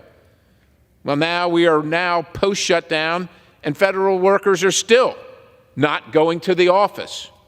A recent GAO report showed that of 17 of the 24 federal agencies surveyed used an average of 25% or less of their headquarters building capacity right here in Washington, D.C. That's 75% of space in these headquarters buildings around here that taxpayers are paying for with no benefit because 75% of it is empty. Not only are they paying for a building nobody's in, but they're paying for a transit system that's taking no one to work in these places. WMATA said that in May of this year, rail ridership reached only 50% of pre-pandemic levels on weekends and 89% on weekends. 50% of pre-pandemic, that's half. Just now reached half in May of this year, of before the pandemic. Now, after federal COVID relief for WMATA is exhausted, the Metro's budget deficit will be $750 million in FY 2025 and $830 million in FY 2026. When is it going to end? When? WMATA leadership says the deficit results from inflation, collective bargaining agreements, and importantly, $288 million from decreased ridership. Well, I can't do anything about those things, but I can try and do something about this exorbitant amount of money we're losing, that the taxpayers are sending in to this black hole and getting nothing for it. I reserve. The gentleman from Pennsylvania reserves. For what purposes does the gentleman from Illinois seek recognition? Mr. Chair, I claim time in opposition. The gentleman is recognized for 5 minutes. Mr. Chair, I yield 1.5 minutes to the gentlewoman from the District of Columbia, Ms. Norton. The gentlewoman is recognized. I strongly oppose this amendment. This amendment would eliminate $150 million in Passenger Rail Investment and Improvement Act funding for the Washington Metropolitan Area Transit Authority. This funding, which Congress has provided annually since 2008, supports much-needed high-priority capital and preventative maintenance projects, including rehabilitating crumbling rail station platforms, supporting first responders' safety, repairing elevators and escalators, mitigating tunnel water leaks, and replacing aging and obsolete equipment on rail cars. Hundreds of thousands of National Capital Region residents, visitors, and federal government employees rely on Metro daily. Without this funding, there could be reductions in rail service and increased risks to safety riders, as well as increased road traffic emissions. I urge my colleagues to oppose this reckless amendment. The gentleman from Illinois reserves. The gentleman from Pennsylvania is recognized. Well, I thank the chairman. Reckless. We just heard from the gentleman right before me about how dangerous it is to ride in the nation's transit system, the nation's capital. People come here and it's dangerous to ride on the transit system of their capital. That's reckless. This transit system is expecting to get this $150 million in grants, and they're still going to lose $750 million in 2025 and $830 million in 2026. They're still going to lose that, even with the $150 million, because they have no interest in trying to make this solvent. Why should they? They keep on getting bailed out from the good people from around the country that can't even go to their nation's capital and be sure that they won't be beat up or robbed or worse on the nation's transit system. It is unacceptable. There ought to be some accountability. There ought to be any accountability. I reserve. The gentleman from Pennsylvania reserves. The gentleman from Illinois is recognized. Mr. Chairman, I just want to note Mr. Connolly of Virginia plans to submit a statement for the record opposing this amendment, and I yield 1 minute to the gentlewoman from Virginia, Ms. Spanberger. The gentlewoman is recognized. Mr. Speaker, I rise in opposition to this amendment.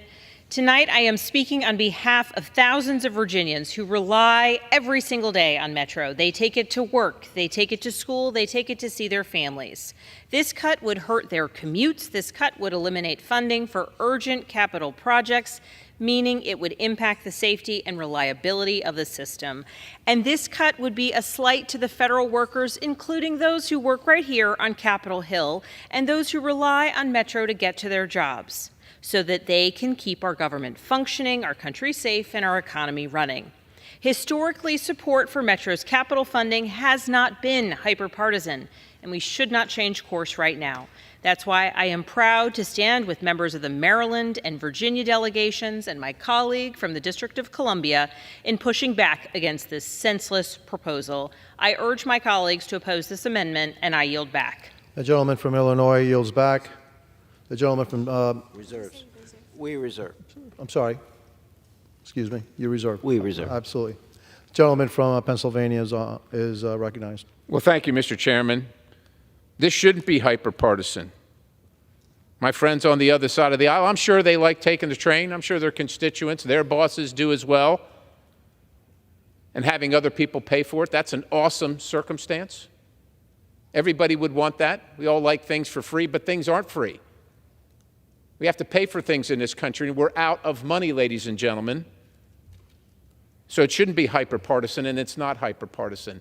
Those in this room would have you believe that, but there are people on both sides of the aisle that know that this thing is inefficient, wasteful, dangerous, and yes, indeed, reckless. I urge adoption of this amendment, and I yield the balance. The gentleman from Pennsylvania yields. The gentleman from Illinois is recognized. Mr. Chairman, I Yield 2 minutes to the gentleman from Maryland, Mr. Ivey. The gentleman is recognized. Thank you, Mr. Chairman. I rise in strong opposition to the Perry Amendment.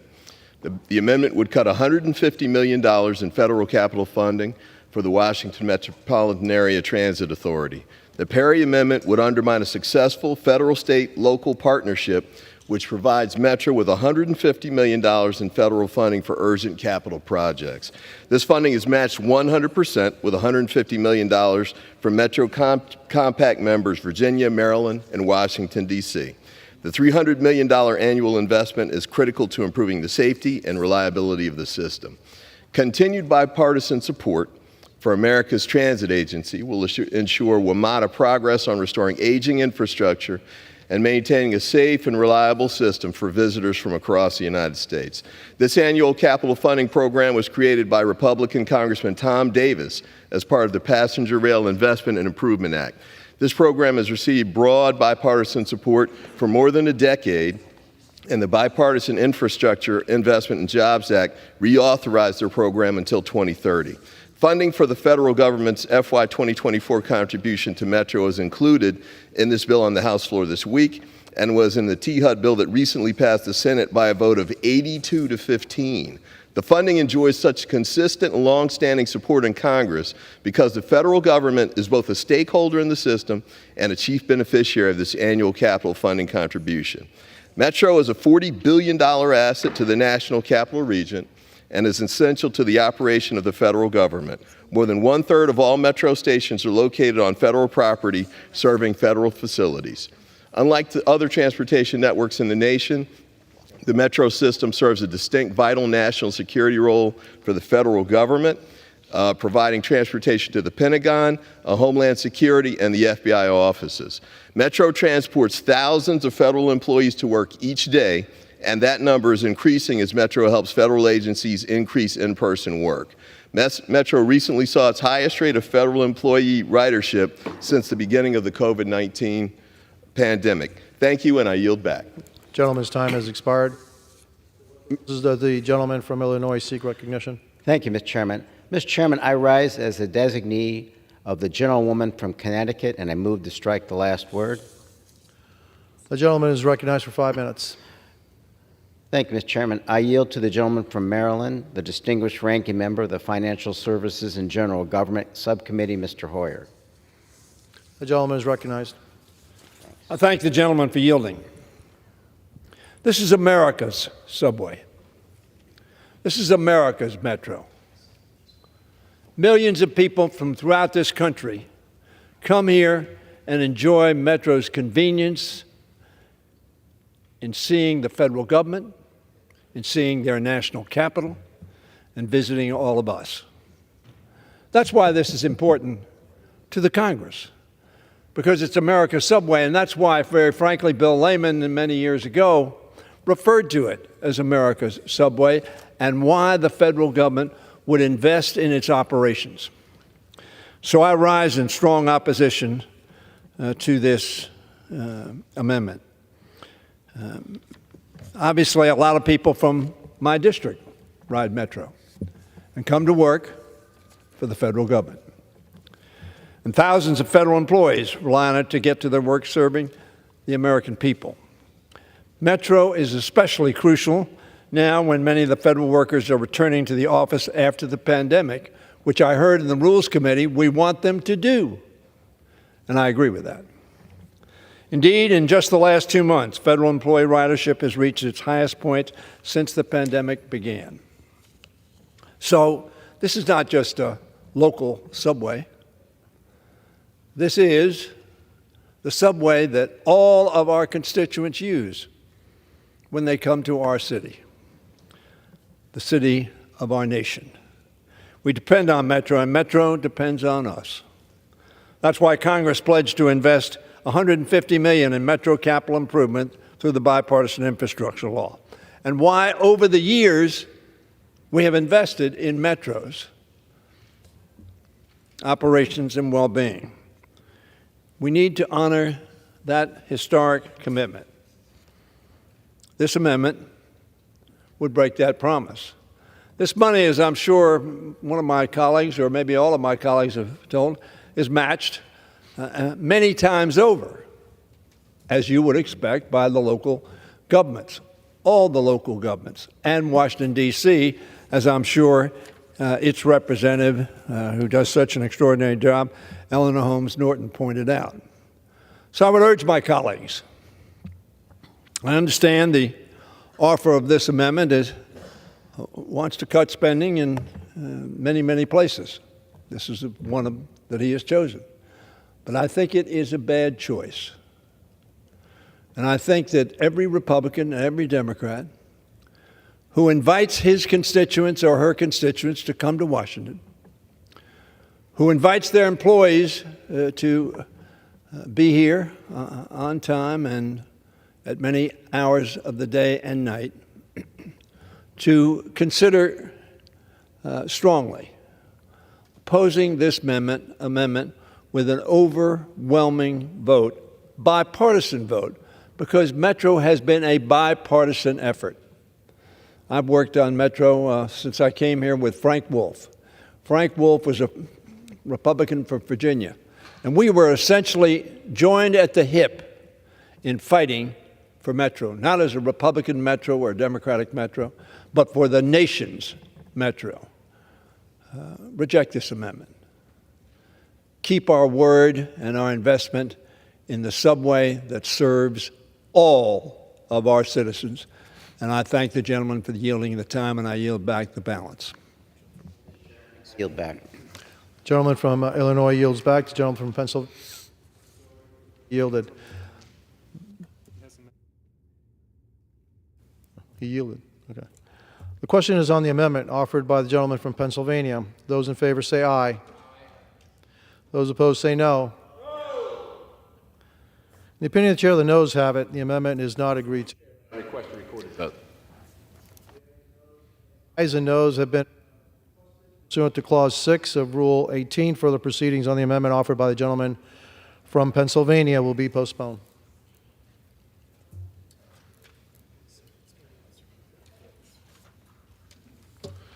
It is now in order to consider amendment number 29, printed in Part B of House Report 118-261.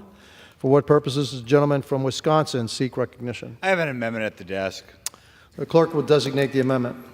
Amendment number 29, printed in Part B of House Report number 118-261, offered by Mr. Grothman of Wisconsin.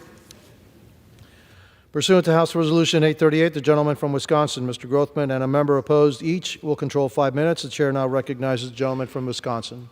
This amendment would increase and decrease the office of the Chief Human Capital Officer at the Department of Housing and Urban Development to express concern regarding the inherently divisive nature of the Diversity Council and the associated race, ethnicity, gender, and sexual orientation-based affinity or employee research groups. Right now, HUD has several different employee affinity groups for different racial, ethnic, gender, or sexual orientations. These groups include Blacks in Government for African American HUD employees, HUD AANHPI for Asian American, Native American, Pacific Islander, HUD FEQ for LGBT employees.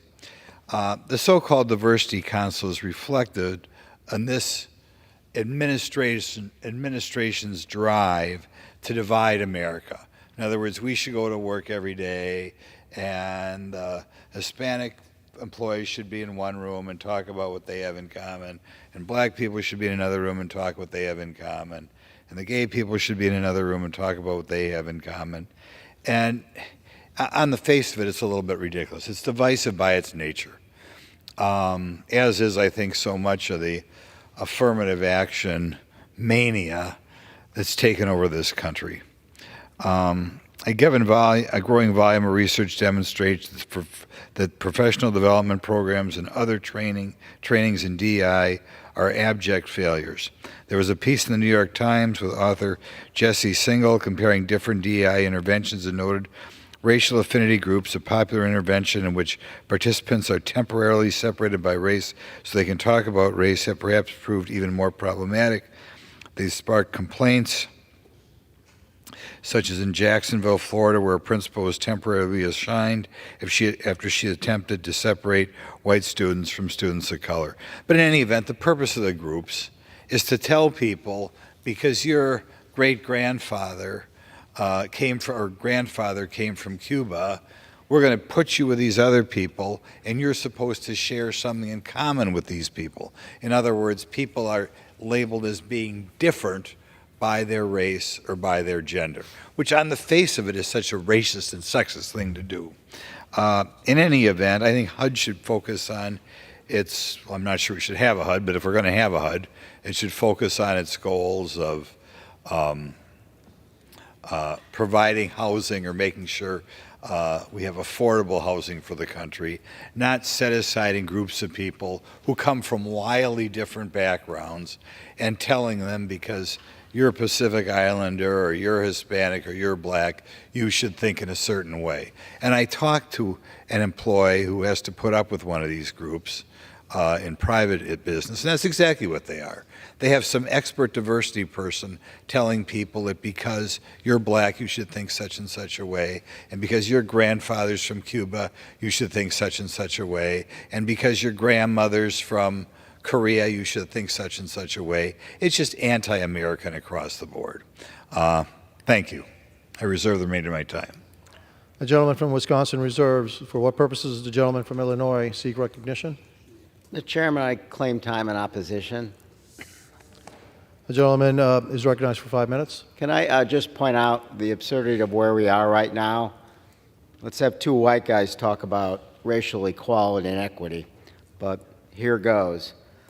Instead of focusing on investment in affordable housing and the safe, efficient transportation infrastructure that powers our economy, we are discussing several harmful anti-equality amendments that have no place in this bill and are frankly a distraction. The Diversity Council and related groups that my colleague objects to include several affinity and employee resource groups that provide opportunities, resources, advocacy for fairness, and peer support for HUD employees that are part of a historically marginalized and underrepresented groups such as people with disabilities, women, and veterans. We may not like the fact that those inequalities still exist, but they do. It does no one any good to hear no evil, see no evil, and speak no evil. The existence of these groups is not divisive. Instead, it promotes inclusion. I don't know why some of my Republican colleagues are so afraid of the word equity, or whether I should stand in the way of efforts to ensure that the needs of disabled, women, and veteran employees are met, so they are all treated equally and fairly. It is and always will be a movement toward a more perfect union. There was never anything in the Constitution or the Declaration of Independence or anything else you can go down the street and read in another building that tells us that we'll ever have this accomplished. So instead, it's easier to say it's divisive, it's not necessary, it denies truth, it denies history, and that is in itself is destructive. This amendment is unnecessary, it is divisive, offensive, and a deep distraction. I urge my colleagues to vote no. Gentleman reserve or yield? I yield back the balance of my time, Mr. Chairman. Gentleman from Illinois yields. The gentleman from Wisconsin is recognized. Yeah, I'd like to comment on it. I think the gentleman has kind of a bizarre view of the world and kind of, I don't think, is accurately analyzing what America is today. A pluribus unum out of many one is the way we view America. The idea of we're going to set aside groups, and by the way, when they define members of these groups, if you're 1/4 American Indian or 1/4 Hispanic or 1/4 black, you're considered part of a group. To think that these people all have something in common because of where their grandparents were born, maybe grandparents who've long since died, is a little bit offensive on its face. If you look at how different groups do in this country, by the way, frequently the most economically successful groups, well, the most economically successful today are Asian Americans from India, then from the Philippines. Cubans do better than average American.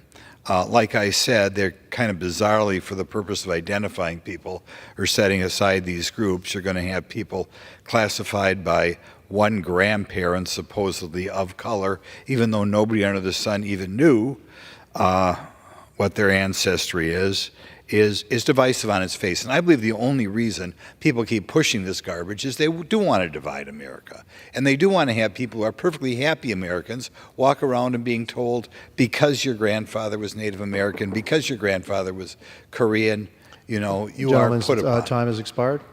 Thank you. The question is on the amendment offered by the gentleman from Wisconsin. Those in favor say aye. Aye. Those opposed say no. In the opinion of the chair, the ayes have it. The amendment is agreed to. For what purposes does the gentleman from Illinois seek recognition? I demand a recorded vote. Recorded vote has been requested pursuant to Clause 6 of Rule 18. Further proceedings on the amendment offered by the gentleman from Wisconsin will be postponed.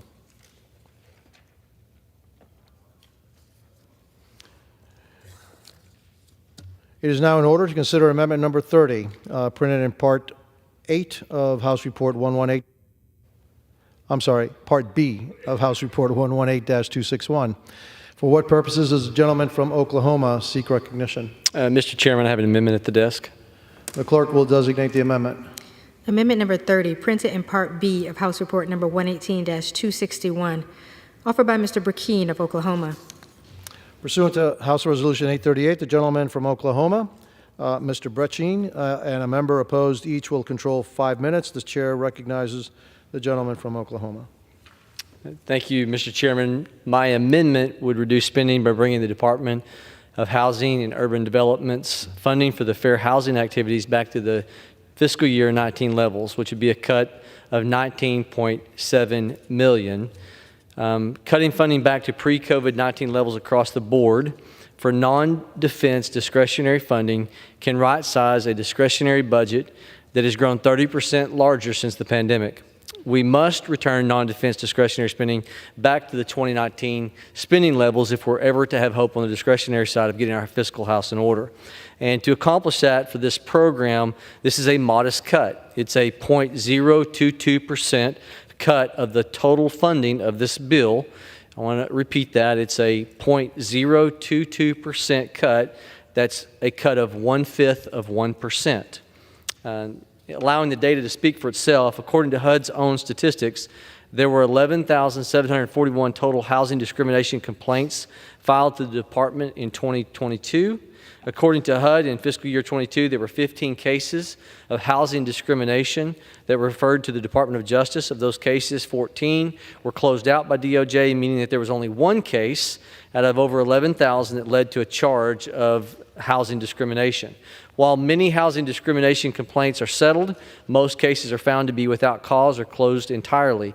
And according to the Congressional Research Service, 3 to 5% of complaints lead to a formal charge, and between 0 to 1% of complaints lead to a referral to the Department of Justice. Again, we need to get our fiscal house in order. We are rapidly approaching, all know, $34 trillion in debt. It's costing families, through devaluation of our dollar, $1,200 more per month to buy the exact same goods and services as compared to when our current president took office almost 3 years ago. The effects of that, we all know, with interest rate changes, are causing housing problems for a multitude. The debt to GDP ratio is at our highest level since World War II. Our interest payments on the debt are about to cost more than defense spending. That's within months to years ahead in short order. Autopilot mandatory spending amounts to 70% of our government spending. This number is expected to skyrocket to 90% within the next 10 years. And out of control spending at some point has to come to an end, either by choice or will happen to us by force.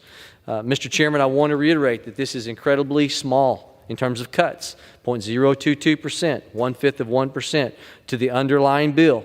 Let's return back to the 2019 fiscal year, and I reserve the balance of my time. The gentleman yields. Reserves. Yields.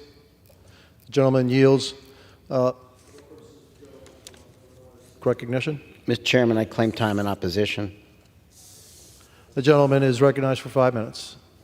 Mr. Chairman, this amendment slashes funding for the HUD office responsible for enforcement of fair housing law by 25% below fiscal 2023, undermining basic civil rights protections that prohibit discrimination on the basis of race, color, religion, national origin, sex, age, disability, and familial status.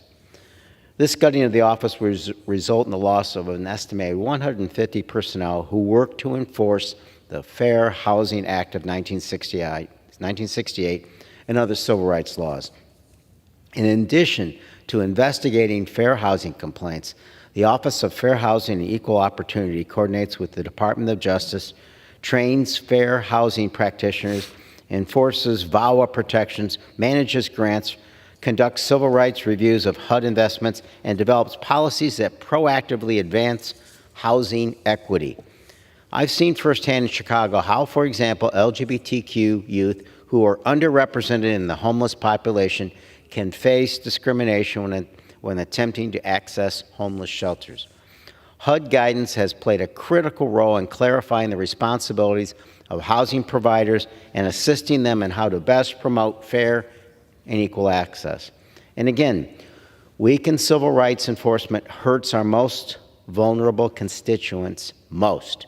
In 2021, 54% of fair housing complaints nationwide were cases of discrimination on the basis of disability.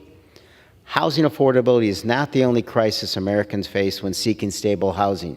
Discrimination is a real challenge for people with disabilities, veterans, seniors, and tribal communities, and other vulnerable populations. Instead of hollowing out meaningful implementation of civil rights protections, we should be taking every possible action to ensure Americans are not falling prey to loopholes and the lack of enforcement. I urge my colleagues to vote no on this amendment, and I yield back. The gentleman from Illinois yields. The question is on the amendment offered by the gentleman from Oklahoma. Those in favor say aye. Aye. Those opposed say no. In the opinion of the chair, the ayes have it. The amendment is agreed to. Mr. Chair. Purposes, does the gentleman from Illinois seek recognition? I seek a recorded vote. Recorded vote has been requested pursuant to Clause 6 of Rule 18. Further proceedings on the amendment offered by the gentleman from Oklahoma will be postponed.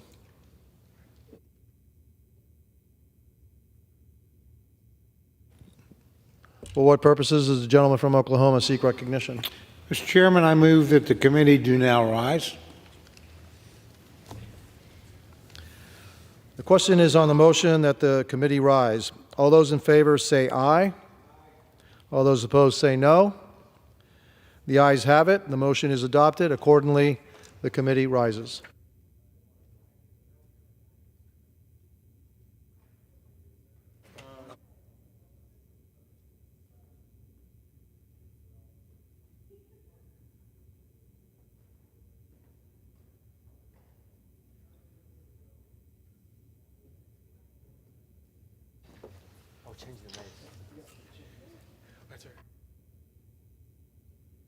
Yep. You want me to say that? Mr. Chairman. Mr. Speaker, the Committee of the Whole Committee of the Whole House on the State of the Union, having had under consideration H.R. 4820, directs me to report that it has come to no resolution thereon.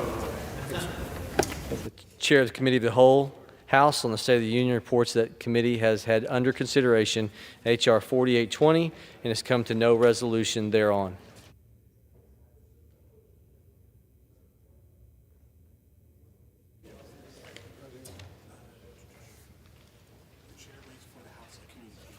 The Chair lays before the House a communication. The Honorable, the Speaker, House of Representatives, sir. Pursuant to the permission granted in Clause 2H of Rule 2 of the Rules of the U.S. House of Representatives, I have the honor to transmit a sealed envelope received from the White House on November 3, 2023 at 3:20 p.m., said to contain a message from the President regarding the President's notification to Congress consistent with Section 8 of the Fishermen's Protective Act of 1967, as amended, 22 United States Code 1978. Signed sincerely, Kevin F. McCumber, Acting Clerk of the House. The clerk will report the message.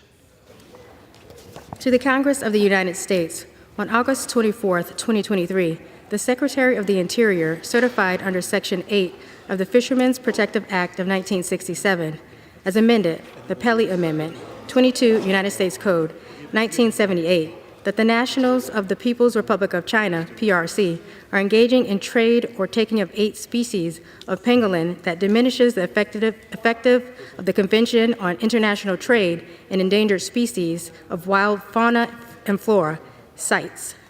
This letter constitutes my notification to the Congress consistent with subsection B of the Pelley Amendment. Pangolins, the world's only scaly mammal, are captured and trafficked at a higher rate annually than rhinoceroses, elephants, and tigers combined. Consumer demand for pangolin scales for traditional medicinal practices has pushed all 8 pangolin species originating from across Africa and Asia toward extinction. Effective January 2, 2017, all species of pangolin were included in CITES Appendix 1, which prohibits international trade for primarily commercial purposes. Despite this prohibition, the PRC remains the largest destination country for pangolin scales. The PRC has taken some steps to curtail pangolin trafficking at its international ports and has uplisted pangolins under its wildlife protection law. That the PRC maintains a system that allows for the legal commercial trade of pangolin scales for medicinal use for its national stockpiles, thereby indirectly providing commercial avenues for selling illegal pangolin specimens through its domestic pangolin market. Provincial governments within the PRC are allowed to issue permits to designated pharmaceutical companies and are entities to acquire pangolin specimens from the PRC's national stockpiles for medicinal use.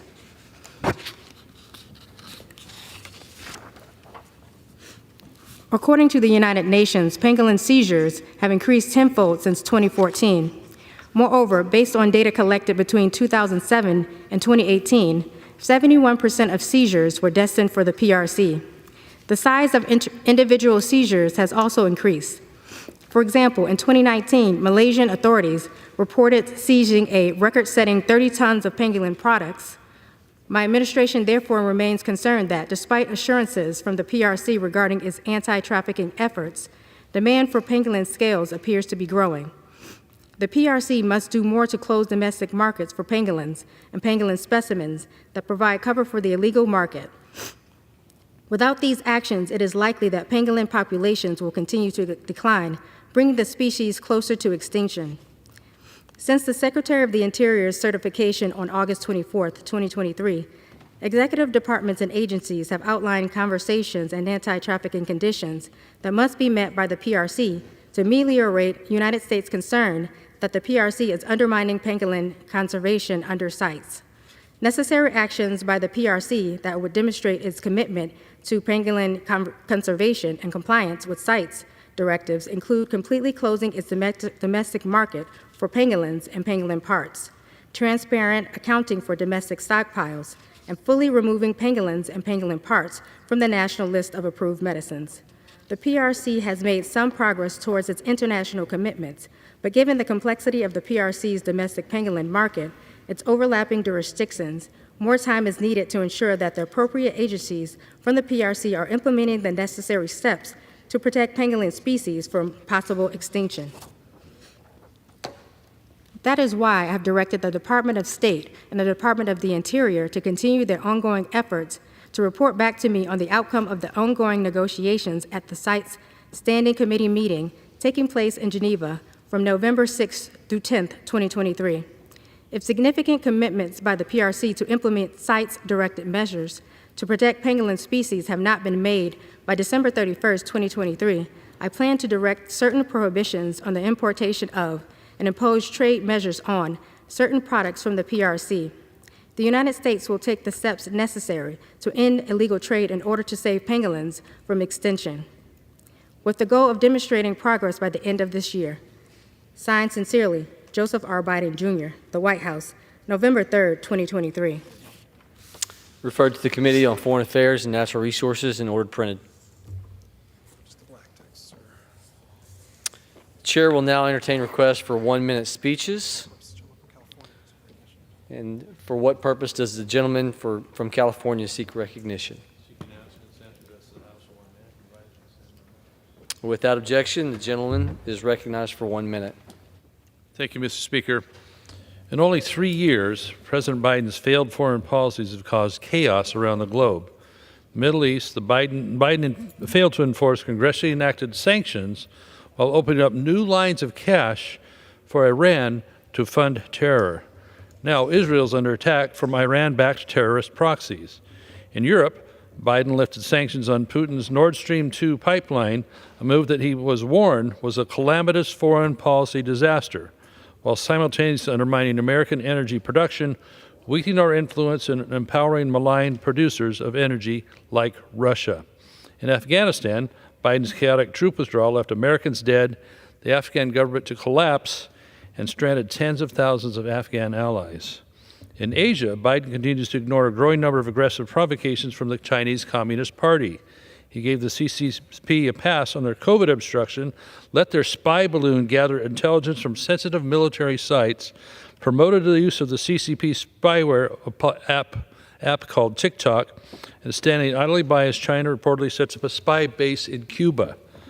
In North America, cartels are exploiting Biden's open borders agenda to poison tens of thousands of Americans with deadly fentanyl, while experts warn of the ever-growing terror as 1.6 million getaways have escaped into the country on Biden's watch. This foreign policy agenda has been a failure on every front, and the entire world is less safe from it. I yield back. For what purpose does the gentleman from North Carolina seek recognition? Mr. Speaker, I ask for unanimous consent to address the House for 1 minute to revise and extend. Just in your remarks.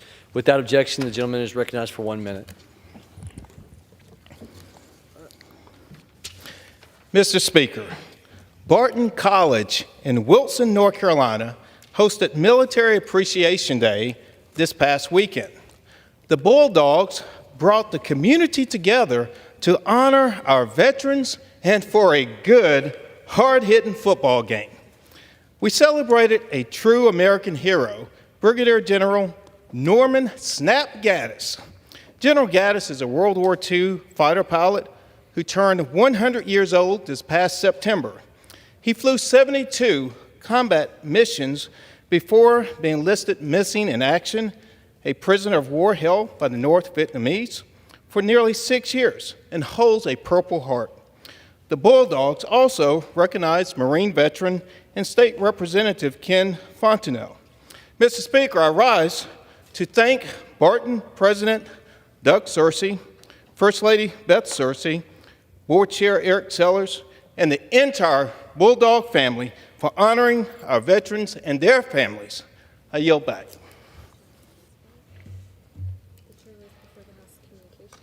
Chair lays before the House communication. The Honorable, the Speaker, House of Representatives, sir. Pursuant to the permission granted in Clause 2H of Rule 2 of the Rules of the U.S. House of Representatives, I have the honor to transmit a sealed envelope received from the White House on November 3, 2023, at 3:20 p.m., set to contain a message from the President regarding the continuation of the national emergency with respect to the threat from securities investments that finance certain companies of the People's Republic of China. Signed sincerely, Kevin F. McCumber, Acting Clerk of the House. Clerk will report the message. To the Congress of the United States, Section 202D of the National Emergencies Act, 50 United States Code 1622D, provides for the automatic termination of a national emergency unless, within 90 days prior to the anniversary date of its declaration, the President publishes in the Federal Register and transmits to the Congress a notice stating that the emergency is to continue in effect beyond the anniversary date.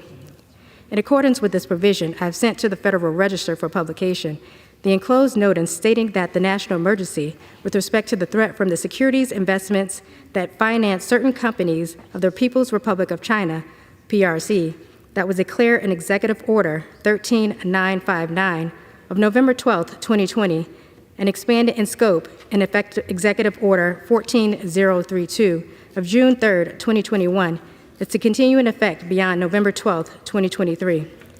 The PRC exploits the United States capital to resource and to enable the development and modernization of its military, intelligence, and other security apparatuses, which continues to allow the PRC to directly threaten the United States homeland and United States forces overseas. Through the National Strategy of Military-Civil Fusion, the PRC increases the size of the country's military-industrial complex by compelling civilian Chinese companies to support its military and intelligence activities. Those companies, though remaining ostensibly private and civilian, directly support the PRC's military, intelligence, and security apparatuses. At the same time, those companies raise capital by selling securities to the United States investors that trade on public exchanges both here and abroad, lobbying United States index providers and funds to include these securities in market offerings, and engaging in other acts to ensure access to United States capital. The PRC military-industrial complex, by directly supporting the efforts of the PRC's military, intelligence, and other security apparatuses, continues to constitute an unusual and extraordinary threat, which has its source in whole or in substantial part outside the United States, to the national security, foreign policy, and economy of the United States. In addition, the use of Chinese surveillance technology outside the PRC and the development or use of Chinese surveillance technology to facilitate repression or serious human rights abuse continue to constitute unusual and extraordinary threats, which have their source in whole or in substantial part outside the United States to the national security, foreign policy, and economy of the United States. Therefore, I have determined that it is necessary to continue the national emergency, declare an Executive Order 13959, expanded in scope by Executive Order 14032, with respect to the threat from securities investments that finance certain companies of the PRC. Signed, Joseph R. Biden, Jr., The White House, November 3rd, 2023. Referred to the Committee on Foreign Affairs and ordered printed. For what purpose does the gentleman from Wisconsin seek recognition? Like an opportunity to speak for 1 minute. Without objection, you are recognized. I'm going to address today a news story that didn't receive probably as much publicity as it should have, but it goes a little bit more to the wokeization of all levels of government, including local government, apparently including even what you would consider to be a conservative city of Nashville, Tennessee. You will recall last March there was a Nashville shooter, Aiden Hale, who killed 6 people in the Covenant School in Nashville. At the time, we were told that nobody knew what his motivation was, that he just had a rambling manifesto, and us little people didn't have to know any more about it. It recently came out on the internet that this murderer of 6 people was a transgender who was motivated in part by Christian hatred and apparently a negative on blonde hatred too. In other words, a super woke person who decided to kill 6 people. As scary as that is, it's just as scary that the authorities in Nashville are now investigating who leaked what motivated the shooter. In other words, our new government is scared to death of any narrative that intervenes with the overall woke agenda. I hope in the future the press corps does not say that it's a problem when this is exposed, but encourages local police to expose manifestos of multiple shooters so we know what really motivates them, even if it's something like transgenderism. Thank you. Gentleman yields. For what purpose does the gentleman from California seek recognition? Mr. Speaker, I move that the House do now adjourn. The question is on the motion to adjourn. Those in favor say aye. Those opposed, no. The ayes have it. The motion is adopted. Accordingly, the House stands adjourned until 10 a.m. tomorrow for morning hour debate.